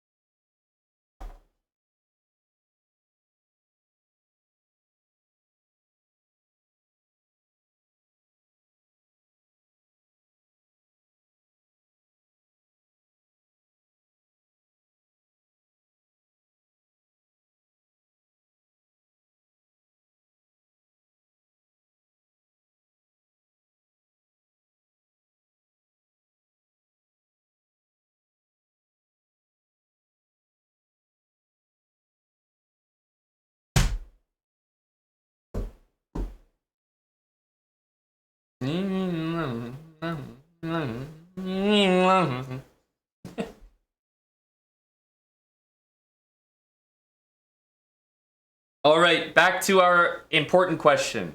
Spudge, as the resident Marble Guardian, what say you?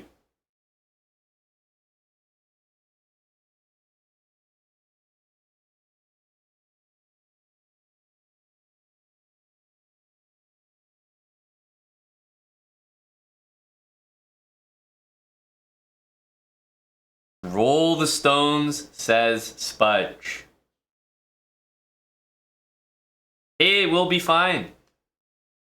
After we listen to this song, I'll put that playlist on. Good to see you, buddy. I saved it from yesterday.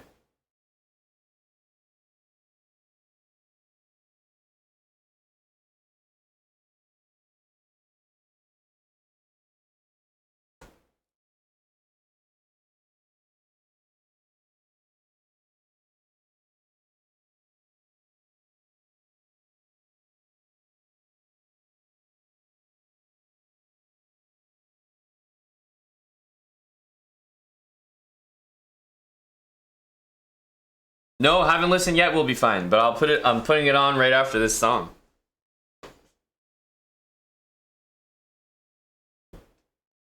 Nope, second set tomorrow, Tristan.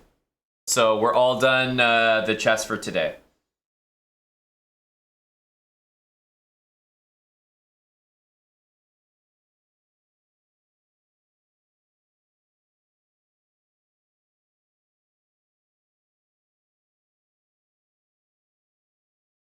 Ooh, you're on the big fellas course, Spudge.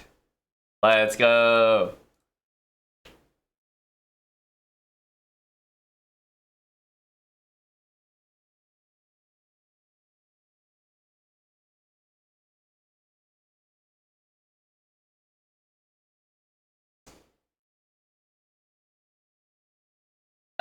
Not my preferred genre of K-Con, but there's some good ones, yeah. All right. Exclamation mark play. It's time to exclamation mark roll the stones.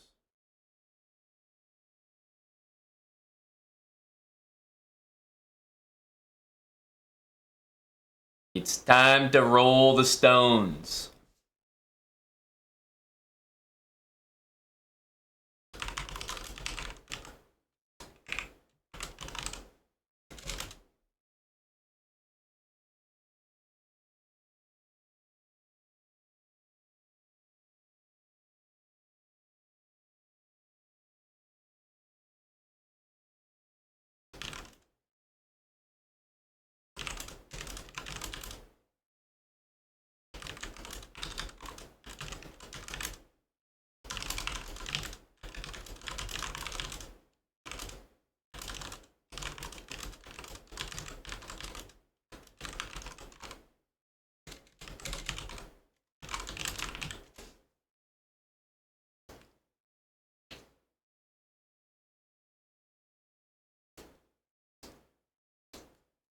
How do you know if you're in? You just gotta trust exclamation mark play.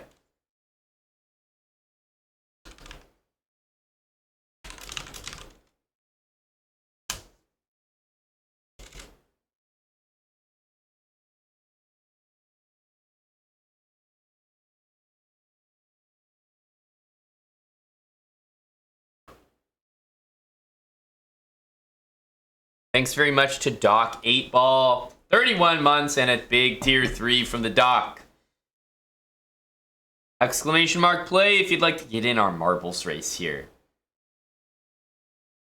Wednesday marbles.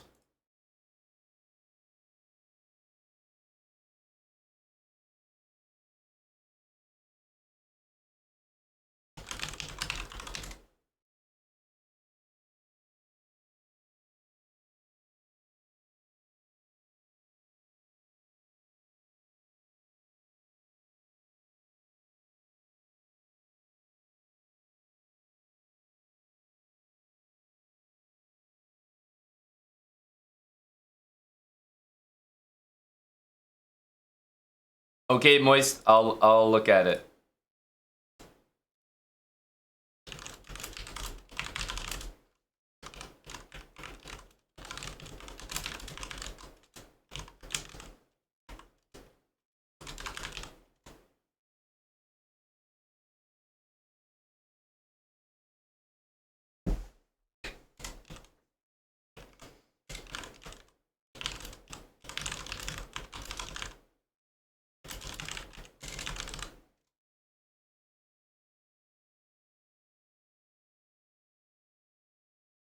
All right, here we go.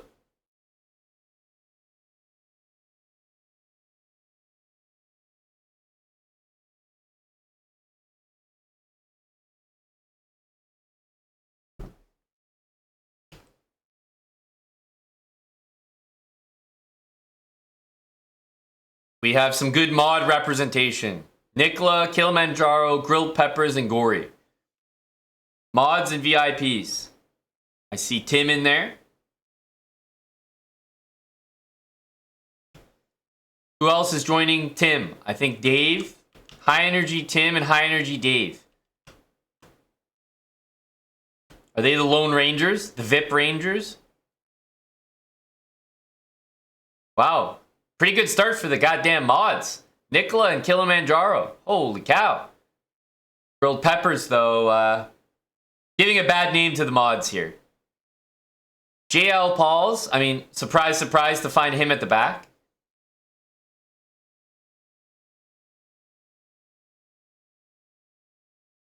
Akash Shirawi. Oh, it's Moistad. What the hell? Can't have Moistad at the front? Get him out of here. Moistud drops. Benjamin with a much better drop, though.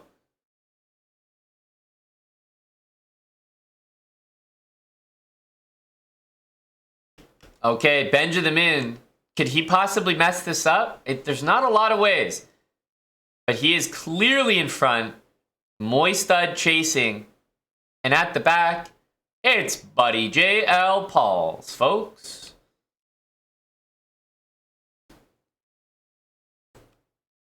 Let's see, Benjamin slowing down a little bit.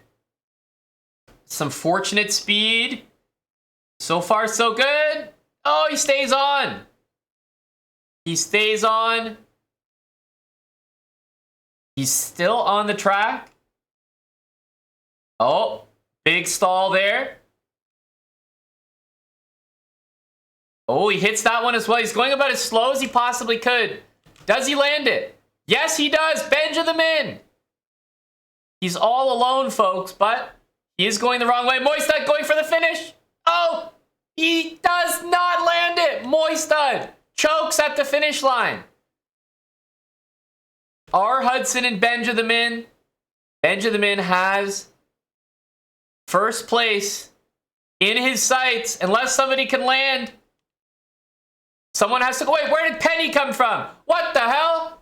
Penny just jumped over the whole track. First place for Penny. I didn't see that one. Where the hell did Penny go? Didn't even see that. Zoom is at the back along with GP. Zoom Kerchu last place, but remember, like look at CM Rui, for example. That marble's going real slow. Grilled peppers, some speed, perhaps too much speed. Zoom Kerchu, some speed, perhaps too much speed. It's Zoom and grilled peppers. Any contact? No, Zoom misses the contact. The DNF line is coming. Zoom is going to need a DNF line to save him here. What do you guys think? It's going to be close. I think Zoom could manage the DNF. Yes, he does. And Grilled Peppers is in last place. Grilled Peppers could be banned. In fact, if Grilled Peppers is banned, we might revoke his fan zone ticket. We might ban him from the fan zone. Penny in first place. Ban or no ban?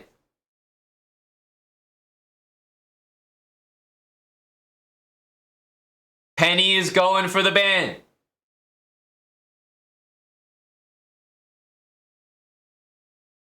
Grilled Peppers. No, surely the venue will not allow us to have banned viewers in there. We want to foster a safe environment for everyone. Now, Grilled Peppers, will you be defending there, sir?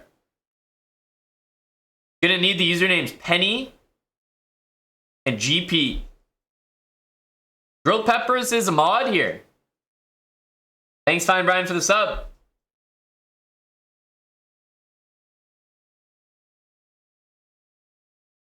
Chess.com, folks.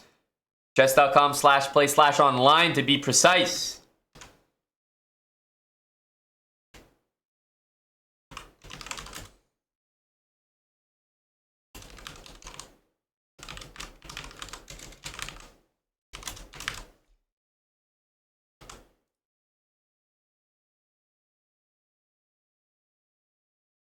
Go drop that gun, Penny. Here we go. Penny at 14.29, GP at 12.23, but always valuable. Grilled Peppers is calling Penny a peak sitting cuck. Things are heating up.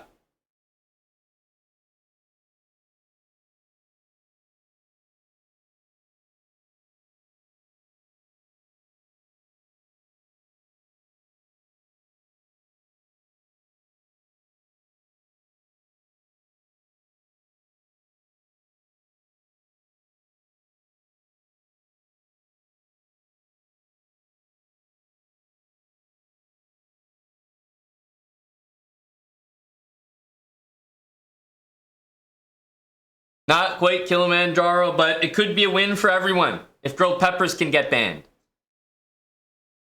Penny is still working on that.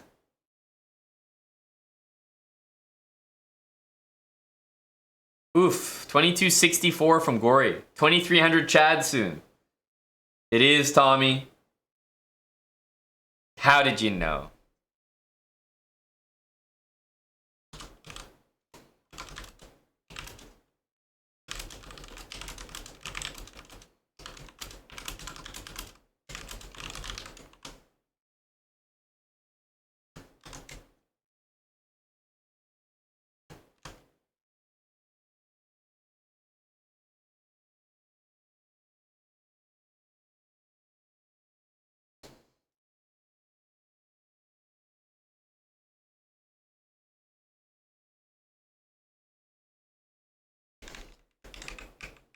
B5 and Penny with some interesting energy. Now, if you looked at this position, you would say, huh, this is an interesting competitive game. It would be an interesting and competitive game if there was a whole other knight on c3. It would still be interesting and competitive. The fact, it just looks like white had one of their pieces just fully excavated, like just removed from the board. I don't know where it went, but this position is goddamn awful.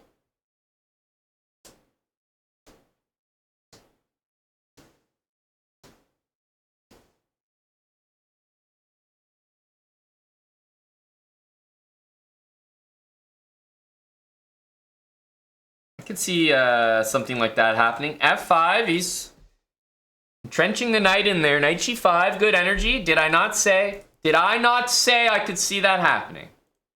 Now, I never made a comment about this, though. I will admit, I didn't see this one coming. But I did see this one. Queen takes A8. Another time. Another time. No need.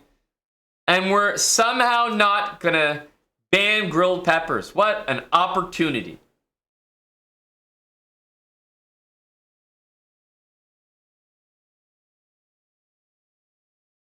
I mean, banning grilled peppers is a privilege. What a waste.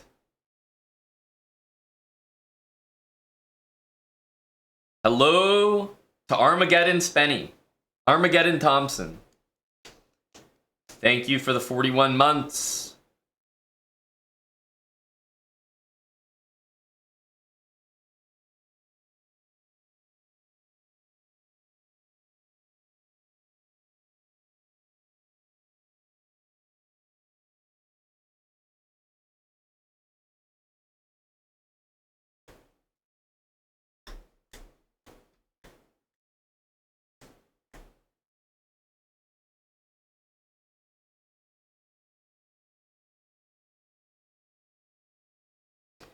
This isn't even close.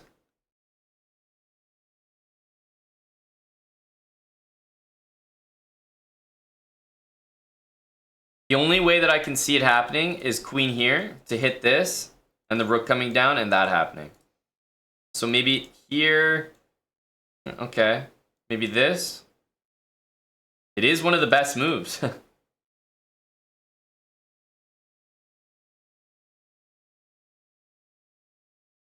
Okay, step one, and now activate the queen.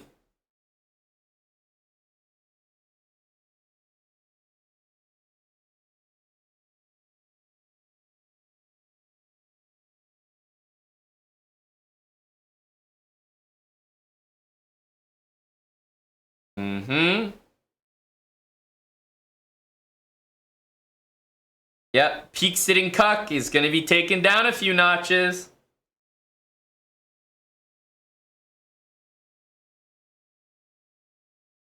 Queen d5 is a good, strong move.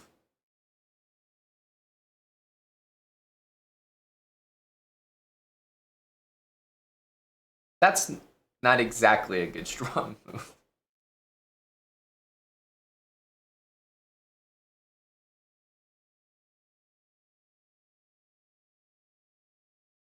Okay, here's the time scramble.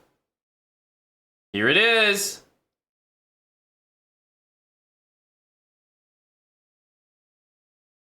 Is he going to play queen takes rook? He's going for more. He's playing super slow, though.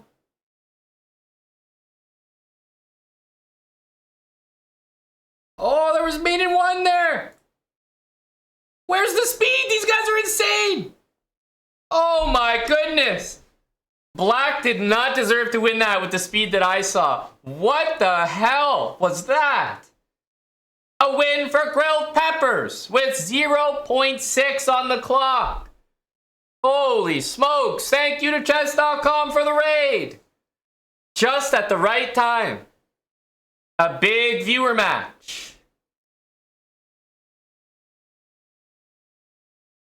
Grilled Peppers avoids a big ban here in the channel.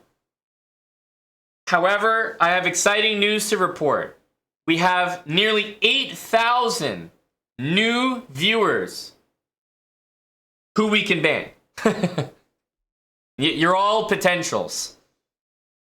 Legion Aiden, thanks for the brand new Prime. Big raid. Thank you to chess.com. And we cannot delay things any further. It is simply time for another marbles race, which you guys all have the privilege of joining by typing !play. It's as easy as that. Thanks to chess.com for the raid. I was eagerly following the commentary and the show today. As you guys may or may not know, shout out to chess.com, Eric and myself, the Chess Bros will be hosting the in-person fan zone in downtown Toronto for the finals of the Champions Chess Tour that you guys were just watching. So we'll be hosting that, streaming it.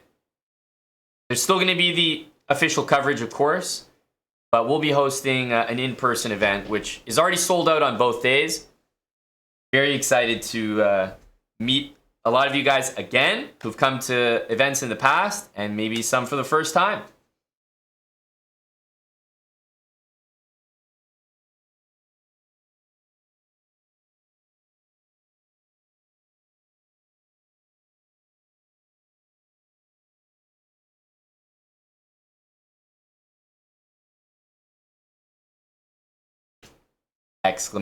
!play. I have 150 spots here for marblers to join. And there's only about 6 of them left. Getting here quick.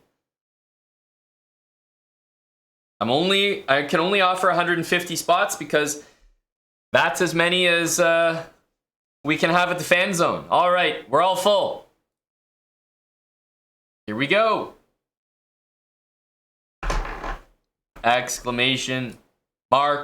!play. You want to be part of the 150? Get in there quicker next time. Cifres, Dosai, Fine Brian, Kilimanjaro. Oh, Fine Brian taking off. Nicola, Stojan, what the hell? Oh my goodness, see what? Venus Chess trying as well. Landing it? Not quite. John Harris, nobody could land it. We had some big attempts there. Fine Brian and Will Be Fine at the front, but our RL and Wild Hacks 11 pushing the pace here along with Doc 8-Ball and Thunder Mullet. Remember, if you're coming to the fan zone in person for the Champions Chess Tour, your marble has a built-in boost.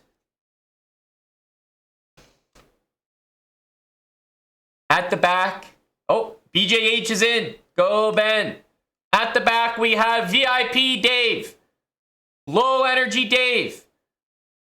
Dave, we might be revoking your fan zone ticket. We'll be monitoring your marble, sir. Mods, keep an eye on Dave.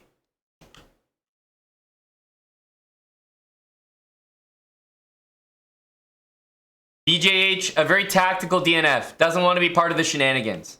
Very smart guy. Veteran marble move from BJH. Okay, Chess Ninja D1. He's going fast there. He's on his elliptical. Does he have the speed? Chess Ninja D1, folks. Does he have the speed? Of course not, because he's on an elliptical.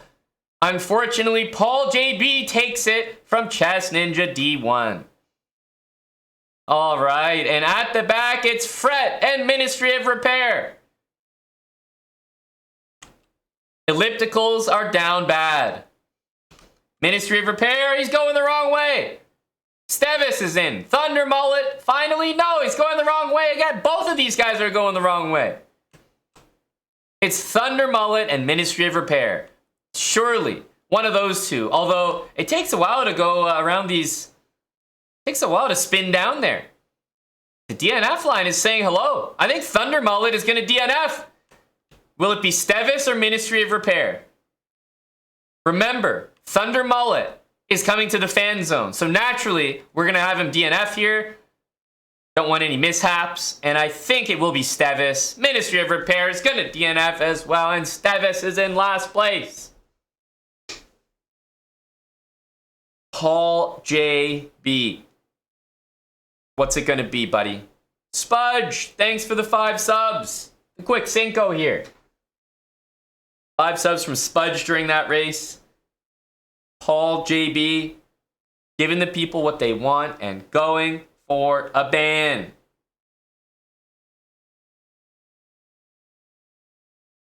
Paul JB going for a ban. Scrolling down, we learn that Durf on Turf came in 69th place. Well done, Durf. Well done, Durf. We're all impressed.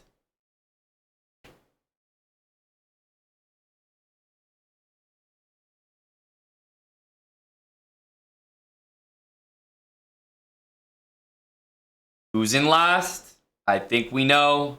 But just to get confirmation, we're going to scroll down. It is Stevis 5. Stevis, you've been banned. Would you like a chance to defend yourself on chess.com in the arena?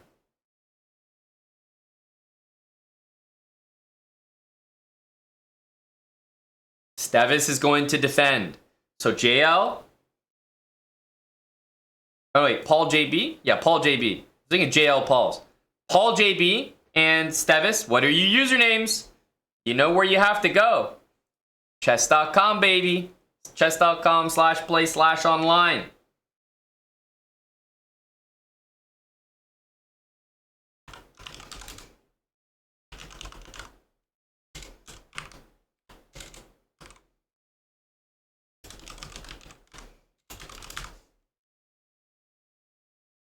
Paul JB and Stevis.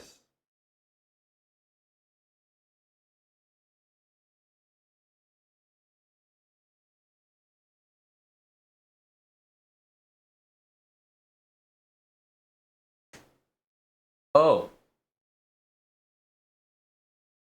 Oh. It's like that. I wasn't aware. I wasn't familiar with your game there, Stevis. Well, guys, Stevis is fighting for his life here. Stevis is fighting for his life. All right, this is a huge matchup here. We'll see if Stevis can fend off the 800.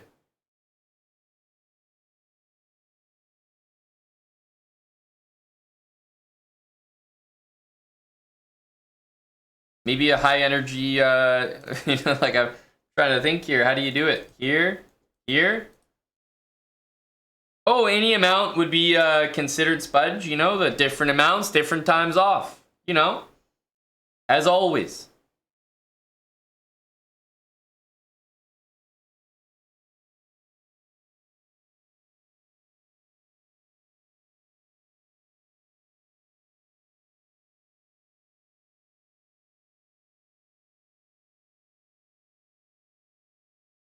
Five subs from Spudge. Yes, we would be happy to adjust the time for you there.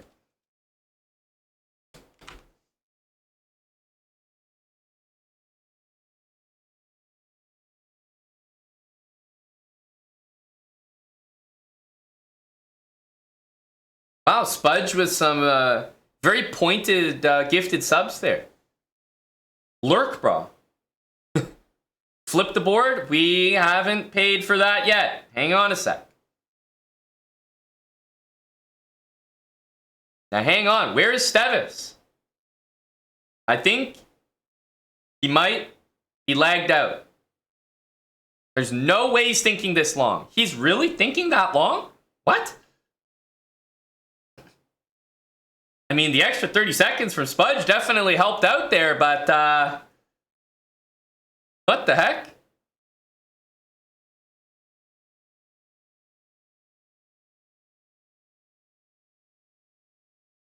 Is this the biggest upset in history? What are we about to look at here, guys?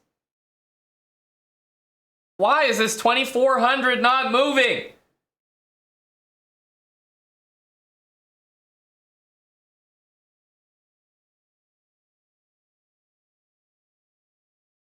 Trying to remember the old Chessable course, eh? I mean, that looks like a damn fine move to me.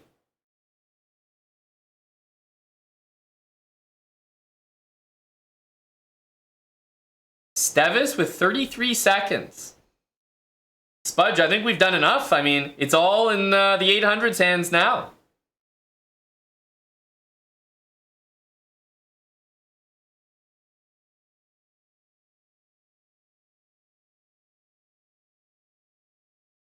I mean, Paul JB, the problem with his position now is he's moved all his pieces.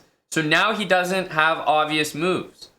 So his next move is going to be the one that is probably going to be slightly incorrect. You know, now that he's moved all the pieces once, it's time to mess things up as an 800. So how are we going to mess things up? You know, it's tough to say how he'll manage it, but let's just stay tuned here. Okay? Starting with a check.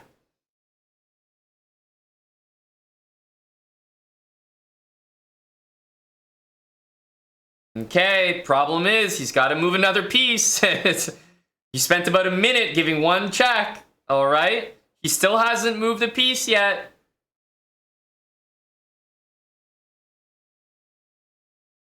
The speed is not there. E5. Holy moly. Remember, there's all sorts of threats now.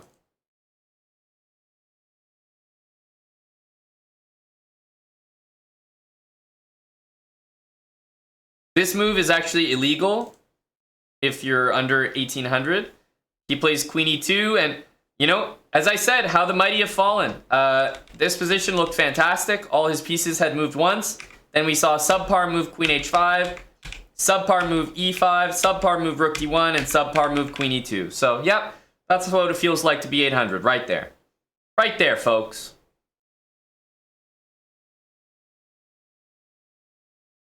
Didn't even recapture the queen. Rough out there.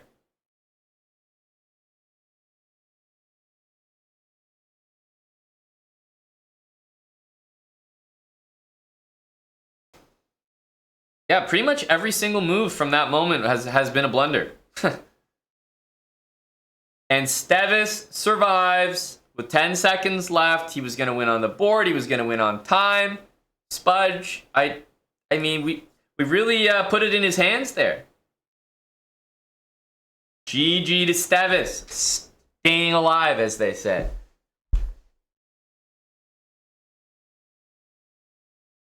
Paul JB could not achieve the ban, unfortunately. It was very close. I mean, let's call it like it actually was. Stevis was lost. I think in this position, look, rook here is a great move, so I'm not going to hate on that. E5 would have been absolutely lights out. Like, opening everything up, I think this is just GG. Stevis would have been down bad in this position.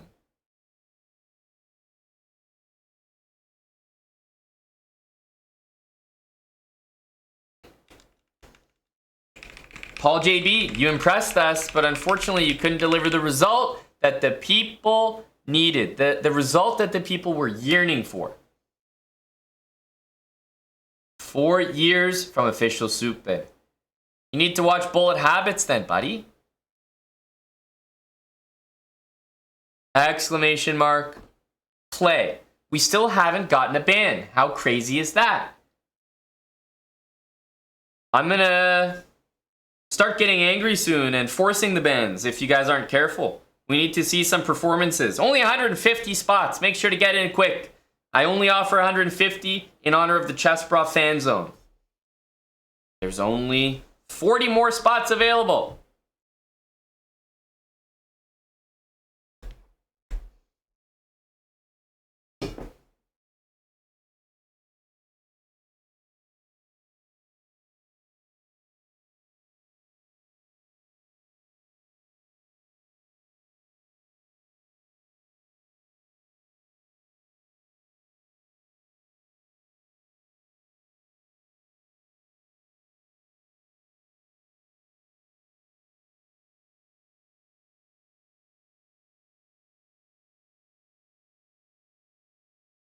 Ten more spots. Consider yourself flown. We'll be fine. All right. Last entries.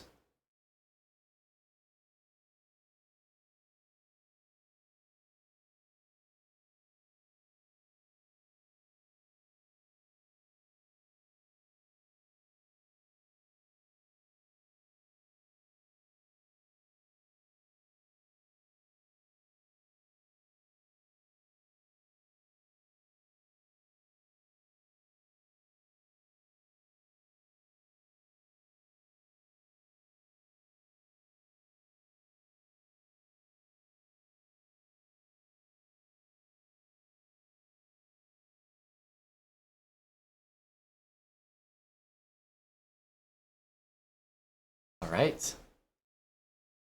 Time to begin. Can we get some bans this time? Like, can we have the Stevises finishing in first place, not last? Come on, guys. Can do better.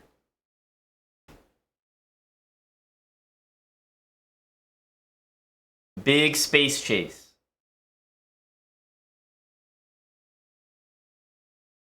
Well, let's see here. Who is dropping first? If you ever wondered what it feels like to watch F1, this is what it feels like.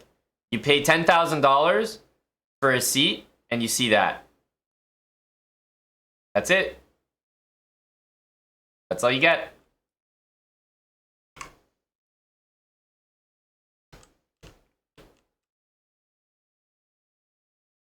Oh, what are these plebs doing in front? Dude, can we catch these plebs? They're taking over. This is disgusting. Choose, let's get the speed up, buddy. Nicola, come on. Can't have these plebs taking over. Good lord. Oh, wait a minute. Where the hell did that guy come from? Our RL. Doing it for the subs. Thank goodness.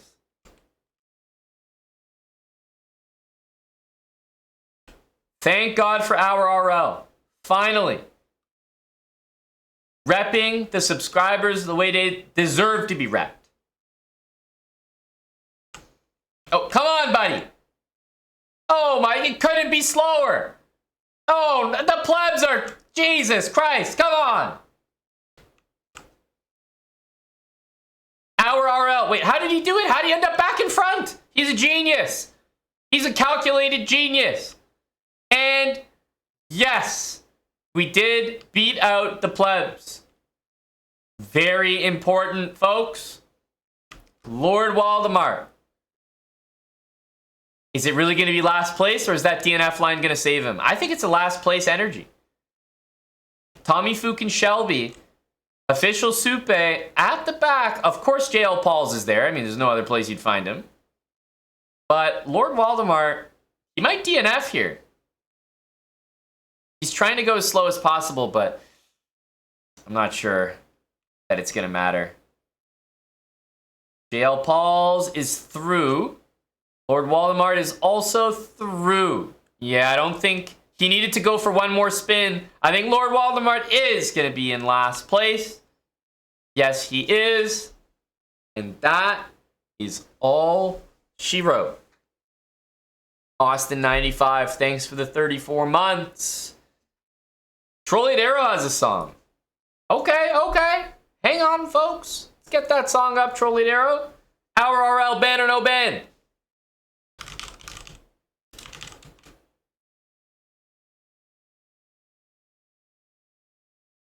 Got you, Trolley Darrow. A nice long one. Added.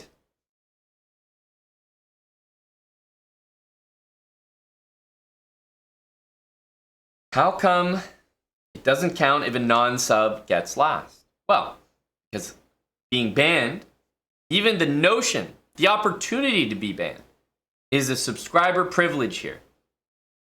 And they can't just be handing that out to anybody.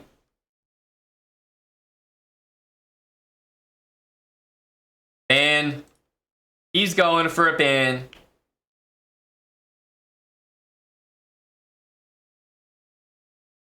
Let's see here. Mason Lee Burton. Finally, the subscribers are repped at number 69. That's what we like to see.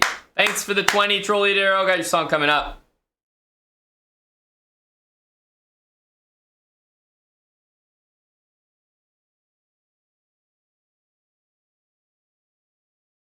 And scrolling down, we learn what we already know. We confirm our knowledge that Lord Voldemort is at risk. And Nicholas Stojan has upgraded Really Hunter to a subscriber. And of course, the same privileges will now be extended to him.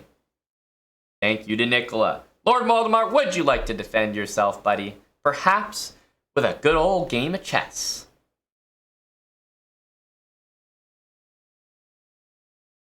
He's admitting evidence to the court. I'd be happy to take a look at that, Lord Voldemort. Why don't you come right over here to our champagne section? Yeah, we'd be happy to take a look at it. Yeah. And what evidence would you like to submit, Lord Voldemort? Oh! He's sipping champagne. He's upgrading to tier 3s. Oof. Put him in the champagne section for a reason. Big upgrade. Our RL. Oof. Guy just got taken out there by the reverse tier 3 KO. He does not want to be banned, and you know what? The clapback guarantees an immediate ban on our RL. Just going to make sure to add this to the registry here. Definitely a brilliant move. Definitely a brilliancy there. Okay. Our RL. So after our RL goes for the ban, on last place, we saw the not very frequently used, but entirely within the rules, clapback option selected by Lord Voldemort. And he admitted some very damning pieces of evidence there in the final hour. Our RL will be immediately banned with no chess game. Tier 3s have privileges. Our RL is out of here, and that is our first ban of marbles today. Get him out!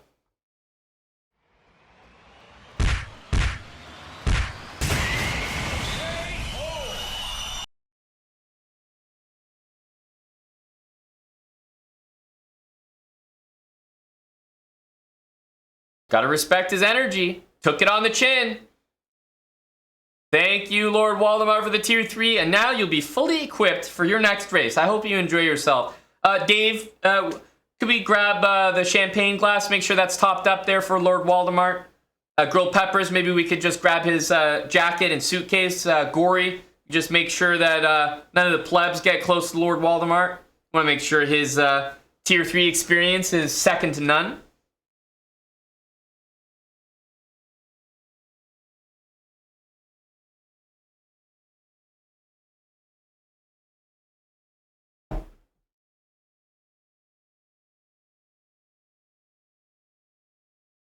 Oh, thank you, grilled peppers. Yeah, right away. Appreciate that.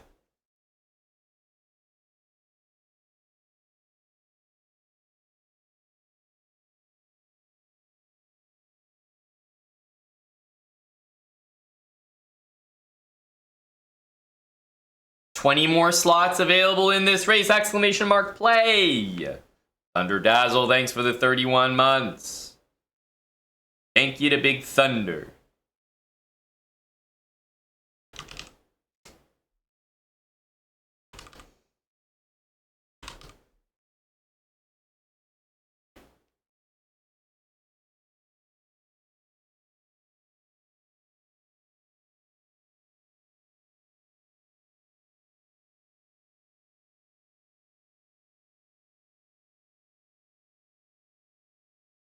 Hello, Victor.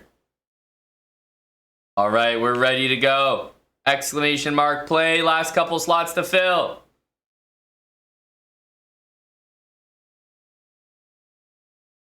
Riblet gift and a sub to Q-Corn. Oh, League of Legends at risk now.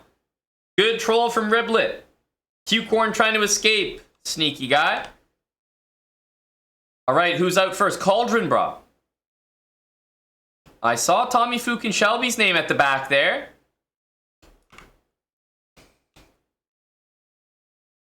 Wait, is he ascending? He's the chosen marble. Wait a minute. Is this a good thing or not? We don't know what they're planning with him.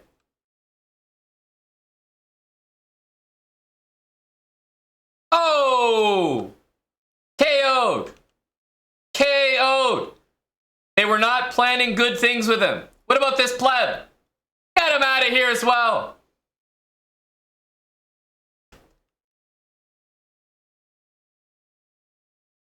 Wait, it's Lord Waldemar. Oh, he bounced. Oh, Lord Waldemar, you were in there first.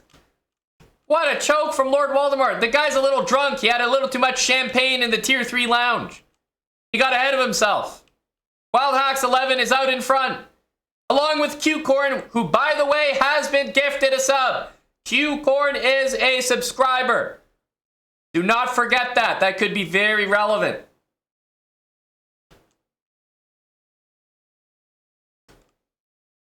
Cold Sauna, Wild Hacks 11, and Q-Corn.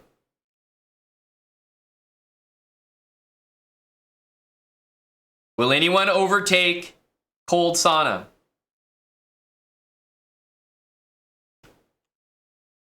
Oh, these guys are floating through the air. Whoa.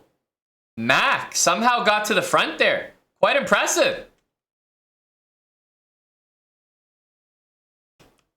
Wild Hack's still giving chase, but Mac is looking good. Donwa as well. Yeah, you'd have to think that Mac has this unless a crazy choke at the end.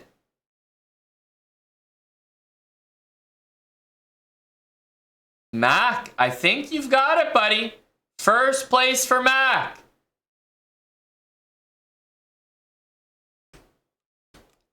And is it Fine Brian? I think it's Fine Brian at the back. Jesus himself. What the hell? He's got a car? Jesus in the race. Oh, there's a pleb back there. Fine Brian. It's going to be last place for Fine Brian. And it's only plebs left.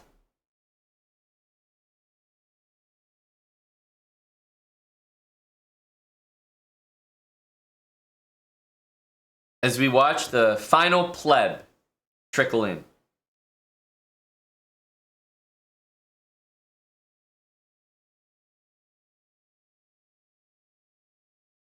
What a peaceful moment here. What a peaceful moment. And Kinda Young Dave has gifted a sub to S-Fin. No good. No good. The call on the field is no sub. We can go into official review, but remember, someone is going to have to throw a challenge flag. If you want to review it, we're going to have to see a challenge flag. Challenge flag is 2 subs. It costs 2 subs to challenge the call on the field.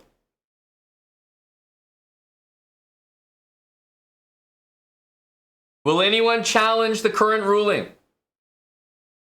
The call on the field is not in time. No sub. Find Brian. The challenge flag is out. The challenge flag is out. Find Brian is issuing an official challenge. Now, why do you think Find Brian is initiating a challenge? I think it's because he's got something to gain here. Now, Trolliadero is challenging right back. He's challenging the challenge. Multiple challenges to be won here. Now, let's have a look.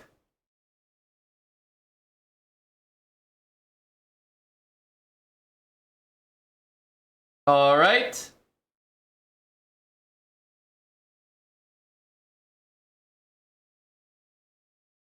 Who's got the VAR?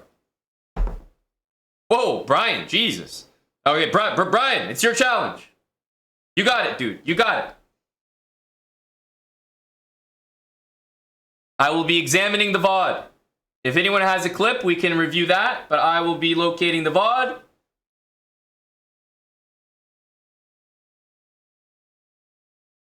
Here we go.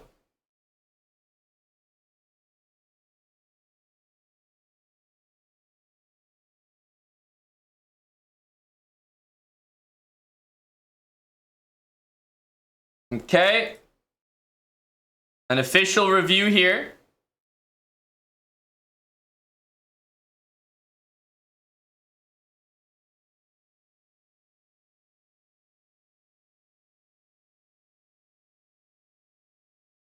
An official review. Find Brian in with 5 subs. Trolliadero in with 10 subs. Hang on a sec, folks.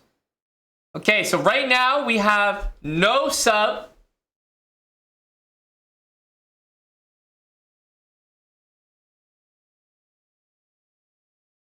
We have no sub.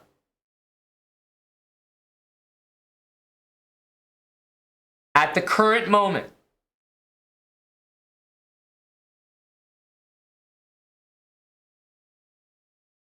Still no sub.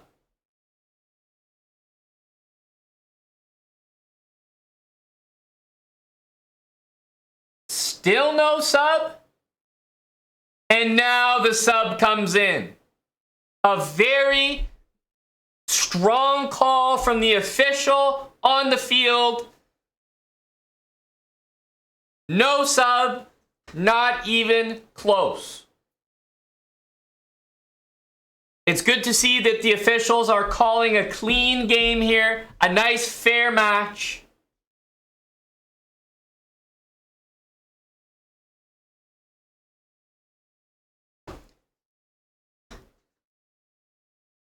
Tommy says stream delay. Stream delay. Oh, stream delay, you say. That will be considered a separate challenge. As of right now, the challenge on the field has been refuted. That will be considered a separate challenge.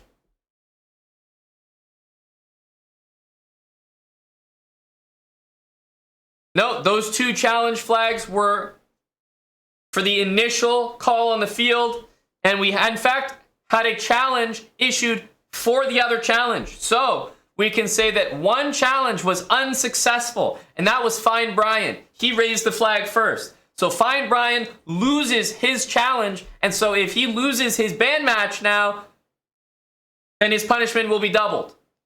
Now, we had Trolliadero come in and challenge the challenge. And because the challenge was a loss, then he actually won his challenge. So Trolliadero won his challenge, challenging the initial challenge. So Trolliadero will be entitled to representation.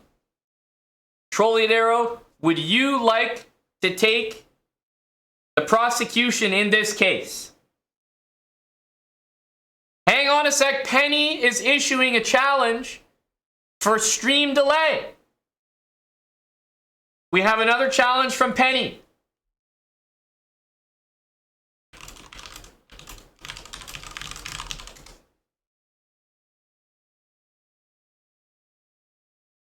Thank you, Penny, for the challenge flag.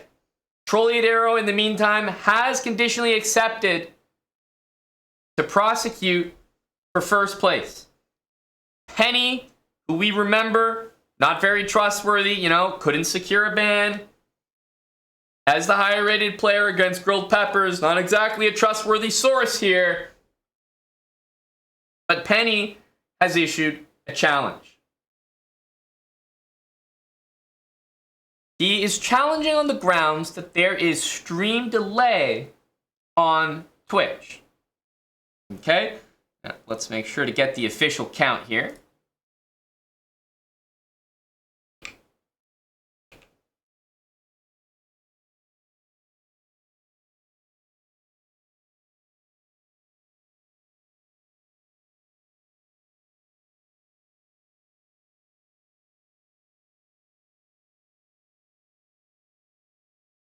Okay, tense moments as the officials are reviewing. Okay. Okay. And we can say officially, based on timestamps that we have,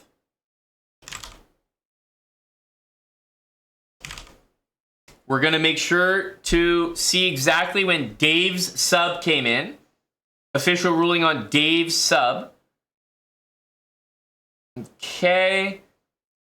4:57:37. Dave's sub came in exactly 7 minutes and 40 seconds ago.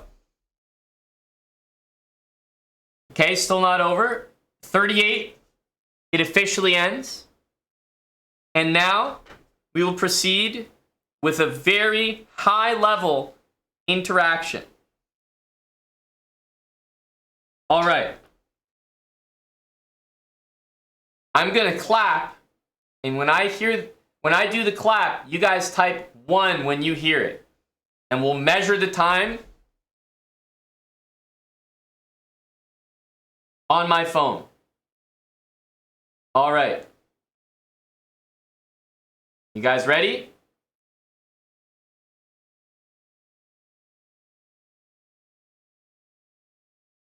We got the stopwatch out. I will be pressing the stopwatch with my nose as I clap. Let me know when you hear it, and then I'll be stopping the stopwatch. Type 1 when you hear it.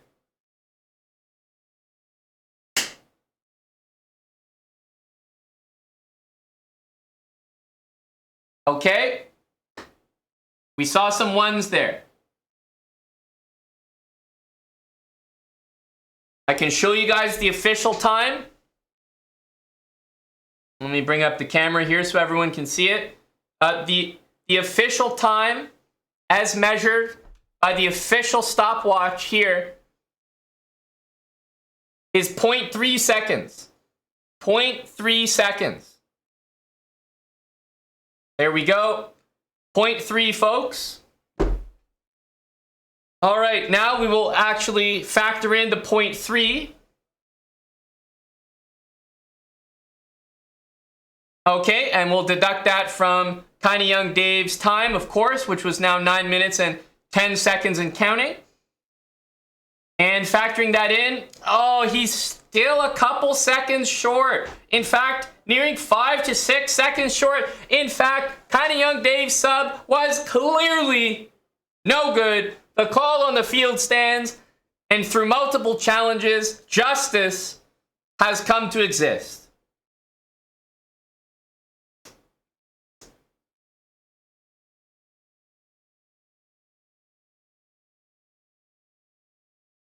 Good to know we've refuted all claims. I didn't account for Stripe transaction time. Well, naturally, for another 2 subs, another challenge could be issued. Of course, this is a court of law at the end of the day.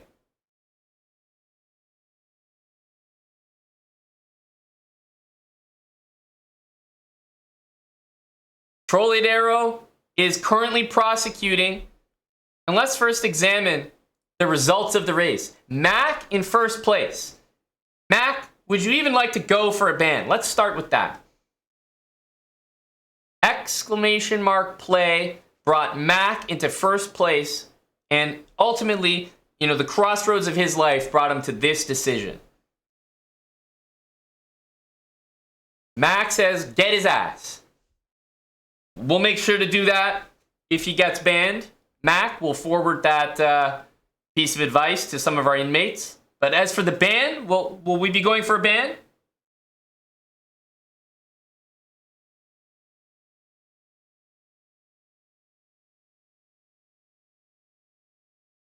Just need to be crystal clear in this courtroom here. A ban from Mac. 69th place, Irish Frank.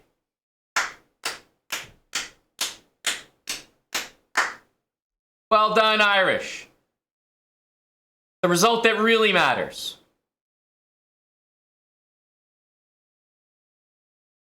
And in last place, it's only logical that we find Brian. Find Brian with a refuted S-Fin finish.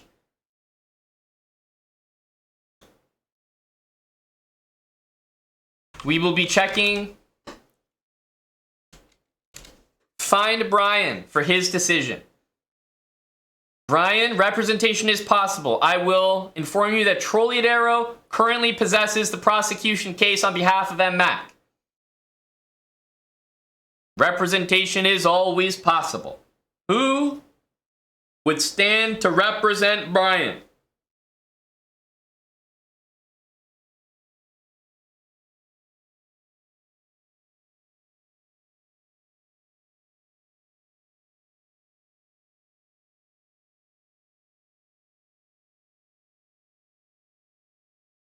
Grease Goblin 94, thanks for the 1 year. Penny, Trolliadero, Find Brian, thanks for the 2 subs. The challenges, ooh, thank you for the brand new sub. No one has ever said your name more correctly than that. I refuse to believe it.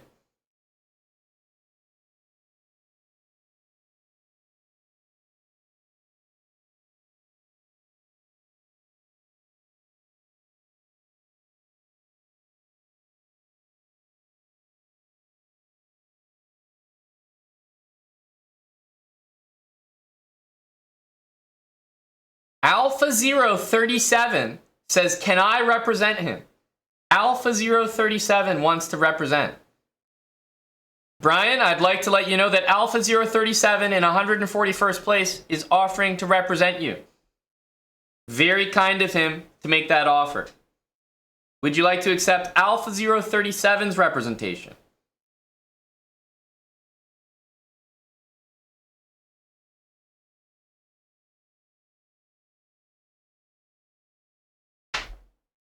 Keeping in mind, of course, that the lowest price that you can pay for representation is a single sub, just one single sub.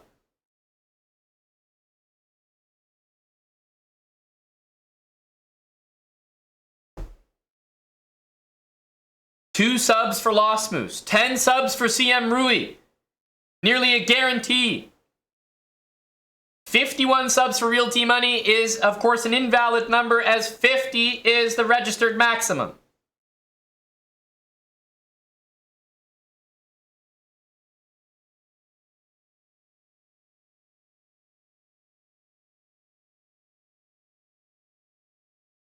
Brian, with 10 subs. Brian, I'm seeing the amount that you came in with, and I can only conclude that you would like Zoom Kerchu to defend you 10 times. Is that right? Zoom Kerchu to defend adoption?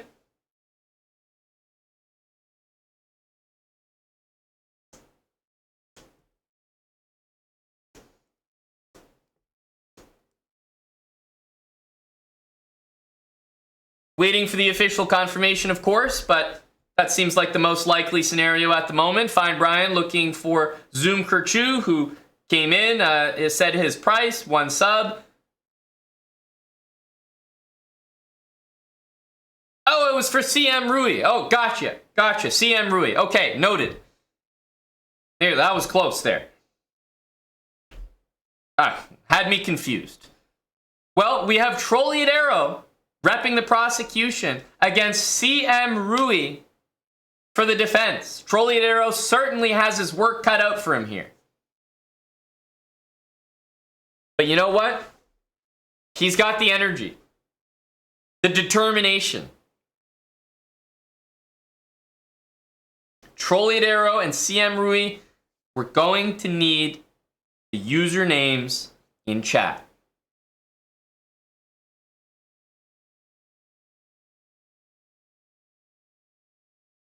And you guys know where to go, chess.com/play/online.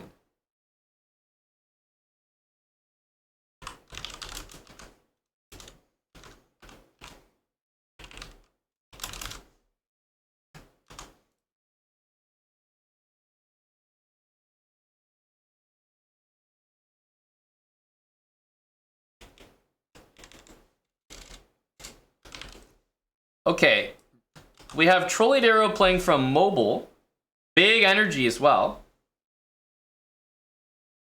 We'll see if we can get this match started. Remember our cheat code to get in there. Start a game on the app and then abort it immediately, and then you'll be good to go. Oh, he's getting off mobile. Could it be?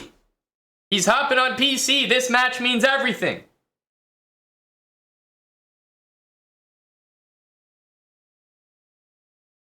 Dragon, thanks for the 4 months.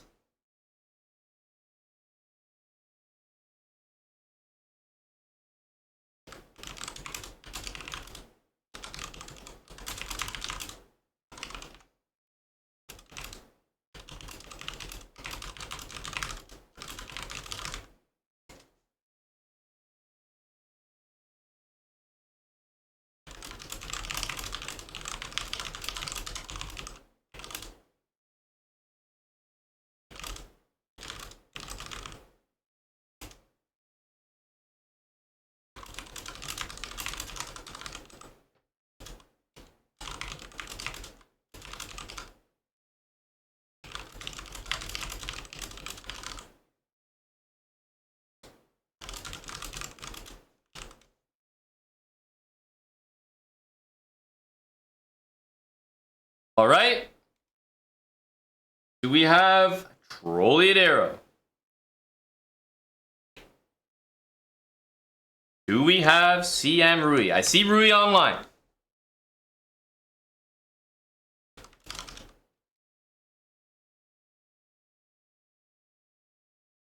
Still looking for Trolliadero.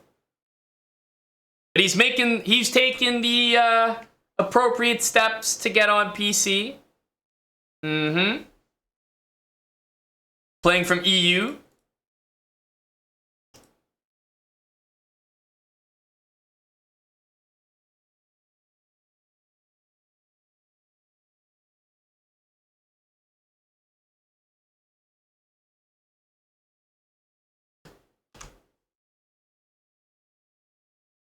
I think everyone else in the chat is going to be in bed before we start this game.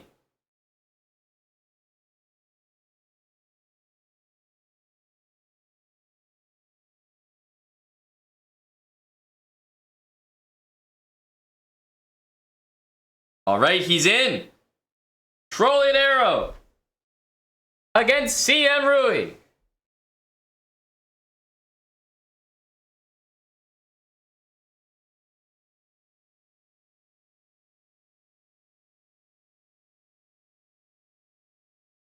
CM Rui hitting him with A5 and H5. The crab, baby.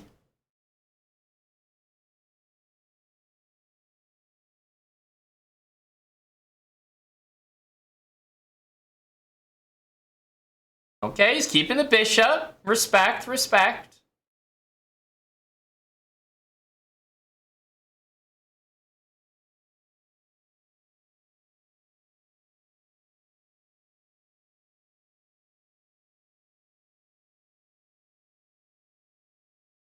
CM Rui against The bishop pair. Like, he kept this bishop, he kept this bishop. Great stuff from the 1300. Love it.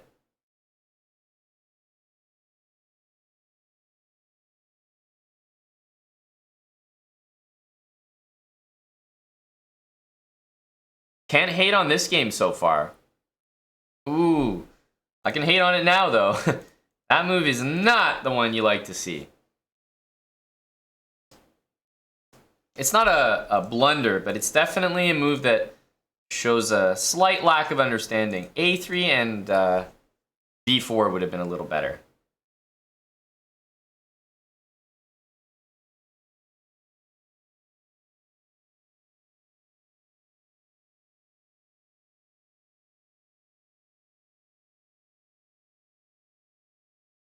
Now this knight is here permanently.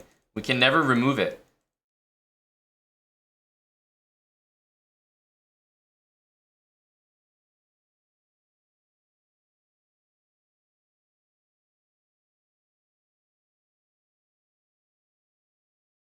Yeah, he's trying to keep an eye on this, but, you know, so that's why he didn't take this way. He wants to keep an eye on the pawns, but he's kind of dropping the pawns anyway.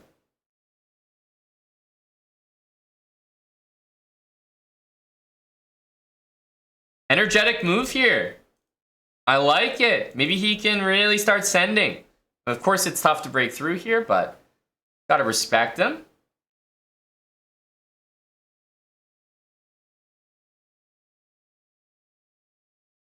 Oh, that's, I would say, just about the worst pawn you could lose. Because now it's tough to even get this.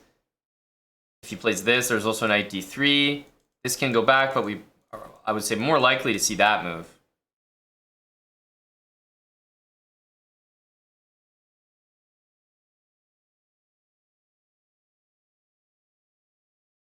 Oof.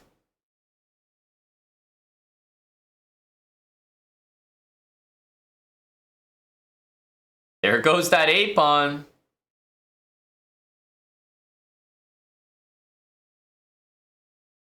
Probably gonna do this. Just hits everything.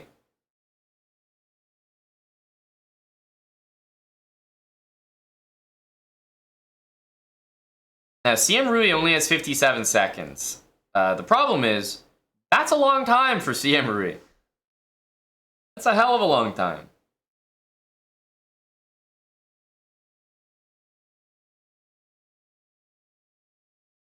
Yeah, very convincing here.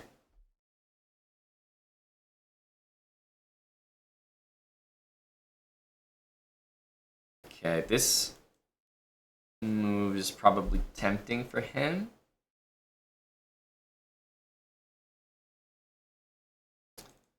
Yeah, I do think this was needed. Unfortunately, it's going to be dropping stuff here. This is just about the only attempt you can make, I would say.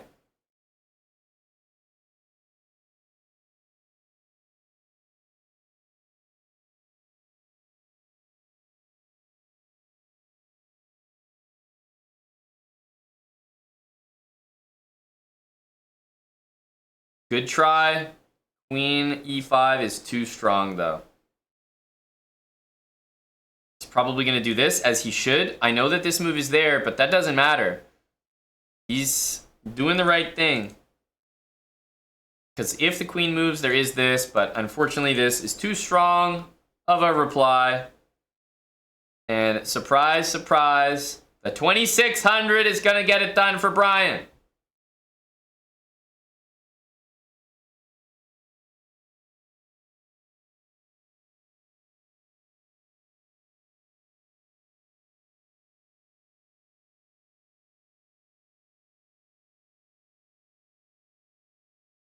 That's a GG for Rui.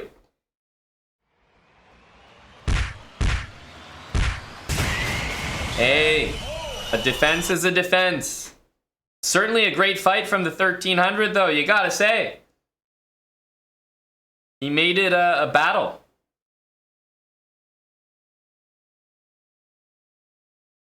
And Brian lives on to fight again. And can we talk about the real winner of this entire debacle.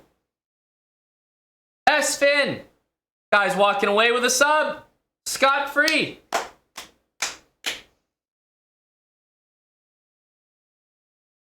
Hello, Deviant Attack.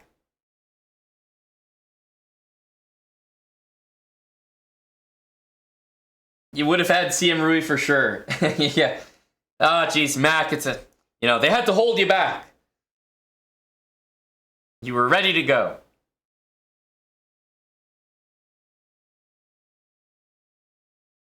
Run it back? Alright, I'll run it back. Fine. He's off to bed for real now, after a pretty good fight. Trolley Arrow, good night, bud. We didn't get a ban there. Brian lives on.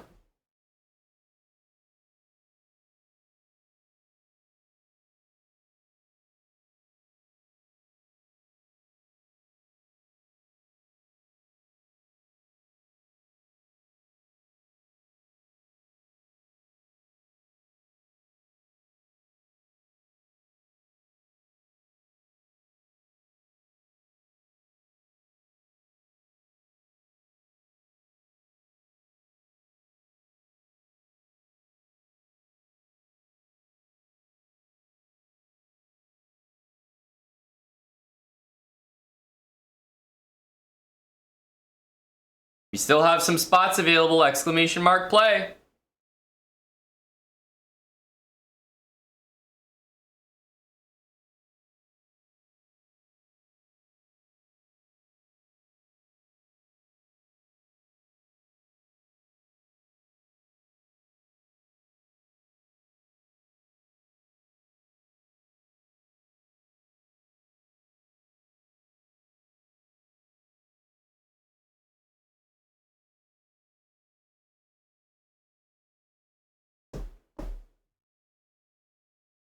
How are we doing here? We can fill another race. We got to get 150.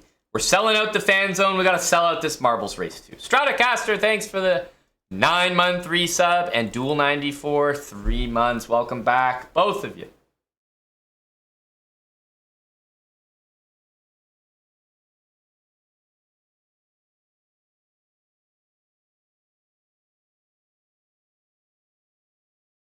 Nice playlist will be fine.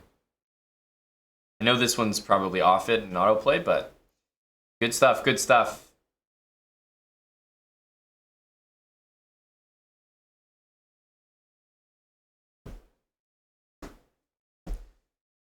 Exclamation mark play.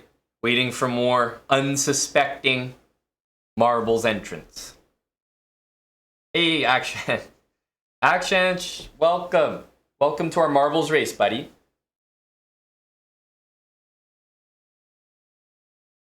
Yeah, good vibes will be fine. Good vibes. Shout out to Parhang. 15 more spots. Formerly Fit, thanks for the 20 months.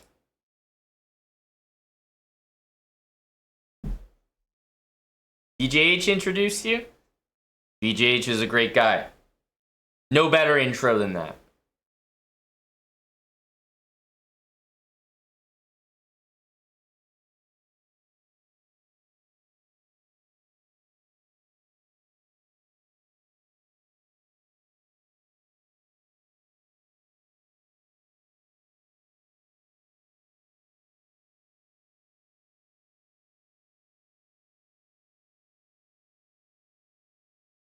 Ten more spots. We gotta fill it up. We've only got a couple races left. Riblet is in. Quantity sufficient's in. Oh, they're going fast now. Last 5. And we're starting. Exclamation mark play. Oh, Big Joe Bruin is in. Exclamation mark play. Last 2. There we go.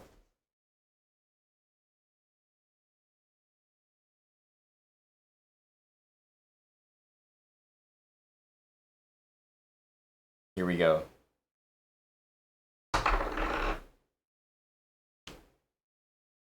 We have time for our German rap. World Checkers champ is in. Holy moly with the speed. Whoa! Is anyone landing that? Nobody.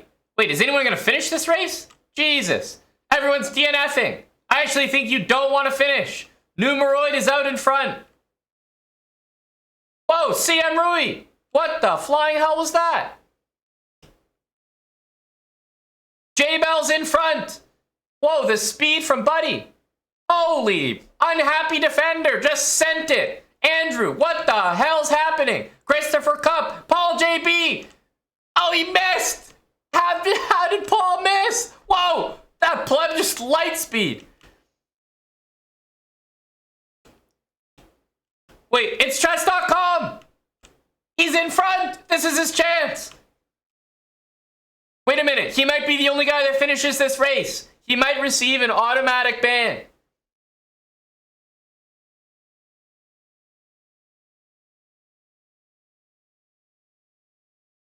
It sure looks like he's finishing. Oh, but J-Bell's coming in as well. There will be a couple people finishing this race. Formerly fit takes the win. Oh, wait, what? Oh my goodness, I thought he didn't finish. But that's part of the finish. Wait, is J-Bell going to be in last? Somehow the J-Bell marble stayed there. He just hung there. Like, he just hung out and waited to be last. I've never seen anything like that. Volunteer bra. Hunger Games bra. Tribute bra. J-Bell said, don't worry, guys. I'll take the heat.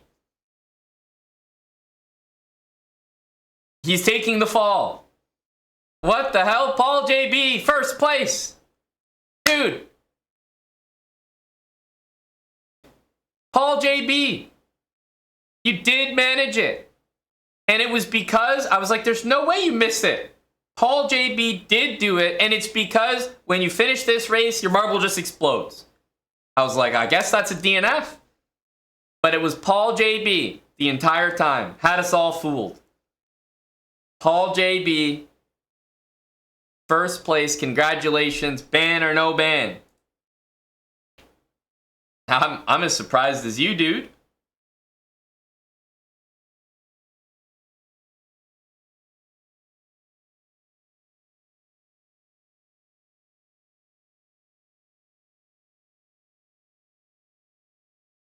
Eric, maybe we can get, Eric, does Aryan have a price? Does Aryan have a representation price? Maybe we could get a preview of the wrestling match. You know, Aryan banning J-Bell, you know? Maybe Aryan could be hired for the right price. An energetic Norwegian. Well, we can't have Eric walk in yet. But I think if the subs come in, it's worth waking up the beast. We might have to send Eric in with a hazmat suit, but only if the subs are secured. We can't be sending Eric in to a potential war zone with no secured subs.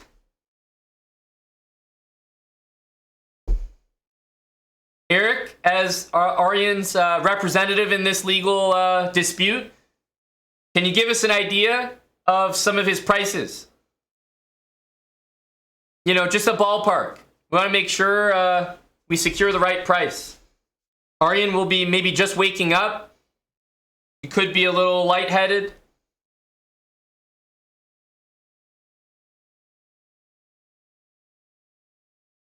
Paul JB says, what's the tag for that? The tag? Huh? The tag for Aryan? Is that what you're talking about, Paul? $200 to $300. Escort prices. Okay, sounds about right. $200 to $300. Well, you can't expect Aryan to be considered a top escort. He's entry level. Entry level.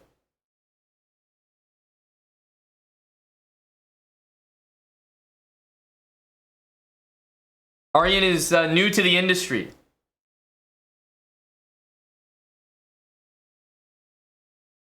Wait, Paul JB, you're going for no ban?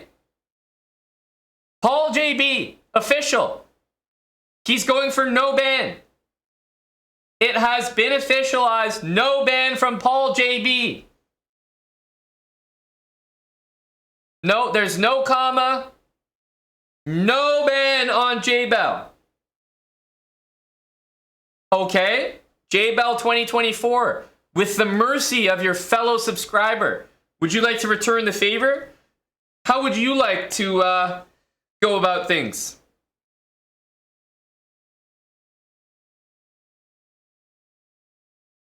J-Bell now with the same question posed to him. We don't take kindly to no ban around here.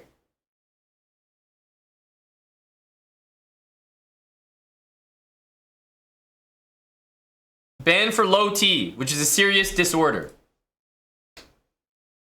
Fair. Fair.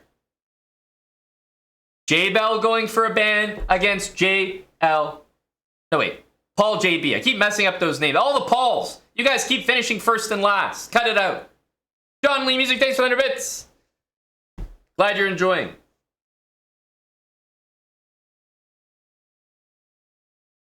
Now, Paul JB.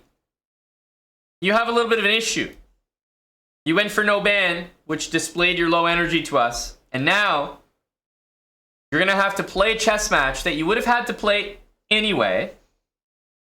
Except the punishment is getting banned as opposed to J-Bell getting banned. So, well played to you.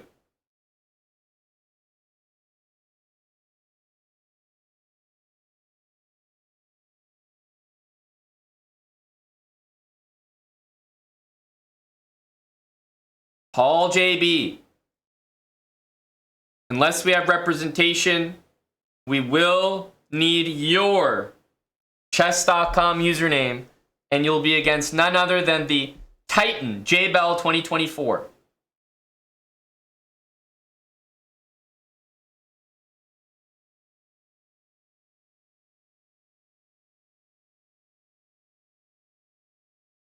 Or if ample funds can be raised for Aryan, we can operate with our Aryan being 30 subs plus the sleeping fee plus the high energy fee. So we can price Aryan at 50 subs, the maximum.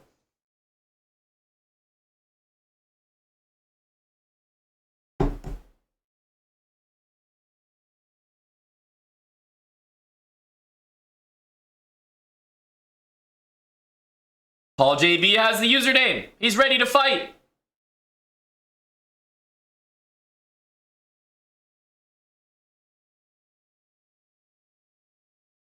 He is ready to fight.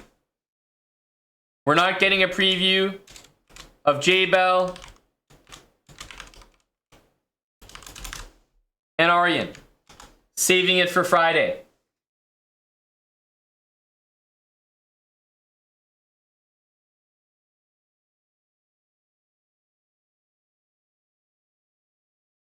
All right, chess.com/online. Let's go. Who's online? Who's here? I think Paul JB's here.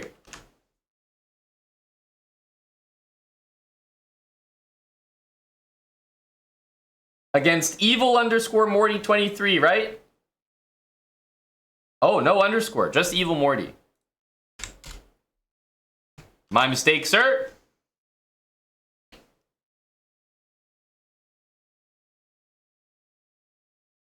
Here we go, Paul JB against Evil Morty.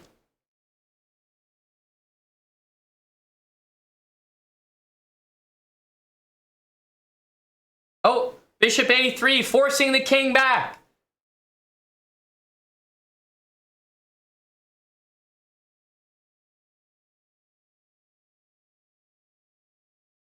He's undoing everything. And now the only thing to remember is black cannot castle.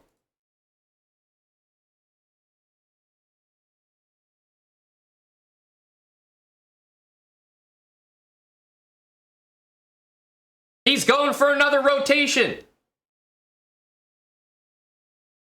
He's going again, folks.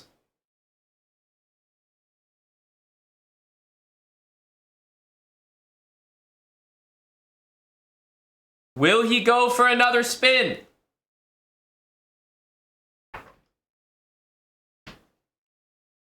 Hey, buddy. Oh, hello, Aryan. How are you doing? Whoa. I Chadian.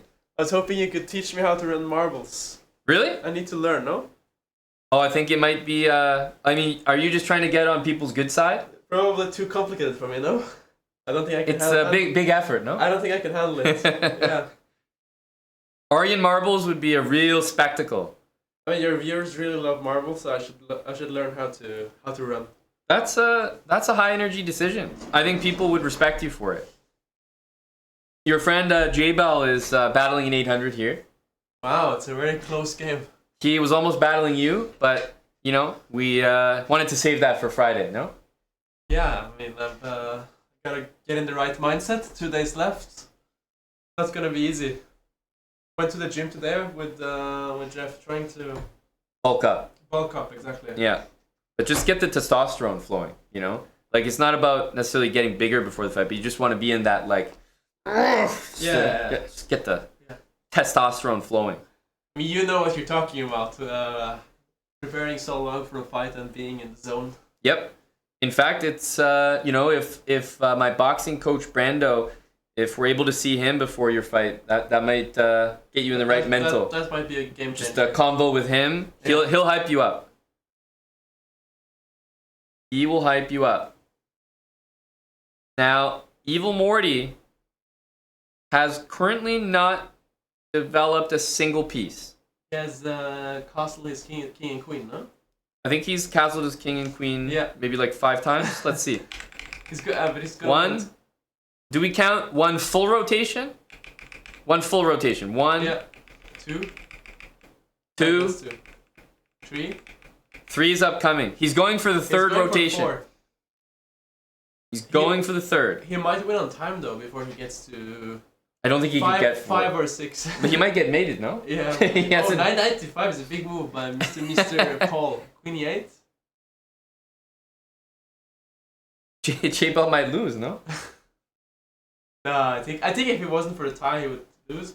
But we jinxed him. But he's gonna go back bishop to c8. Yeah, we definitely jinxed. Bishop c8 is incoming, and then complete another rotation. Yeah, another round. He's jettisoning the rook. Nope. Have to take, no? The king is trapped. Yeah. Do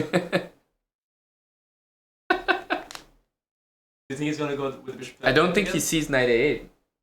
Too hard, no? Straight smack. I mean, he wouldn't have said. Smacked my comment out of there. He wouldn't have seen it if he would not have said it. Sick, get out of here. I see knight a8. I ain't a chump. He's gonna win on time.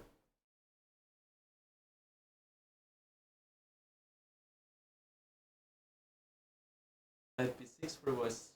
Oh, and he got another rotation in. He got another rotation. King e8, and obviously the game had to end after that. He secured another. Is this just a casual game, or are they like playing some pure tournament? This is from Marble. This is from Marble. That's why I assumed that you were asking about marbles, because... No, I was thinking in general that I should learn marbles. Oh, well then your timing couldn't have been better. Yeah, that's good. Couldn't have been better, brah. J-Bell. Very nice rotation, sir. So by winning this game, J-Bell avoids maybe getting banned? Or? No, it actually was going to be J-Bell up for a ban, but the other guy didn't want to ban him. Oh, wow. So it was him that was up for a ban. Very sad. The 800. Getting banned for losing to J-Bell. Saving J-Bell's life. If you lost to J-Bell, you'd ban yourself, no? Embarrassing. No, I would ban... I would ban... Are you ready to wrestle J-Bell? Yeah. You want to try wrestling again? Sure. Okay. Paul JB, 125. As you can see, Aryan's in the training gym here, practicing some more moves. Eric has taught me to go for the legs. Yes, I heard that could be effective against J-Bell. What do you have to say to that, Aman? You as an experienced fight winner. Well, when the game's that, maybe Aman could show you. Aman has good technique. Yeah, I mean, he's been in the ring. He actually. Well, when I boxed, you know, no legs Can't use the legs, Aryan, so you have more weapons at your It's disposal. a comfortable setup here. I don't mind if Amon actually shows you. He's got some experience. Yep. in the Well, there's so many things to show young Aryan. How to do marbles, how to wrestle J-Bell. I'm still young and learning. Venus, JB, we're not it's Venus gonna chest. be We're not big. hurting Aryan. We got a carpet here in this Paul JB, very comfortable. shout out to you. You whatever went for this no is ban. called. What is this called? Beanbag? Fat boy. Beanbag. Yeah, like this big Fat boy, yes. fat boy. Not wrong. Paul JB's out of here. Ban! He's gone. I doubt Aryan's mental willingness to hurt someone. Well, deep comment. Yeah. Deep thoughts. Hello to Lethbridge Chad. Very nice band, J-Bell. Very proud of you. Hello, Aryan. Okay. Yep. Let's do this. Yep. Oh yeah, that's good. That's good. Yeah. Very good. Very good. Very good. Yeah. Very good. Not Very good. recorded as an Yeah. official takedown, but still This impressive. is good. But I took down myself, no? Yeah.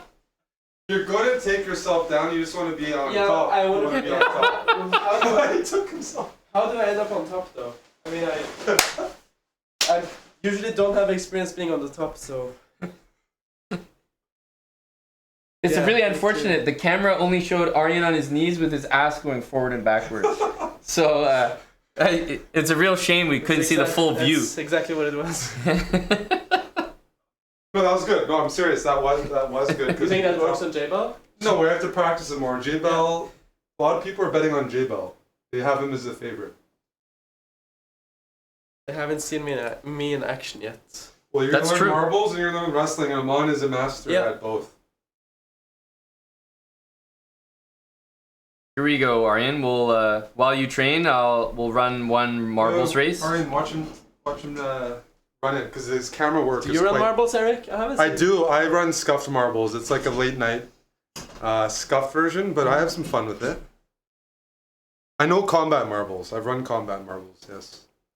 So for the purposes of you, Aryan, your marbles will be a Twitch exclusive. Only on Twitch. Okay. So right over here, you know about Steam, buddy? I've heard about Steam, yes. Steam, yeah. Game So, database. Yeah, we have marbles here. So you can just launch it, like click play. It'll say play there. And we'll bring up this. This is the marbles game. Then people can register? Yeah, but first you have to go to race. Right here, race. You can just click like a random, any track, doesn't matter. Make sure it's on viewers, so the viewers can join. And then you can pick any number of like how many people you want to allow in. What do you usually take? 150. 150 is good? Yep. If you want though, if you want to just let like the max join, you can literally Big put goblin. like 2,000. Oh, just wow. so like if it's less than that, But doesn't there is a matter. lot of players to keep track of, or... No, but there won't be that many that join. Okay. That's just in case. You can just put it to a big number so everyone can join. Yeah. But if you have it at like 20, then like 25 people can't join. People are going to be missing it. So depends if you want to have it like a small race. 100, 200 is a good number. Yeah, I think so. Okay, 150, and that's all. Click race, Yeah. and it'll start with nobody in. Nobody. But then you tell Roy is people in. to type !play. So only once they type !play do they join. So now they're getting in there, and then you just wait. You know, let people get in. We want 150, so we can wait till just some good amount of people. Oh, it's filling up fast. Yep. But whenever you want to start it, you just click start. Okay. You can start it now. You can wait. You can let it fill up 150. Up to you. !play, guys. Aryan's first race. It's like when you're at McDonald's and they're training a new worker with the fries. Getting there. Yep. Okay, !play, and then whenever you want to start, you just click start. Okay, it'll count down 10 seconds. The camera work is the important part. You're gonna have to use your mouse. Do you have different courses that you can choose, or? Yep, I usually just do random, but you can pick one as well. So the mouse, if you click and then you go to the side or up and down, that's how you move the camera.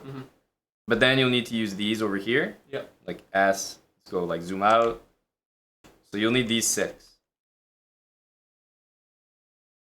And then you can go down like this. And then, you know, the mouse is just moving it around. Mm. So with these and the mouse, you'll get used to it You eventually. just get you just adjust the view all the time, right? Exactly. So you can like, for example, I could like follow this top guy here and watch him go. Memory soft taco. That's right. He's leading. He's leading. There you go. You're getting the hang of it. ISL drinks catching up. And then we can go to the back and be like, oh man, JL Pauls. This guy sucks. Like he's the slowest marble with Fine Brian. These guys are terrible. So risking of getting banned. That's right. Risking getting banned. And Memories of Taco up at the front. This guy's leading along with CM Rui. Very high rated guy. If Rui finishes first, maybe someone's getting banned for sure. It looks like a very slippery course. Indeed. That's exactly what it is. And a very long track. You can see the whole thing. Like it takes a while to get down there. So Memories of Taco is just way ahead right now.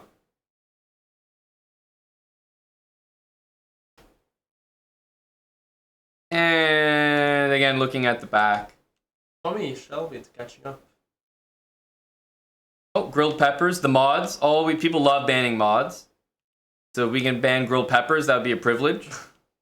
And if you want to just find the number 1 marble, just hit 1. Ah, okay. And it'll take you to whoever's leading. J. Pauls. And what about if you want the last place? Where do you click that? There's no button because nobody wants to watch last place. Nobody. But the last place might get banned, no? So this is a pleb in front. Just remember a very important rule. Plebs have no rights. Okay. Yeah. So the only person that can come in first is a sub. The only person that can come in last Okay, how is a can you sub. see if they're plebs or not? Their name will be in white like this. Yeah. They're not subbed. That's right. If they're blue, they're sub. And if they're What if green? mod. But usually the mods are subbed. So the green guys are high value guys. Yes, but the pink guys are the highest value. VIPs. Oh, really? How do you get the VIP status? Oh, some people have been working on theirs for years. 7, 8 years in the trenches. You know? Thor, on the other hand, It's a whole life goal, no? for most people, yep. Thor, on the other hand, he got VIP in about a week. So, you know, some... So even if you get the VIP status, you could lose it. You could lose so it. It's not like the GM that like when you get it that you can't lose it. No, it's people are definitely at risk. Every day they wake up, not sure if they're going to have it from yesterday. It's a tough struggle. It's never a sure thing. So good old Tash seems to be in front here. And as we're getting close to the finish, I like to hang out near the finish and watch. Make sure we announce first place. And it's, I think it's our buddy here. Jay will. Ah, first mistake. That's a pleb. Ah. He doesn't matter. Oh, yeah, you're right. So Yeah, it's yeah. Doc 8 ball. He's irrelevant with no privileges. Yeah. Yeah, there we go. So Doc 8 ball. There you go. Doc 8 ball, first place. So Jay will just play for nothing, basically. Yes, that's correct. Jay will, Ginger check also. That's right. And at the back, it's TB Lightning and Bulbert. Remember, not Lancer. Mm-hmm. Yeah, we're focusing on the blue names. Now, there's a big kind of fiery line coming, and you actually want the line to catch up to you so your marble disappears. So you don't actually finish in last place. So this guy's going to finish. Philip here. So Philip is in last right now. He's the last blue name. What about Borbert? He's not coming, no? Well, he wants that line to catch him, but I don't think it's going to. It's going to be close. Ah. I don't think it did. So I think he's in last place. If the line caught him, though, he would have disappeared, and it would have been better for him. So we see the results. We see, of course, Doc 8 ball. Right? Mm-hmm. He's going to be in first place. And congrats to him, and we scroll down. So he gets to decide if he bans last place or not. Yeah, he makes that choice. Of course, we make sure to go down to 69th and just give him a small clap. You know, well done, well done. That's better than finishing first, no? Yeah, that's better, no? And we scroll all the way down, we see Bulbert. Do you still follow 69 people on Instagram? No, less. Oh, wow. So there's some room, no? You think I could follow 69 people on Instagram? Yeah, for sure. You lost faith on me many years ago. No, you can't follow only 69. But you can follow 69. Yeah, but only 69 is impossible. So Borbert is on last? He's in last Yeah. for the subs, so he's at risk. So we go up to Doc 8 ball and we ask him whether he wants to ban or not. He knows how to play, so he's already got it in there. He wants to ban him. But do they have to like play now? That's right. So Bobert, you can go and ask him if So he has to. He can potentially defend himself. Yep. Would you like to defend yourself, Bobert? Because sometimes what they want to do is they want to pay someone else to defend for them. Ah, okay. You know, like if he's gonna get banned and he's like, He gets a lawyer basically. yeah, he's like, you know what, Aryan, I want you to play. Then he would have to pay whatever your price is to Can represent he him. decide who he wants to play for him in this list, or He can, Like but if- everyone has a different price, you know? yeah? If he wants Captain Micmac to play for him, Captain Micmac has to give a price. Yep, everyone has a price. That's right. So, Bobert is going to defend himself. So now we know for sure that he's going to defend himself. Now this Doc 8-Ball guy, he could also pay for someone to represent him. Most people want to play themselves when they get first. But sometimes you want to guarantee, like you hate the guy in last, you want to guarantee ban him. Oh wow. So it's like, oh no, I want Aryan to play for me. Like definitely ban this so guy. sometimes people pay a lot for that, or Yep. Depending on who. Like if they want to guarantee it, especially if like, you know, if you were racing and you came in last place or Maskinison, they might be like, okay, no, I'm definitely banning this guy. Like I want the best person in first. You know? might pay like 100k to ban him, no? For sure. And fail, no? So Doc 8-Ball, I think he's gonna be repping himself, and so now you need Doc 8-Ball. To challenge Mr. Yeah. Bobert. Exactly. So Doc 8-Ball and Bobercio, I would ask for their chess.com usernames. Yeah. So boys, if you can Big matchup. put your chess.com usernames in the chat, please. We'll head over to chess.com. Now, if you're on your Ariantari account, you can just ask them to challenge each other and then Okay. spectate. Yeah. For me, I ask their usernames because I can actually just start the game. But if you're on your account, you can just tell them challenge each other on chess.com and just spectate them. Yeah, follow them. Doc 8-Ball is Doc_8-Ball. And then Bobert, where's Bobercio? Oh, hang on, he's changing his mind here. Look at him, maybe I need defense. What can I get for 10 subs? You see? He realizes, oh, hang on a sec. You know? He's probably like a much worse player than the Yeah. first place. Could Okay, be. Yeah. He wants to make sure he's not getting yeah, banned. yeah. Bobercio, 5 subs. Who's he hiring? J-Bell might step in, no? Let's see. Who is he hiring? Who said they were 5 subs? It's a good one, Spudge.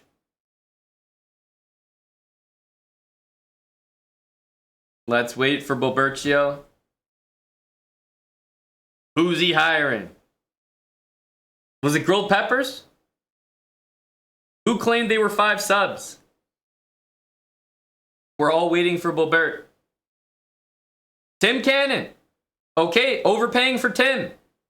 So he's hiring Tim Cannon. So instead of Bobercio, it'll be T Cannon. And I always do 3 minute. So even if you were telling them like to Yeah, challenge, you should have a flagging control. That's good one. It's never like bullet. It's always 3 minutes. always 3 minutes. Yeah. More fair. Yeah, I think so. Some guys are just like speed monkeys, like just. All right, Tim's gonna be the defense. Thanks, Bobert. We got a match coming up. Tim against Doc 8-Ball. Chess.com/play/online. If you were on your account, just tell them to challenge each other. Make sure it's 3 minutes. That's yeah, what because matters. I don't have the power you have. That's okay. You don't need it. All right, Doc 8-Ball waiting for you, bud. Chess.com/play/online. What's up? How are you doing? Good, how are you?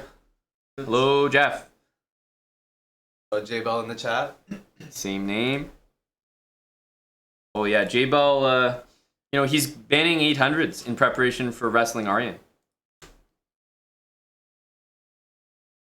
Ready for your Here we go. day, Jeff? My date with Amon, yeah. Oof, I'm excited, no? Quality time, Are you bro. rooting for him, no? Rooting for myself, no? Actually, if Jeff succeeds, then I'm succeeding. You can bang yourself, no? All right, so now we got the match, and of course, Doc 8-Ball. First of all, the ratings are very close, so it should be a good one. Sometimes it's not like that. Sometimes you have like 2,500 against 200, like, because it's random. But here we have a good match, and of course, Doc 8-Ball is the guy in first. So if white wins, there's a ban. But if black wins, then He's he's safe. Yeah. Safe. Also, if black draws, he's safe. You have to. You Okay. must win. What if white is? What if the one that's? What if T Cannon would be white and draws, and he's still safe? So if you Yeah. withdraw, you're always safe, huh? If you're defending the ban, Yeah. you just need to not lose. Okay. Yeah. King of the hill. So he's happy to get a dry endgame to hold. Yeah, exactly. Professional draw. So Tim Cannon against Doc 8 Ball. Wow, I really like Jeff's scent. Good first date, no? If Amon likes the scent. His perfume? Yeah. It's pretty good. What brand is that? Hugo, it's Eric's cologne. It's like never ending. I've had it for so long. Must work, no? Yeah. I actually have a good record with it. Oof. Wow, record bro. I believe. I can't- Thank you to El Blandy for the 28 months. Find Brian. Cheers for that gifted sub, buddy. I will make sure to use that one too. Yeah, you can. It's the Wow. red one. Ruining the record, no? Doc 8 Ball has the bishop pair. Low energy move from Tim, no? Giving up the bishop for no reason? Yeah, that's surprising when you're only fighting for draw, no? Yes, he just needed to chill, like h6, you know? Yeah. Maybe he thinks the knight is stronger than the bishop, no? Mm-hmm. Could be. The knight on a5 is quite disturbing. Saying hello. Oof. g3, that's a professional escape square. Opposite color of the bishop. Need Wow. an escape route for the king. Really is.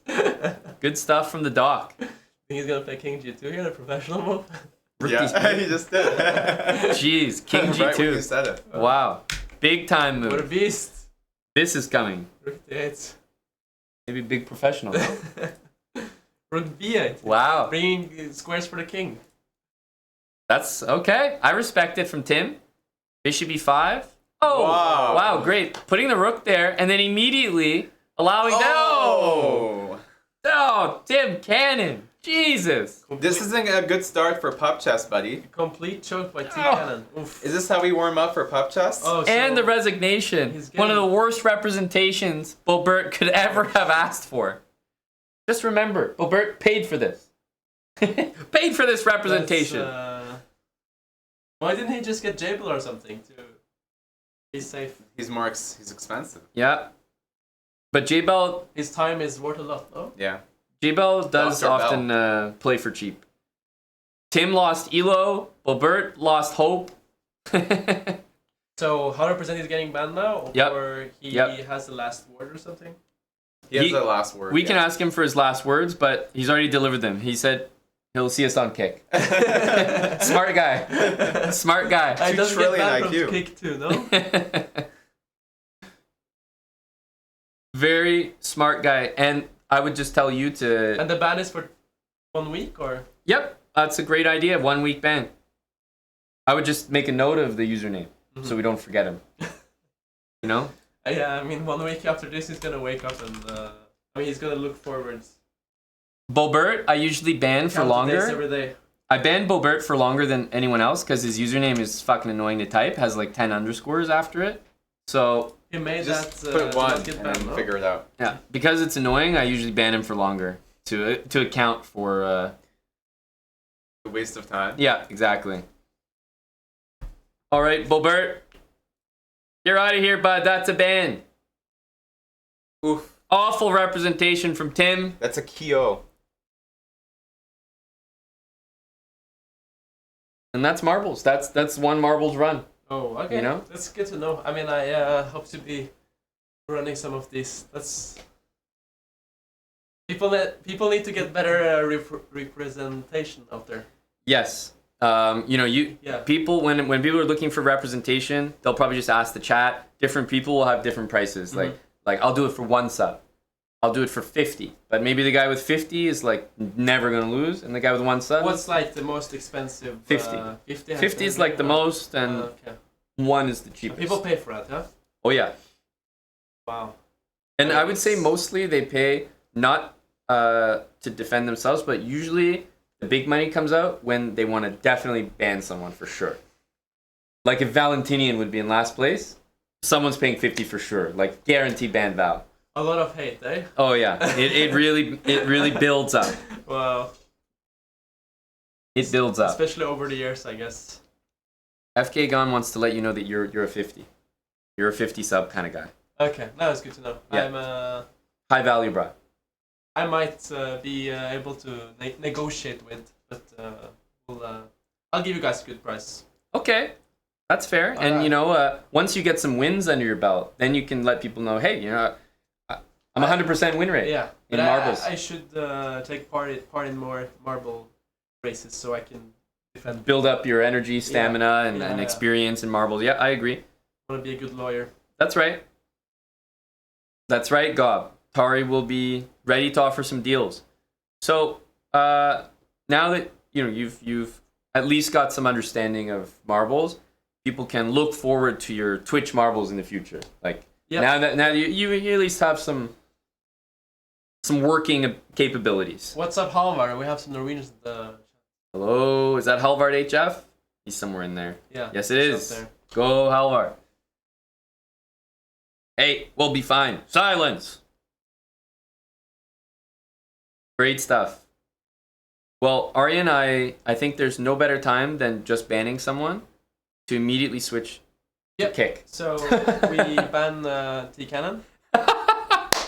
Great stuff. No, it was Borbor. No, great stuff. Yep, you want to ban T-Cannon. Aryan wants to ban T-Cannon. No, I mean... Great idea from Aryan. Yep, we're banning Tim Cannon. Aryan's first act as standing marbles officer. Sorry, banning Tim Cannon 25. I looked at the wrong nickname there. Tim Cannon 25 will be receiving an immediate ban on Twitch. Yeah. And as such... See you in 1 week, buddy. See you in 1 week. And as such, we will be heading immediately to Kick to make sure Tim can voice his concerns with young Aryan. That will be our final act on Twitch. We'll see you guys on Kick right now. Heading over there in 30 seconds. Aryan continuing the show.